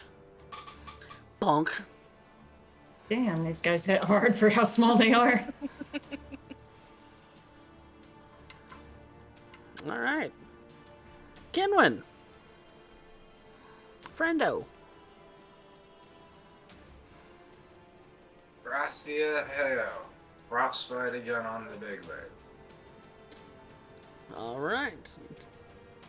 She's saving with a Constitution save. Natural 20. She's shrugging off this ice attack. You said. She's shrugging it off like it's nothing. She just kind of looks at you, Kinwin, and just kind of hisses and growls. This kind of frothy mess just dripping from her mouth. Top of the round. Does the layer recharge? No. Log on. Big lady is going to get the hammer pointed at her Hold the dead. Toll the dead. Wisdom. Saving throw. Yes. That's a 2. That's a no. Roll me damage. And that is 12 necrotic damage. Gross. And then spiritual weapon's gonna smack the guy he's been smacking around. Schmack, schmack. God damn it. Another natural 20. Fuck balls. And that is going to be 20 force damage on his head. I have been putting all of that damage on the wrong one. One of them's dead. One of them's dead. But when it comes to between these two, I've been putting down the damage on the wrong one. No. Oh well. Oh well. Vanya. What do? She's gonna take a swing at the one she hit before. Dagger, dagger. Alright, make your attack rolls. Oh, which And one those is are that? with strength because you're in melee. Yeah. 9. Nope. And taking the other swing. Ooh. 22. 22 will hit. Roll a d4 plus strength. That's a 4. Woo! Mighty 4 from a mighty dagger. Alright. I need to get you some swords, lady.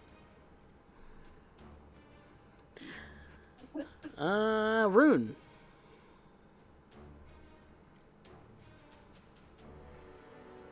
Okay, I want dudes out of my face.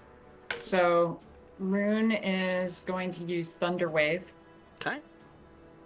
Each creature, so these two guys are going to have to make a Constitution saving throw. Con save on both of them. One saves, the other's a 6. All right. So the one who saved takes half damage. The one who didn't is also pushed back 10 feet along with full damage. Okay, so that's 6 plus. Nice. 6 plus 7. 13. How much is 13. 13? All right. This one gets pushed off of Vanya. No, it's this one. This one gets pushed back into the pile and just collapses into a pile. Okay. In addition, unsecured objects that are completely within the area of effect are automatically pushed 10 feet away from me by the spell's effect. Which is So- nothing immediately except for these things.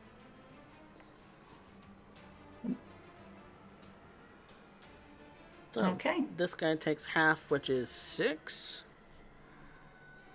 And then as a bonus action, I'm gonna go ahead and use let's remind me what the initiative order is. After you use Darius and River. Okay. As a bonus action, I'm going to use Sanctuary on probably Vanya, because River still has another form of shifting, right? Yep. Yep. No, that was my last one. Oh, that's the last one. Oh. Okay. Because I used the mole today. Ah, that's right. You turned into a mole earlier. Okay. Well, I will go with that. Okay. Still though. Sanctuary on Vanya. Nice. Oh, by the way, Fairy Fire would have been turned off as a result of you going incapacitated. River. So nobody's getting advantage on these guys. Although the ones that did have advantage, all of them are really dead anyway. Except for the queen. I've been rolling with advantage. All right, but that brings us to Darius. He's going to take a pot shot at the one that's harrying Vanya. Nope, he misses. River, you can attempt to get unincapacitated. So, you guys might not have known this, but apparently spiders can purr, as that is the only noise you hear coming from River at the moment.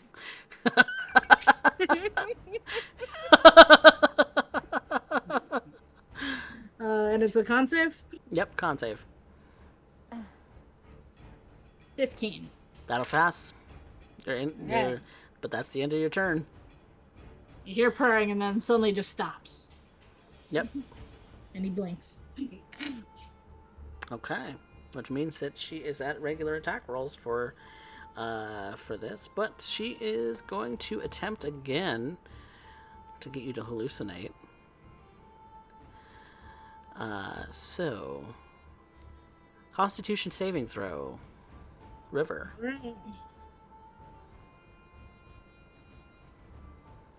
11.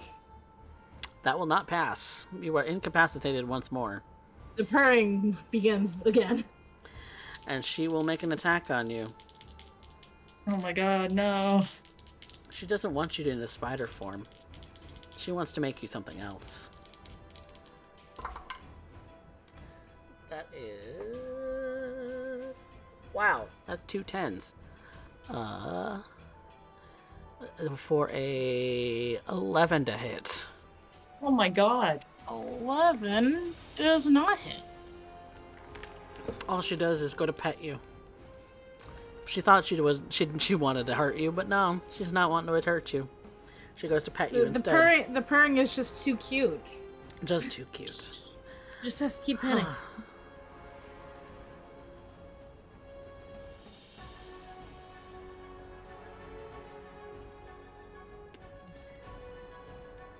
Spam some coffee on Dharreus. Alright, so that's her turn. And then this guy in front of Vanya is going to make a swing. For all of 10. You said 10? Yeah, 10. Copy. He would have had to make a wisdom saving throw. Oh yeah, that too. That too. Nope, he's done. Okay, well, he would have tried to attack Rune instead, but it failed. He goes... I'm gonna use the same attack roll. I'm not gonna re-roll it.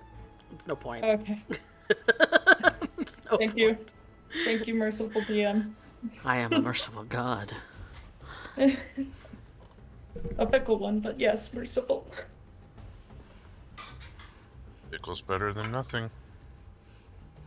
Speaking of which, don't forget, everybody out there in the audience, if you have 10 points, become a fickle god. Okay, that does it for the funguses. Kenwin. What do? Strike frostbite again. Frostbite again. Alright. Constitution saving throw is... Where did that... 13. Save, yes. Damn it. Damn. She is hardy. She is not... She can take the icy breaths that you're manifesting into the air. She's taking them like a champ. She seems unaffected by them. For the moment, anyway. Brings us to Lagon and... Oh, nope. Actually, the layer, does it recharge? No. Lagon. Lagana is going to run over to Spooter River, and lay his hand on one of her legs and cast Cure Wounds. Lay a hand on his leg and Cure Wounds. Roll a d8. Roll your healing. That is 11 points. Woo! 11 Healed. points healed. That'll bring me back fast. Point my hammer at Big Mama again. Pew pew. Roll that wisdom save. Toll the dead. Roll that wisdom saving throw. Boom. That's a fail. Alrighty. Alright, and that is going to be 10 points of necrotic damage to Big Mama. Toll the dead. She's looking pretty hurt. Good. She's in a bad way. She's kind of hunched over, kind of seems like she's breathing heavy. Seems like she's got this ooze just kind of frothing out of her mouth. And Magan says, leave my river alone. He's mine! Mine.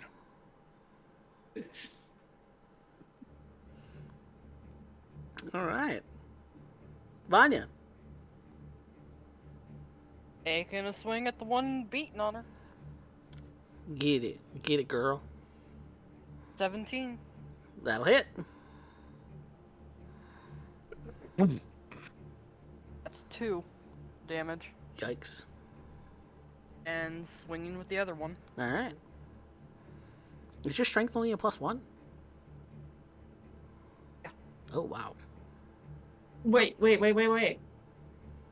I thought daggers you could also use dexterity because they're technically Her light. dex is worse. Oh, my dex is the same.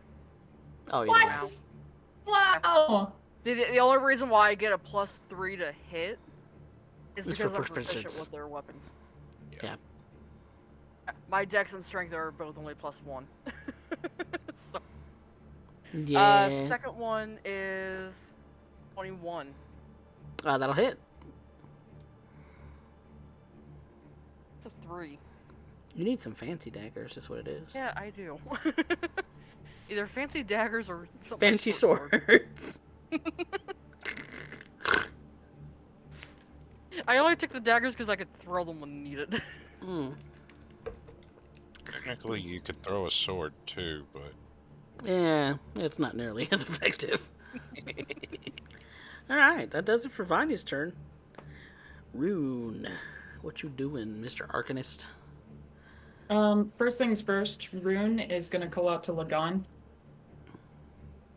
Catch. And he tosses the music box to him. I'm gonna make that's a dexterity saving throw for Lagan. joy. You pass, you Some- catch it. You fail, you Some- don't. Because I'm great at those. Okay. 16. That'll work. I could just trust your dice. That's. I Alright. wasn't sure that was going to work, but hey. I'm gonna consider that a bonus action, by the way. Cool. And then, as his the rest of his action, Rune is gonna go ahead and just take his sword of light and smash into that little dude. Melee spell attack. All right, that's. Oh, nice. Does 19 hit? Yes, 19 hits. Okay. Okay. All right. I'll take it. 10. Hey, Lamau. All right. Alright. I guess that does it for your turn. And now he has to actually fight me.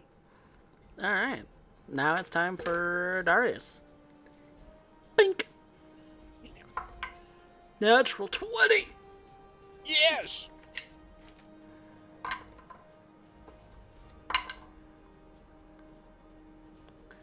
Seven and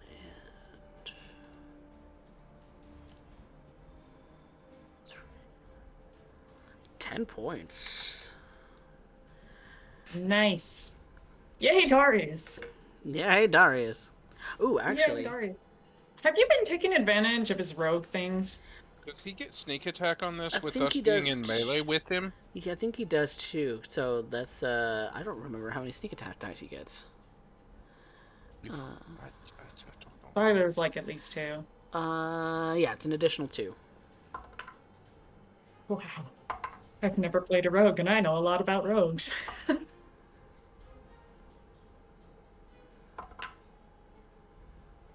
just remember it's a D6.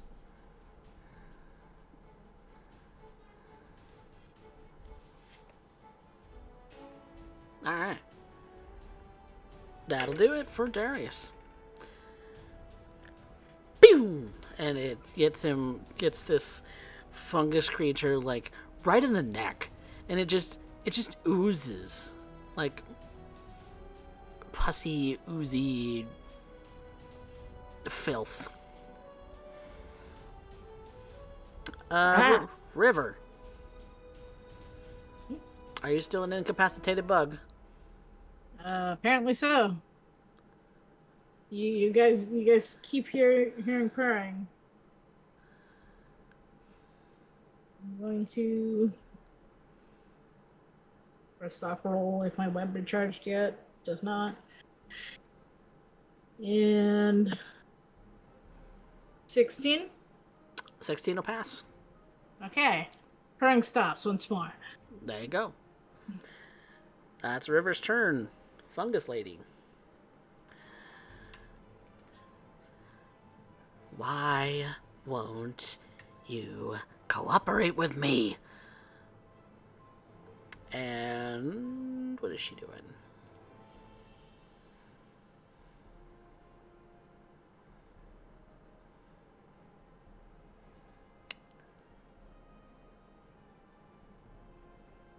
Yep. She's gonna do that again. Constitution saving throw.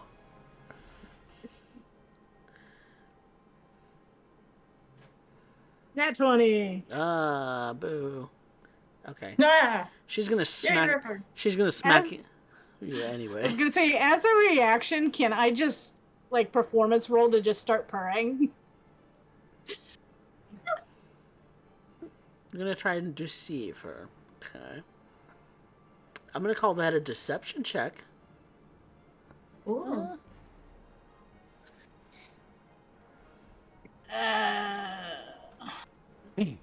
You sure it's not performance? Deception. Trying to fake it. Fake it till you make it. I'm wondering if I can convince you that this is part of my background as by popular demand, giving the crowd what they want in a performance. Because I'm not saying anything. I'm showing. It's more of your body language and things like that. So it is gonna be a deception check. Alright.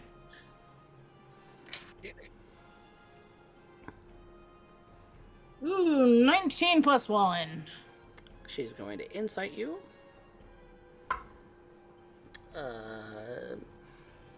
Seems effective. But she's gonna explode some spores anyway. Constitution saving throw. Thought you already did that. Oh, Am I did you? close Oh, yeah, enough? you did. Never mind. She's Yeah. This is me deceiving her that the spores worked. okay. So she's happy with herself. She's going to come back over to this altar, and she's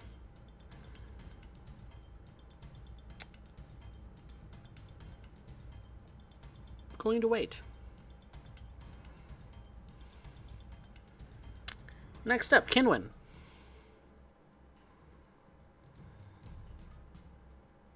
The little guy that's still alive? You got this one that's still alive, and then you got, of course, her. Yeah, I'll go up to the little guy and attack him with my quarterstaff. All right. Bonk.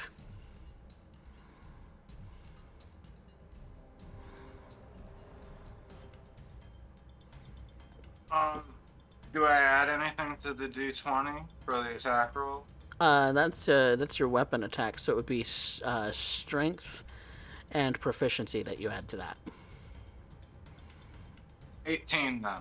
18 will hit. Roll me your quarterstaff damage.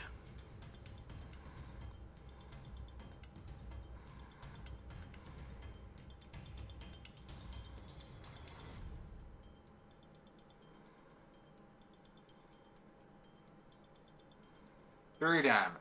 Ooh. Not bad, not bad, not bad.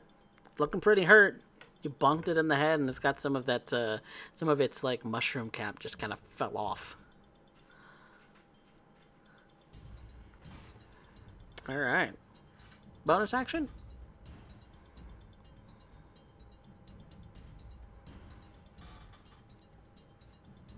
Is anyone around me looking particularly hurt?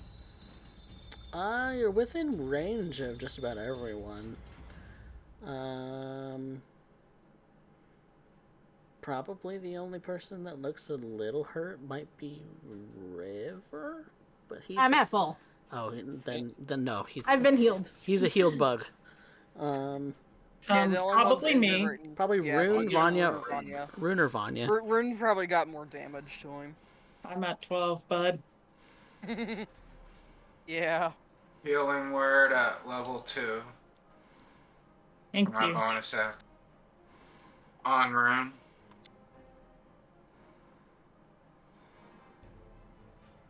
Thank you. No problem. It's only 4 points healed. But it makes a difference at this level. It truly does. That's the 2d4 and your spellcasting modifier? Yep. Oof. you lowballed that 2d4 roll on it. plus 2. Woof. Oof. Woof. But 4 points is better than none. That has you at least awake. So, the words kind of invigorate your rune. You feel the warmth of nature just rejuvenate you.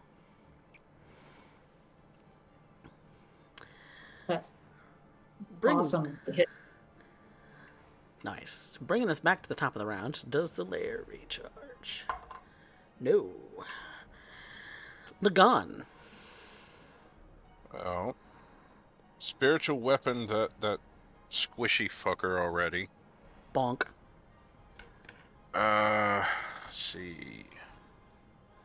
16 plus 6, 22. 22 will hit. Alright, that's a D8. So, 9 points of force damage, and Toll the Dead on Big Mama again. Alright. Wisdom save.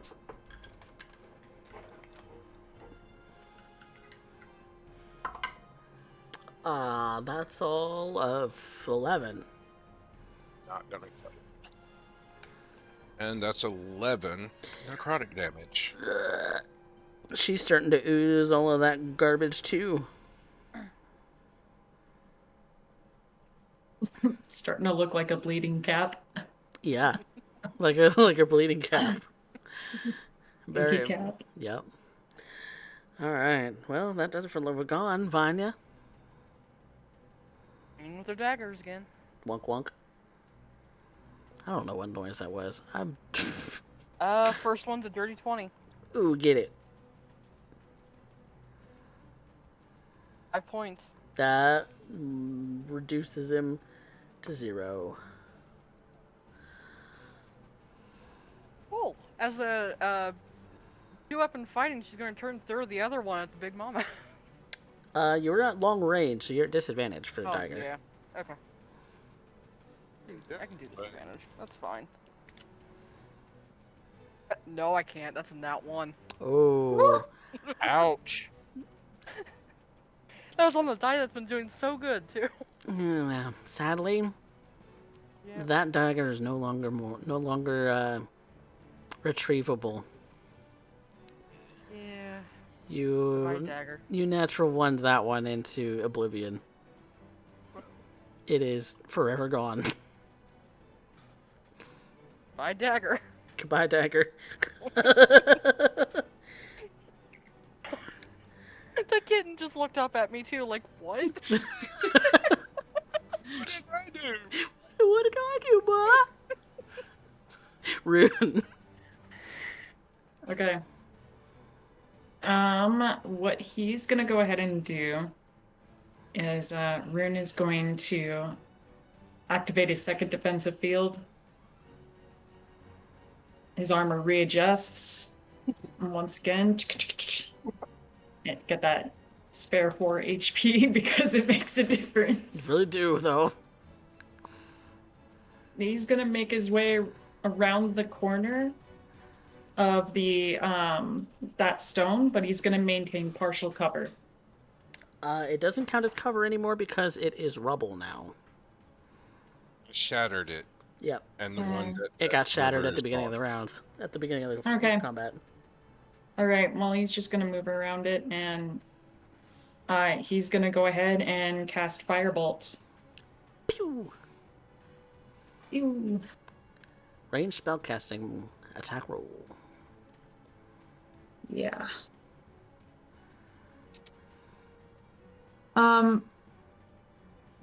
Does 15 hit? 15 will hit. Nice. All right, I'll take it. I forgot what damage dice firebolt was. It was E6. D6. I thought it was Wait, D8. is it? No, it was Where's it? D10. D10. It's a I D10. don't remember. I thought it was D8. All right. And Oh, well. yeah, that's gonna be 8 damage. 8 damage. 8 fire damage. She hisses and looks at you, Rune. Menace! Rune's eyes just narrow back at her. Filth.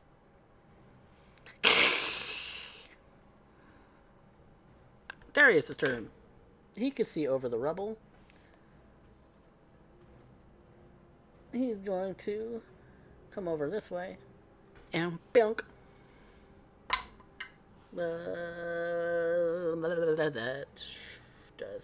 That does hit.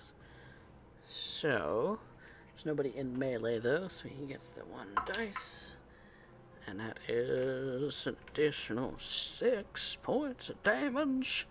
She's looking really hurt, y'all. All right. River to bug. River to bug. Still doesn't have a weapon.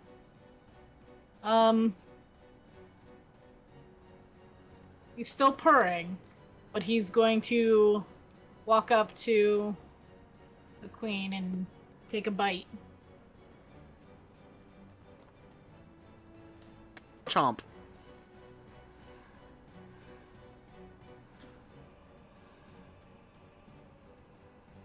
Uh, 14. 14 will hit. Okay, cool. Then that'll She's a big unarmored lady. That'll be 4 points of piercing damage, but I need a DC 11 Constitution saving. Con save. That's a 13. That'll pass, so she's taking half of this. 10 damage. So 5 poison damage. How do you want to do this? So, actually, if the poison damage reduces the target to 0 hit points, the target is stable, but poisoned for 1 hour. Even after regaining hit points, and is paralyzed while poisoned this way. River would like to see if we could talk to her. So, the poison bringing her down, he's not trying to kill her. He's trying to stabilize her, and he'll turn back into normal River at this point. Okay. Just look at her for a moment. She's not dead, but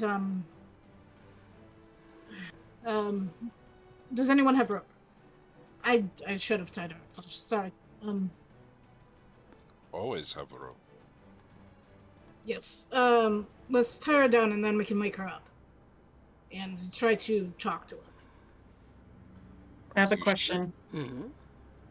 Did the spores come out from her hands, like in a spell effect? Like it looked like it needed like movements or anything like that? Or was it just like emanating from her? Just from her body. All parts. Everywhere. That will not work. The spores and effects that she is capable of emanate from her naturally. Hold on. He pulls out his bedroll. Just like a potato sack, basically. You just put her inside, wrap it, and then we can communicate with her. I don't want to kill her. And yet she was fully willing and capable of killing us. You want to make that mistake. You want to even... Might not be her fault. I mean, she didn't try to kill me when she had the chance. I didn't see it like that. I mean, I saw it like that. I was laying down in front of her, unable to move, and she... He wants you to become another of these things, from what it sounded like. I thought we wanted information. We can't get information if we kill her. Is there Rin's gonna use a anything- firebolt. Is there anything on the table or whatever, that altar or whatever is, that you could potentially read? Looking at it, Rune, and looking at it at River, everyone who's, approaching, you do see that there is a book next to the candles. As Lagan gets close enough to Rune and Vanya, he's going to put a hand on them and cast Cure Wounds. All right. Each of you are going to get Cure Wounds. That is going to be 10 points for Vanya. Scheisse. Pick that one up later. And that is going to be 11 points for Rune. That takes me back up to max. Mm-hmm. And Rune, you said you're firing off a firebolt at where? Big Mama. I take it.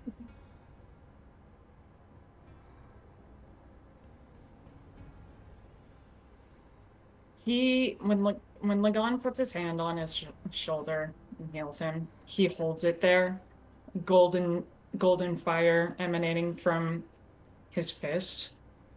River would make a point to stand in front of you. Or between you two. How long does the stun last? Poison should be effective for maybe an hour. You have that long.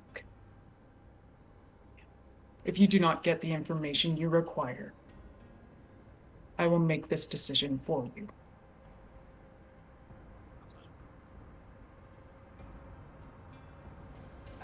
River is going to take his bedroll and rope and try to contain as much of the lady as he can. Mm-hmm.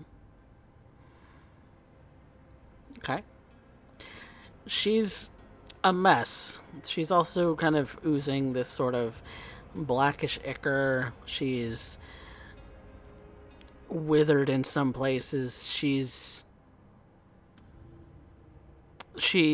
alive, but too much movement and she might expire. Once he has contained her, he still has 3 good berries left. Mm-hmm. He's going to give her a good berry. He's going to feed her a good berry. That'll give her 1 HP. Okay.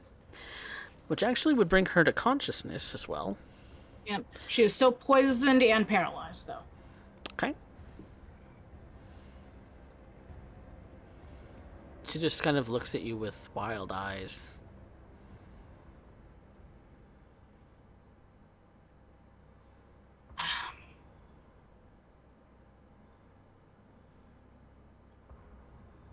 Well, this isn't how I wanted this to go. But now that we're here, let's talk. While River is doing that, Lagan's going to walk over to the altar and see if he can read the book. Okay. Rune joins him, but the entire time his eyes is kept on this woman, and he still has magic circulating in his palms, prepared. He's not taking chances. Vanya will join the other two and just kind of have her bow ready to shoot at the woman. Mm-hmm. Lagan has told the dead ready if she makes a single move to spread the spores again. Fair enough. Probably the first thing River will say is, please don't try anything. They very much want to. Just stay calm. Let's talk. Help me. Help That's me. what I'm trying to. Help me free him. Why do you want him free? I love him. I need him. What is he to you? Everything. Everything. Who is he?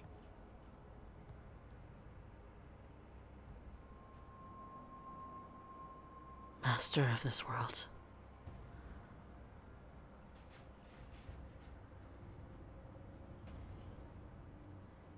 Were you always like this? Help me. Rune speaks in the ancient language. Name your master. Dharreus.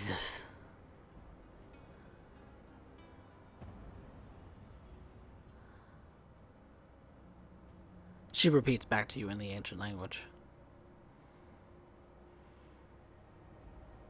Raideth. Rune repeats once more in common. We cannot allow that.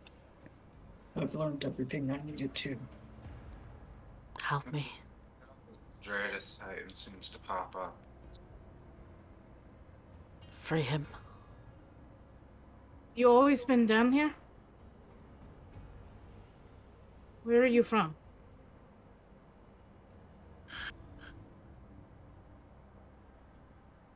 She looks at you confused.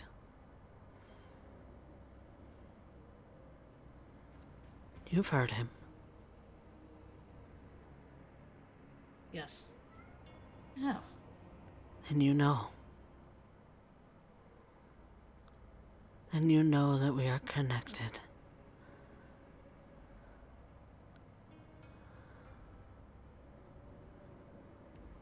Not be freed. You must not allow this, River. He will be free. He will be free. Not by your hands. Or our deeds. He will be freed and the Whispered One will come. The whisper.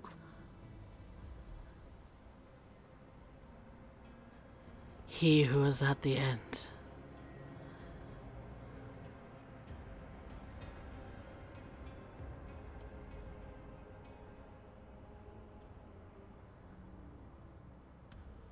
And Do all, I...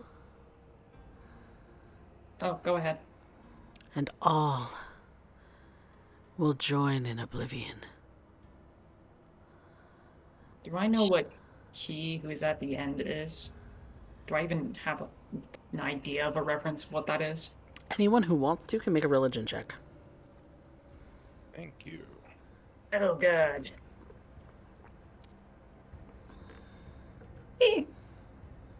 16. At 20?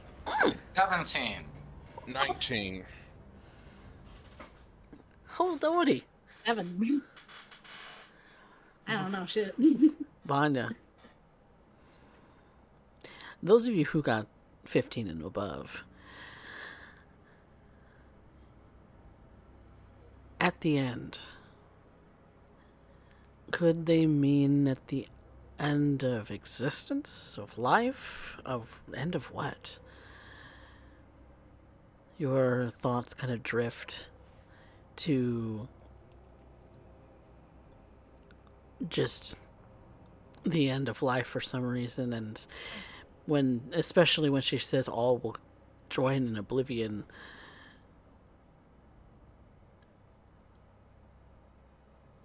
you start to think death. It's the domain of the Raven Queen, of course, and her shepherd. But you think back, that wasn't always the case. And Vanya, for some reason, you remember some tale. You're not sure where you heard it before. But, of course, Ouija's was an aspect of death. But her power is diminished so much that all of Mesotopia, their magic, their arcane, their divine, their everything suffered as a result. That's how come the Grioran Empire actually made a profit in the last 100 years. But you remember some childhood story.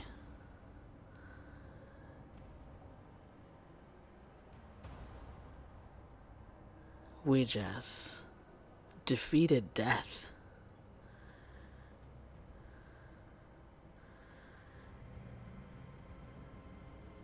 Conquered death.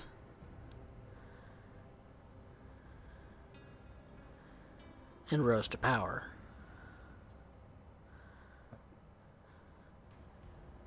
A god slaying another god. Taking their domain.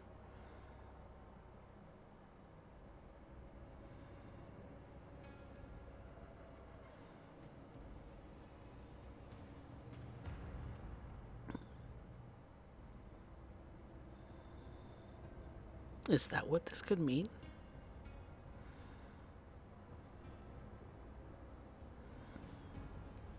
It's absurd.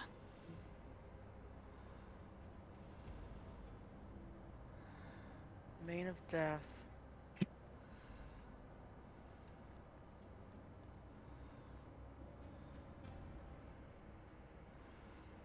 Former god. What was his name? Her name.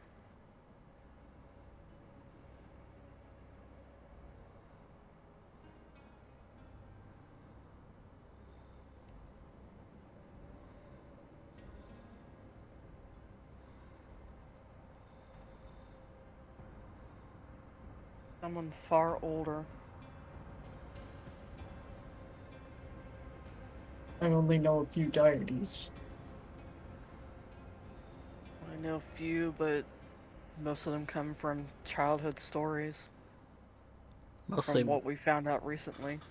Especially since in the last 100 years, the Grioran Empire has forbade all religion. And there were tales when I was a kid of Ouija's. But she only rose to power after defeating yet another god. After that, the Grioran Empire just outlawed religion. Right. Haven't heard stories since. Well, now.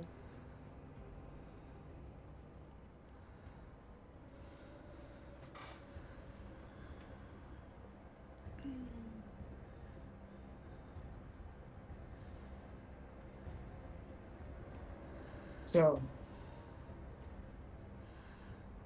what our plant lady here is, it's simply saying, and simply being a fae obsessed with death. Supposedly the original god of death is waiting.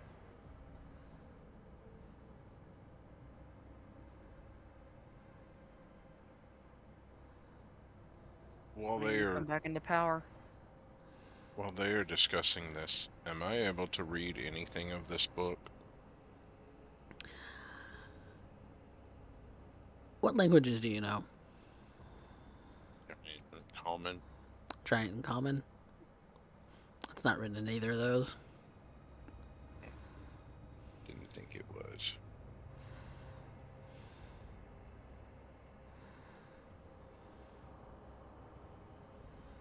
Few languages. I'd like to take a look at the book. Okay. What languages do you know? Celestial, Common, Draconic, Druidic, Elvish, and Sylvan. It's written in Sylvan.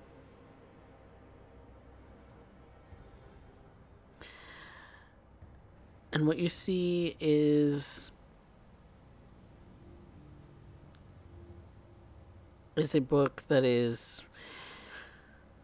kind of a sort of ritual tome. The scrawlings and the words and everything it contains is meant to honor the Fey Lord.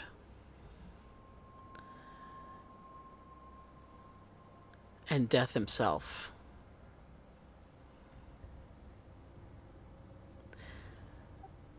Masters of this world.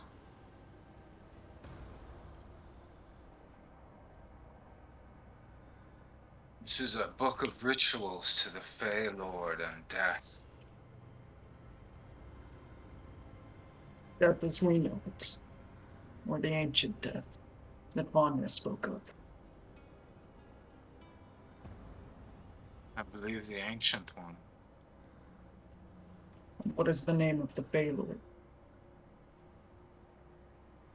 What's the book say? The book does not say. Was not named. Rune turns to this dryad. He speaks in the ancient tongue he knows. What is the name of the Fey Lord?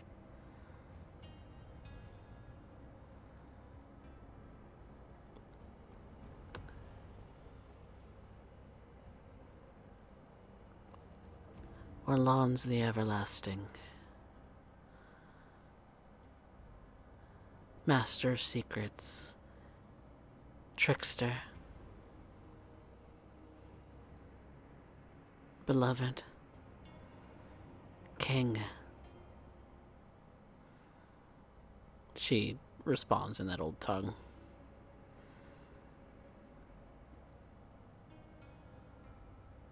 Orlons the Everlasting, and Trickster deity.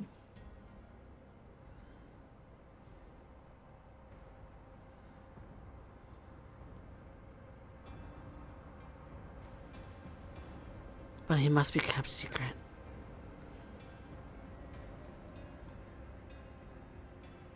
He's not ready. We must rebuild.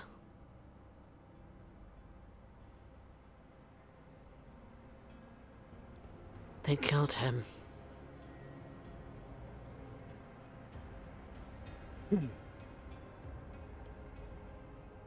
They killed him in front of my eyes.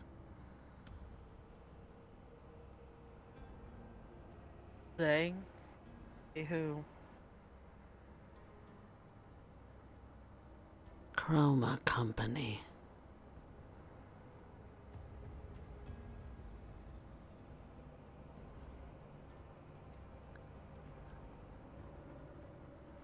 Chroma It's Company. It's not the first time we've I heard don't think that I've heard name. of them. It's not the first time we've heard that name. Our last employer worked for them.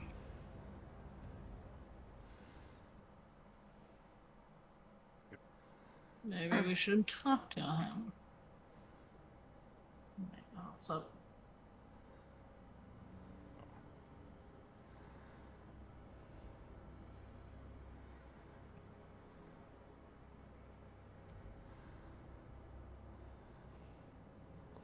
They destroyed his body, but not his spirit. But we must. Please help me. Help me rebuild for him. Lagon is going to take his hammer in both hands and walk over and hit her. Oh. River is getting in the way. I was given an hour. My hour is not up. Get what information you can. She cannot be allowed to continue. Help me. River, help me, please. What does this Orlans want? What is his? What is that? Do you not understand?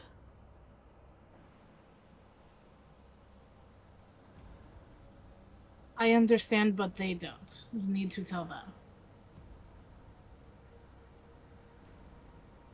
Peace.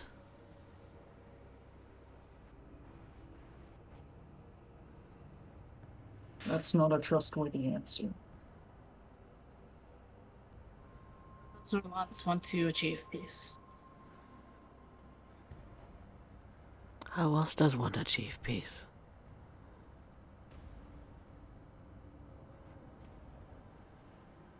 It's different for everyone.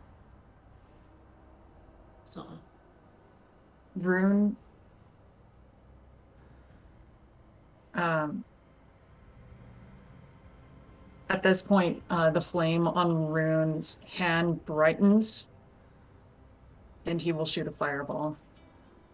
Firebolt. Okay. Roll an attack Oh, roll. At disadvantage. River is going to try to tank it.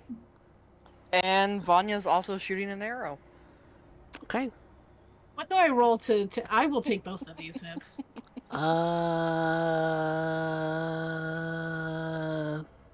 Computing. Normally, if it is for vampire, it would be you trying to contest both attack rolls. However, D&D doesn't work like that. Okay. If you want to be the subject of their attack, I'm going to say you have to goad them into attacking you, which is going to be...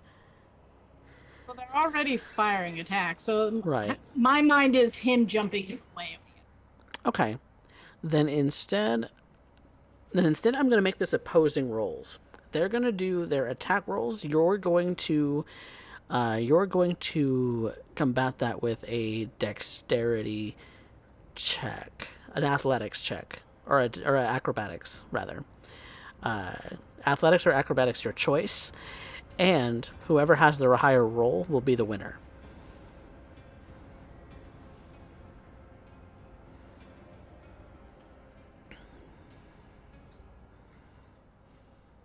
$23. 24. 17. Okay. Their attacks land where they're supposed to, or they're aimed to. Kind of, you attempt to get in the way, River, but you're not fast enough. And an arrow goes right into her throat, and her face lights on fire, and she screams in pain before it is quickly silenced. And the flames consume what is left of her. And your bedroll.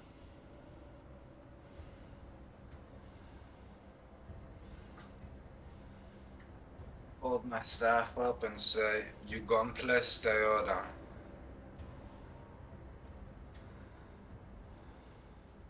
What does that mean? Your fight is over. As a sort of sending off. Yes.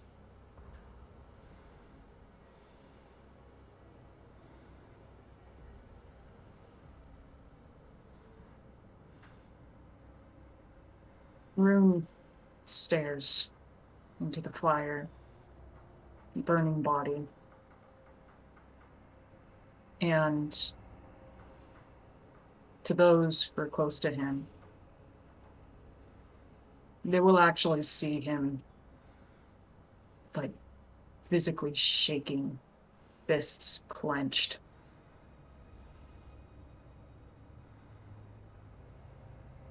Something scared him. Speak to him about this.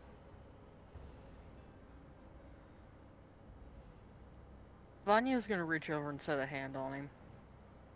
And see if she can calm him down a little bit.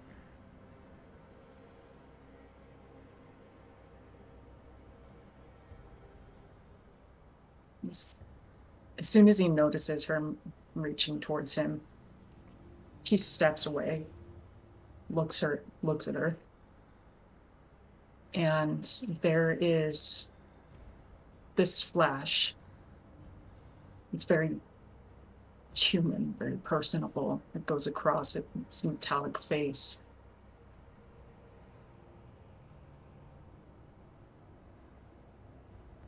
You've probably seen a similar look before, Vanya. Maybe to some elders from your village.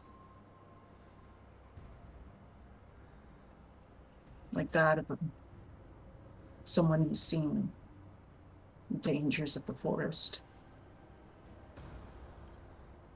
Lost someone to war.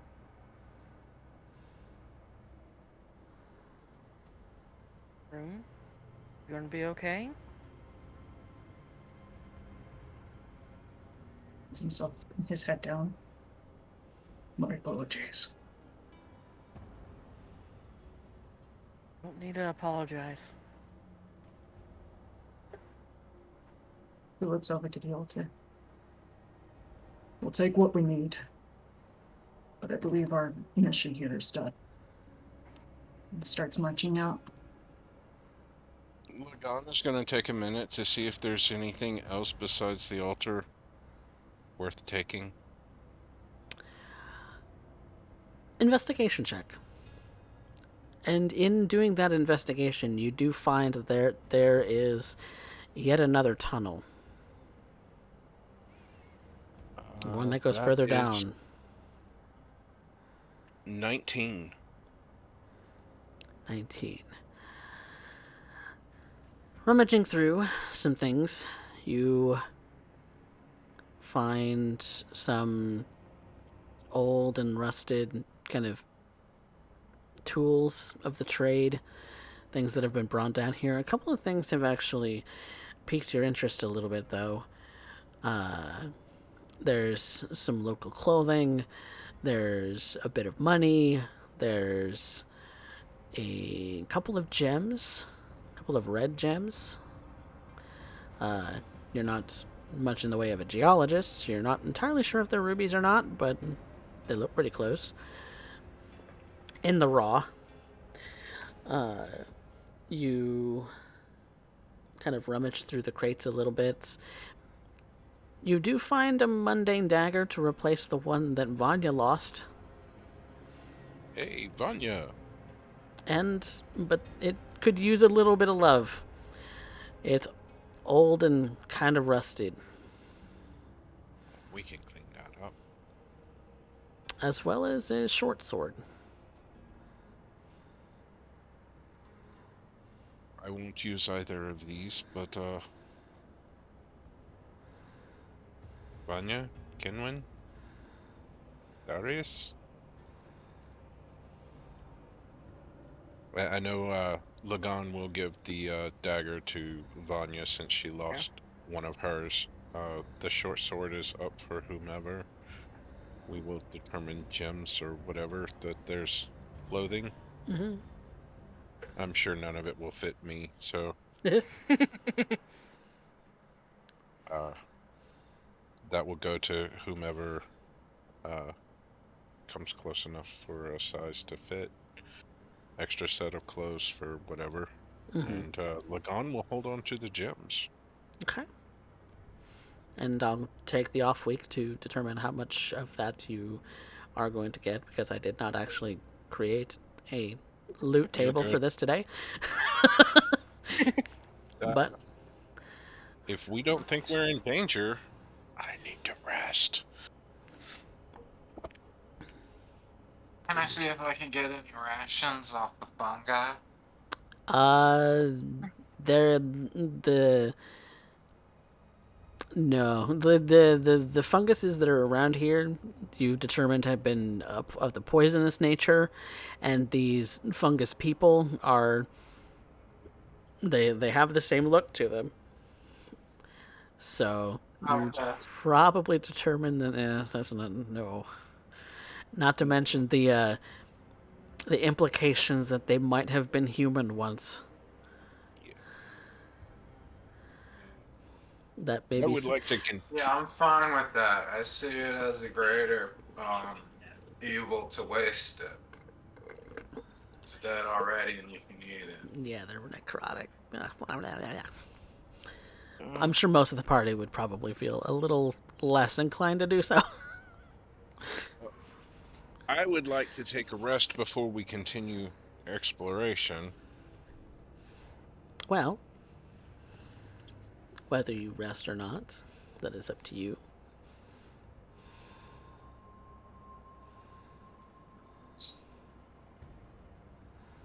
I know that we've been going quite a long time. So River, he's been kind of silent for the whole searching through the loot and whatnot. Mm-hmm. And he just looks at Kinwin. No quiero viajar con asesinos. He says, I do not want to travel with murderers in Elvish. And he turns around and starts walking back the way he came.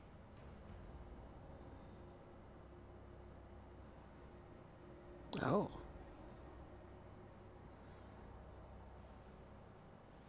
You all notice that River is starting to go back up the tunnels.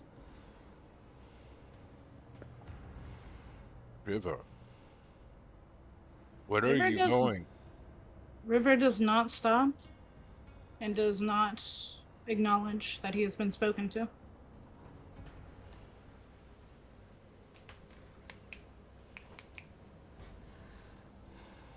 Oh, lady, she served the Dryadith Titan. We do not know that this was the plant lady. We just know that this was the queen or progenitor, possibly, of these other mushroom peoples. Their endeavor is to release Dradith and bring back someone that is gone, a god that would destroy the world and create oblivion.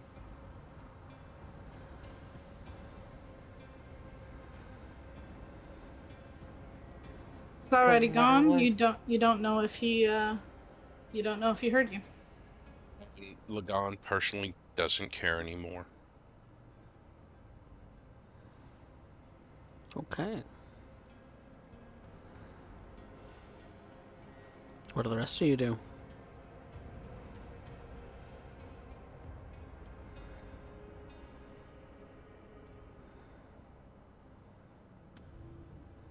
Rune had removed himself a good portion out of the cave thus far. Also going back up to the top?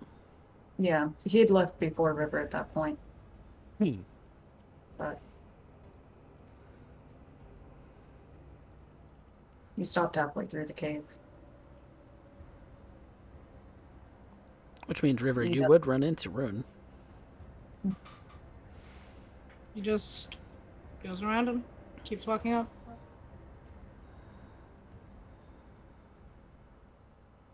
Rune speaks in Elvish to him.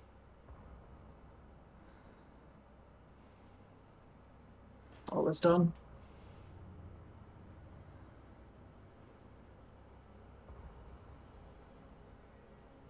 Are you satisfied with what you found?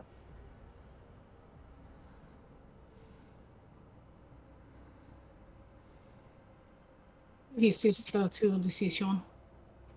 You made your own decision. Or you made your choice. He keeps walking.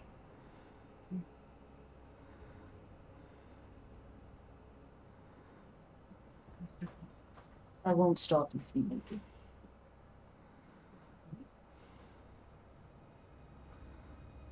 If this is your decision, very well.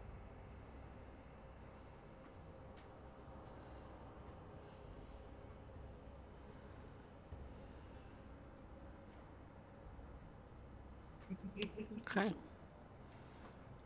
Leaving Vanya and Kinwin and Lagon back, and Darius back in the chamber, the Funkle chamber. Well then. If no one else has grabbed it, Vanya's gonna grab the book. Okay. Anything else could be helpful. Kinwin had the book. Yeah, Kinwin had been reading Oh, I it. read Yeah. it. Okay. Okay, I didn't know whether he had actually grabbed it or not.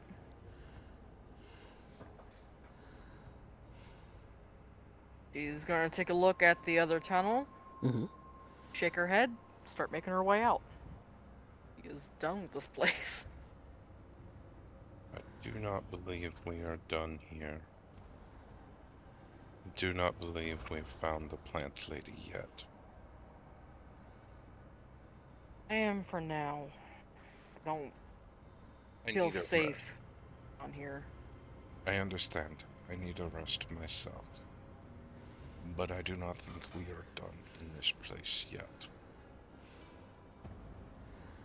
I don't either, and I don't like it. I like none Then- of this. Then she'll continue on her way. Back up to the surface. Up to the surface. Okay. Lagon will make his way back towards the surface with the intent of making preparations for camp or a long rest. Okay.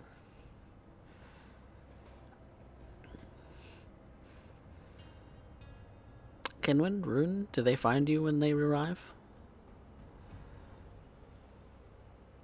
They would find me in the upper chambers, much more composed than before.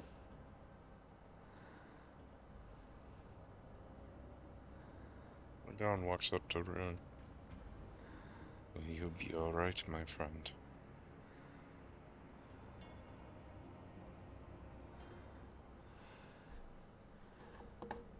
We'll be fine. It seems that my decision has lost us an ally. Vanya's gonna walk over to. Wasn't just your decision. I attacked as well. I made the same decision and would not have allowed this thing to return. Had you not done so, I would have. Got all the information out of her we could. She We was made just our repeating herself. We made our decisions and choices. River has done so as well.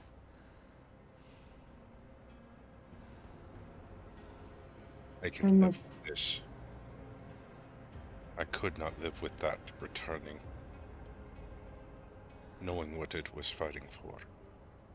And I would have done myself if you had not. And he's looking at Rune and Vanya at this point.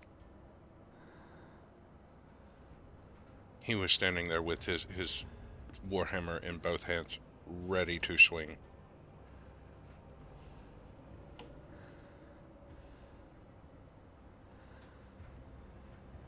I have a greater fear about the omen that we were presented today. If one creature such as that is able to conjure up that much power, succeed, or rather dominate a small tribe of gnolls, I hypothesize that this will not be the last we experience this omen.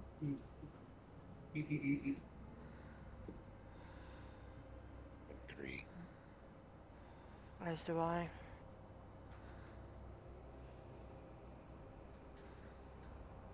In looks to Kenwin. Would he return to your tribe and your people?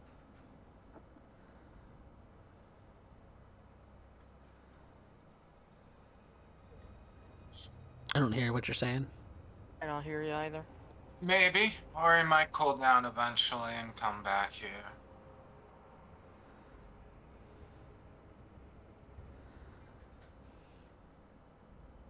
Rin Whether nods. Go ahead. No, you're good. Whether River ever returns or not, this incident has brought a shadow over his thoughts towards River. He will never trust River again.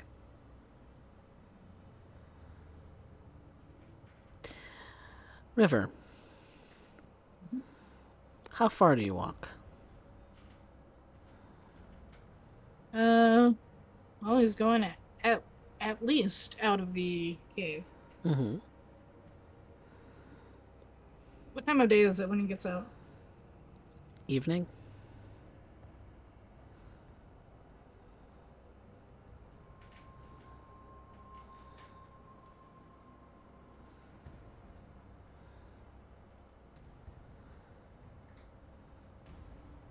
He heads north towards the river. Okay. It's not far. It's only like not even a mile.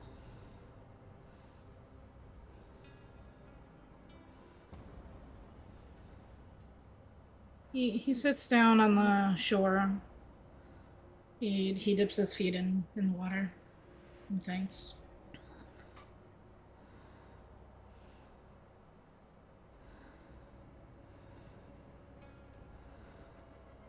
What are your thoughts, Mr. Waters? He's very upset. He had to fight to get information from someone. And then when he was given a time limit, the time limit was ignored. And even though he thinks they could have been more that they could have gotten out of her, but he also doesn't know what she was. He had asked her if she was originally from there. Where was her home? And he didn't get a chance to get those answers. So he doesn't know if she used to be human, if she used to be a person, or if she is some magical creature. Because she has the appearance of a very large humanoid, but a humanoid. And they had found that the mushrooms were made from human flesh. So somewhere in there, that was a person that was defenseless, was tied up with 1 HP, with very little health left, was probably, honestly, probably gonna die without help. And they murdered her. Without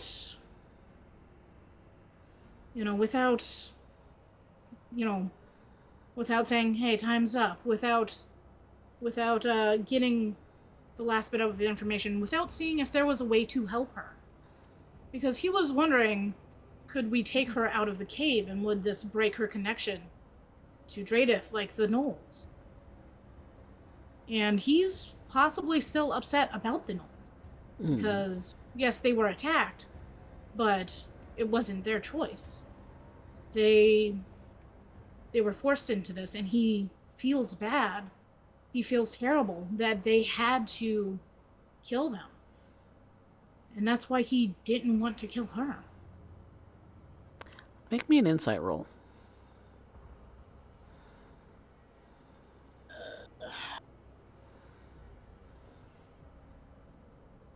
Insight. That is an 8. Not very high. Oh no. You're thinking about it. Yeah, he just doesn't know. And he's not sure he can trust, members of the party if they will just kill a humanoid who's cooperating with them, who's giving them the information they need, who asked for help, and who he was trying to think of how they could help him.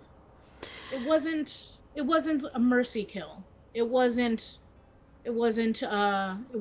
they're attacking us, we need to defend ourselves. It was a slaughter. In thinking it over a little bit, though, yes, it was quick, it was harsh, it was rash, maybe. It was all sorts of things. But thinking on her, the way that she acted, the way that she interacted with you, the voice that you heard, did she hesitate because she didn't want to say, or did she hesitate because she couldn't remember? And if she couldn't remember, what was left of her that was human? Some additional questions that kind of go on in your mind as you're kind of putting your feet into the water and kind of letting the coolness of it just kind of wash over you for a moment. That it might have been hasty. And they might have even gone so far as to have ignored your warnings or ignored your time frames. But was it truly not a mercy killing? There's no way to really know. As you come to that both conclusion and not conclusion, whether it was or it wasn't, whether she was human anymore or not, left with these unanswered questions.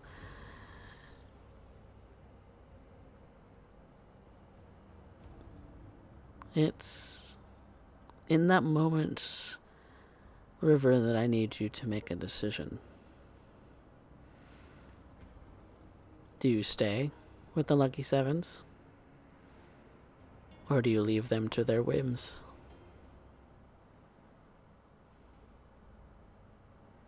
I think this is a good cliffhanger. That it is. We'll find out more about all of that in the coming session. But for now, as it is been a very long game, I appreciate you all sticking with it and sticking it out. We are going to move on to the experience portion of the session. So everybody gets their 5 for coming in. Wow, thank you guys.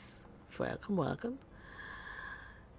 For the defeat of this queen of the fungus, I'm also going to give you another 3.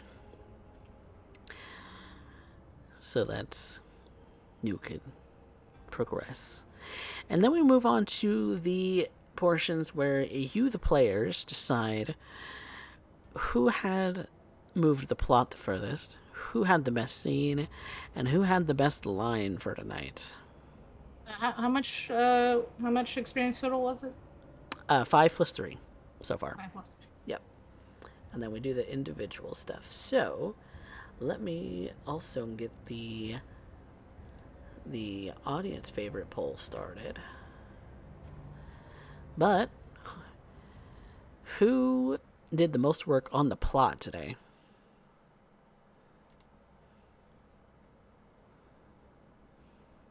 I wasn't here for part of it, but I'll say Rune. Rune or Lagan pushing us further down. Kept doing things to find more information.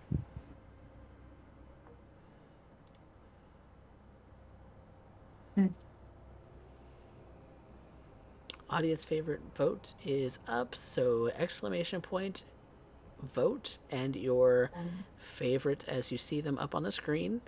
So go ahead and do that in the chat, everybody. I'll take it only because I discovered that the mushrooms were made of flesh. It was pretty like, whoa, what the fuck? Yeah, what the fuck? Some weird shit going on here.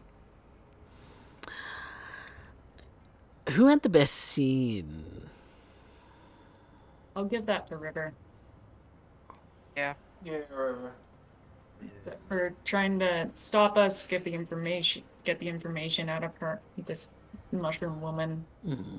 Also for, that last part where all of us are like, oh my god, is River leaving the party? Oh no. And all of us, like, out of character, I was like, I messaged Darkwolf directly. I'm like, I'm sorry. Are we cool? Are we cool? We're cool. This was only Oh, I love it. I love it when there's. I love to see the tension. the emotiveness. Yeah. Conflicts. I've just I haven't played with you that much, so I don't actually know how you are in like conflicts. I and mean, roleplay. it's not a bad thing because like especially in Matt's game, I got really emotional over some stuff. A lot of it's because it had like some relations to personal stuff that was going on. I was just like, I can't. But this one 100%. This was in character. That's why I messaged you get the chat. I was like, this is in character. I'm fine. It's good role playing. Good role playing. I Really love good. it. Love to see it. Good role playing. Love to see it. Yeah. So I guess that's a little bit unanimous when it comes to River having the best scene for tonight. Mm-hmm. All right. Best line. I'm gonna throw Vanya in there, and it wasn't anything big. It was just telling Rune he didn't have to apologize. That's like the second time she's told him that. Does Rune apologize a lot? When he's inconvenienced Vanya, maybe. or he's being a little emotive and he's like, I'm sorry. I apologize. This makes socially awkward characters. Yes. I'm like, oh, sorry. I had emotions. Don't forget to vote, everybody. Trying to think.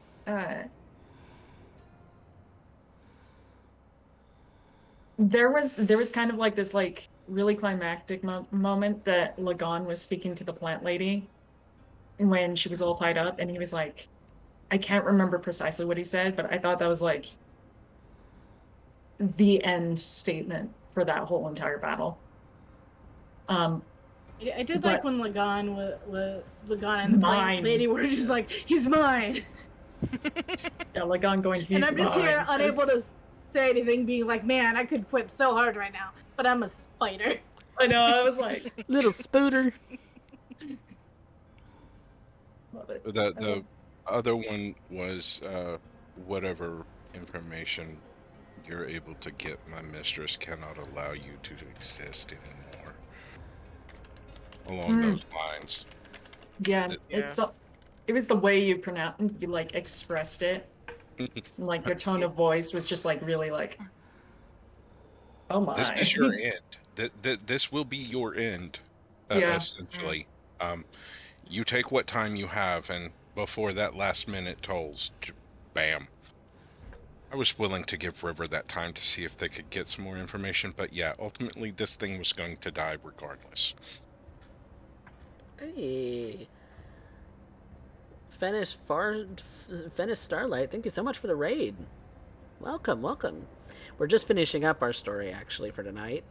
So, yeah. Just Hey, finishing up some- Raiders, vote on the poll. Vote in the poll! Exclamation point. Thingamajiggies.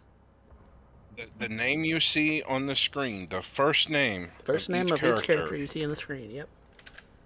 Proper spelling is essential. Yes. Mhm. Yes. Doesn't matter if you like the look of the character, if you like the hello.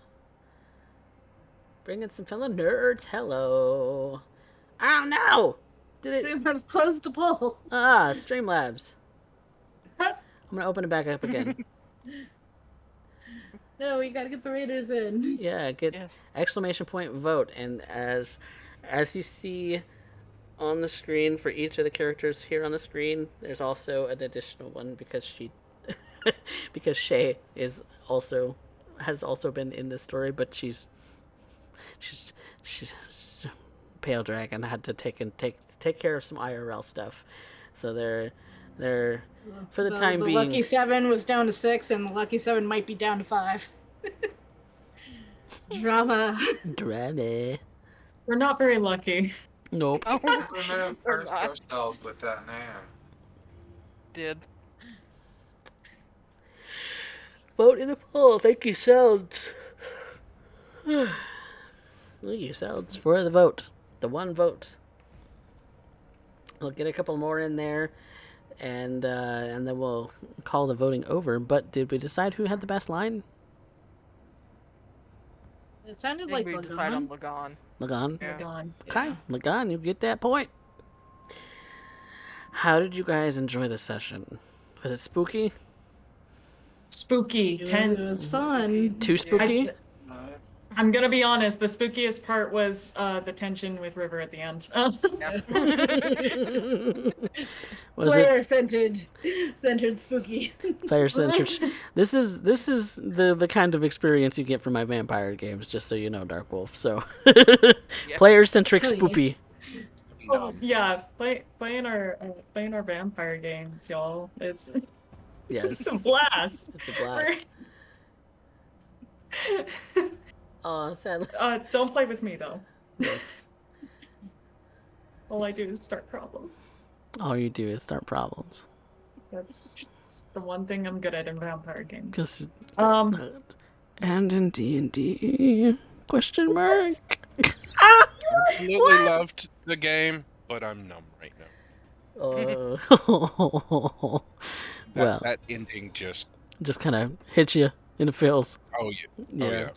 It's very emotional. Yeah. Well, Absolutely I appreciate you not. guys. I appreciate you guys at the very least for lasting 6 hours because, you know, we've been on stream for that long. This is going to be a long one today. So, Who got the plot? I missed that part. My brain's zero plot. beats. Who was that? I like. Was that Rune? I think. Who got that one? Yeah, I think that was ruined. Yeah. I like I said, I mentally skipped out. I don't know where my brain went. Checked out for a bit. It's fine. I know River got seen, so Mm-hmm. Oh, I Yeah. loved it. I loved it. Thank you, Dark Wolf, so much for being a good bean and being the bean that was like made me go like. Look, someone's got to be the moral compass here. there was no morality to that. Lagan, even if you had been given that time, no, there was no letting this thing exist with what it is she's trying to do. There was no way that was going to come back. Well, Yeah. since there was Even a Lagan tie. was just like, yeah, no, this thing's gonna die. Copy. Mm-hmm. That said, next long rest, I give you full permission to give Rune nightmares. Oh, I plan on it. Good. I plan on giving you because- all nightmares because come the next was some- session, it might be closer to Halloween. And there's a Halloween there's session. a tradition Yay. amongst the Mhm. world of Zuviwal to give individual members of the party a little bit of a tale of personal horror. So I might be indulging in that. But there are All 6 of you. resulted in a tie. Yes, between Vanya and River, so you both get it. I'm a generous god. Thank you. And don't forget, audience, if you have channel points, 10,000 will give one of the players that doesn't have an inspiration point. That is the mechanical inspiration point for the from D&D 5th edition, in which they choose to invoke it and roll at advantage on a roll, an ability check. So, if you have 10,000 channel points, you'd like to spend them on something, become a fickle god and sway in their favor. Or, you can choose to do so for me. And cause woe to my players. So. I think we do that enough to ourselves, thanks. Oh, I have more, honey. I have more. But, with that being said, it has been a long stream tonight. Thank you all so much out there in Twitch land for being here for as long as you have been. We have a couple of streamers who actually participate on Twitch here. So, Dark Wolf, what you got going on in the streaming land here on your channel and on Hero Zone? The past few streams were painting streams. Ooh. But mostly do video games on my channel. Hero Zone this week should be a board game night. Although tonight Matt had to go out of town, so he was too tired to stream. But tomorrow we should be there playing some board games, which I'm excited. Hey, absolutely. Thank you so much, Danny Colby, for the follow. Thank you for joining us here in the Cat Cafe. The other streamer we have on board is our none other but Ravenstar. Give us the rundown what you got coming up. Well, tomorrow's gonna be a fun little day. Me and the Chaos Crew are having our second killer race in Dead by Daylight. This time we're going to go up to 30 kills, 24 while lasted a good portion of the stream time. Just stop short of it. So we're wanting to push that.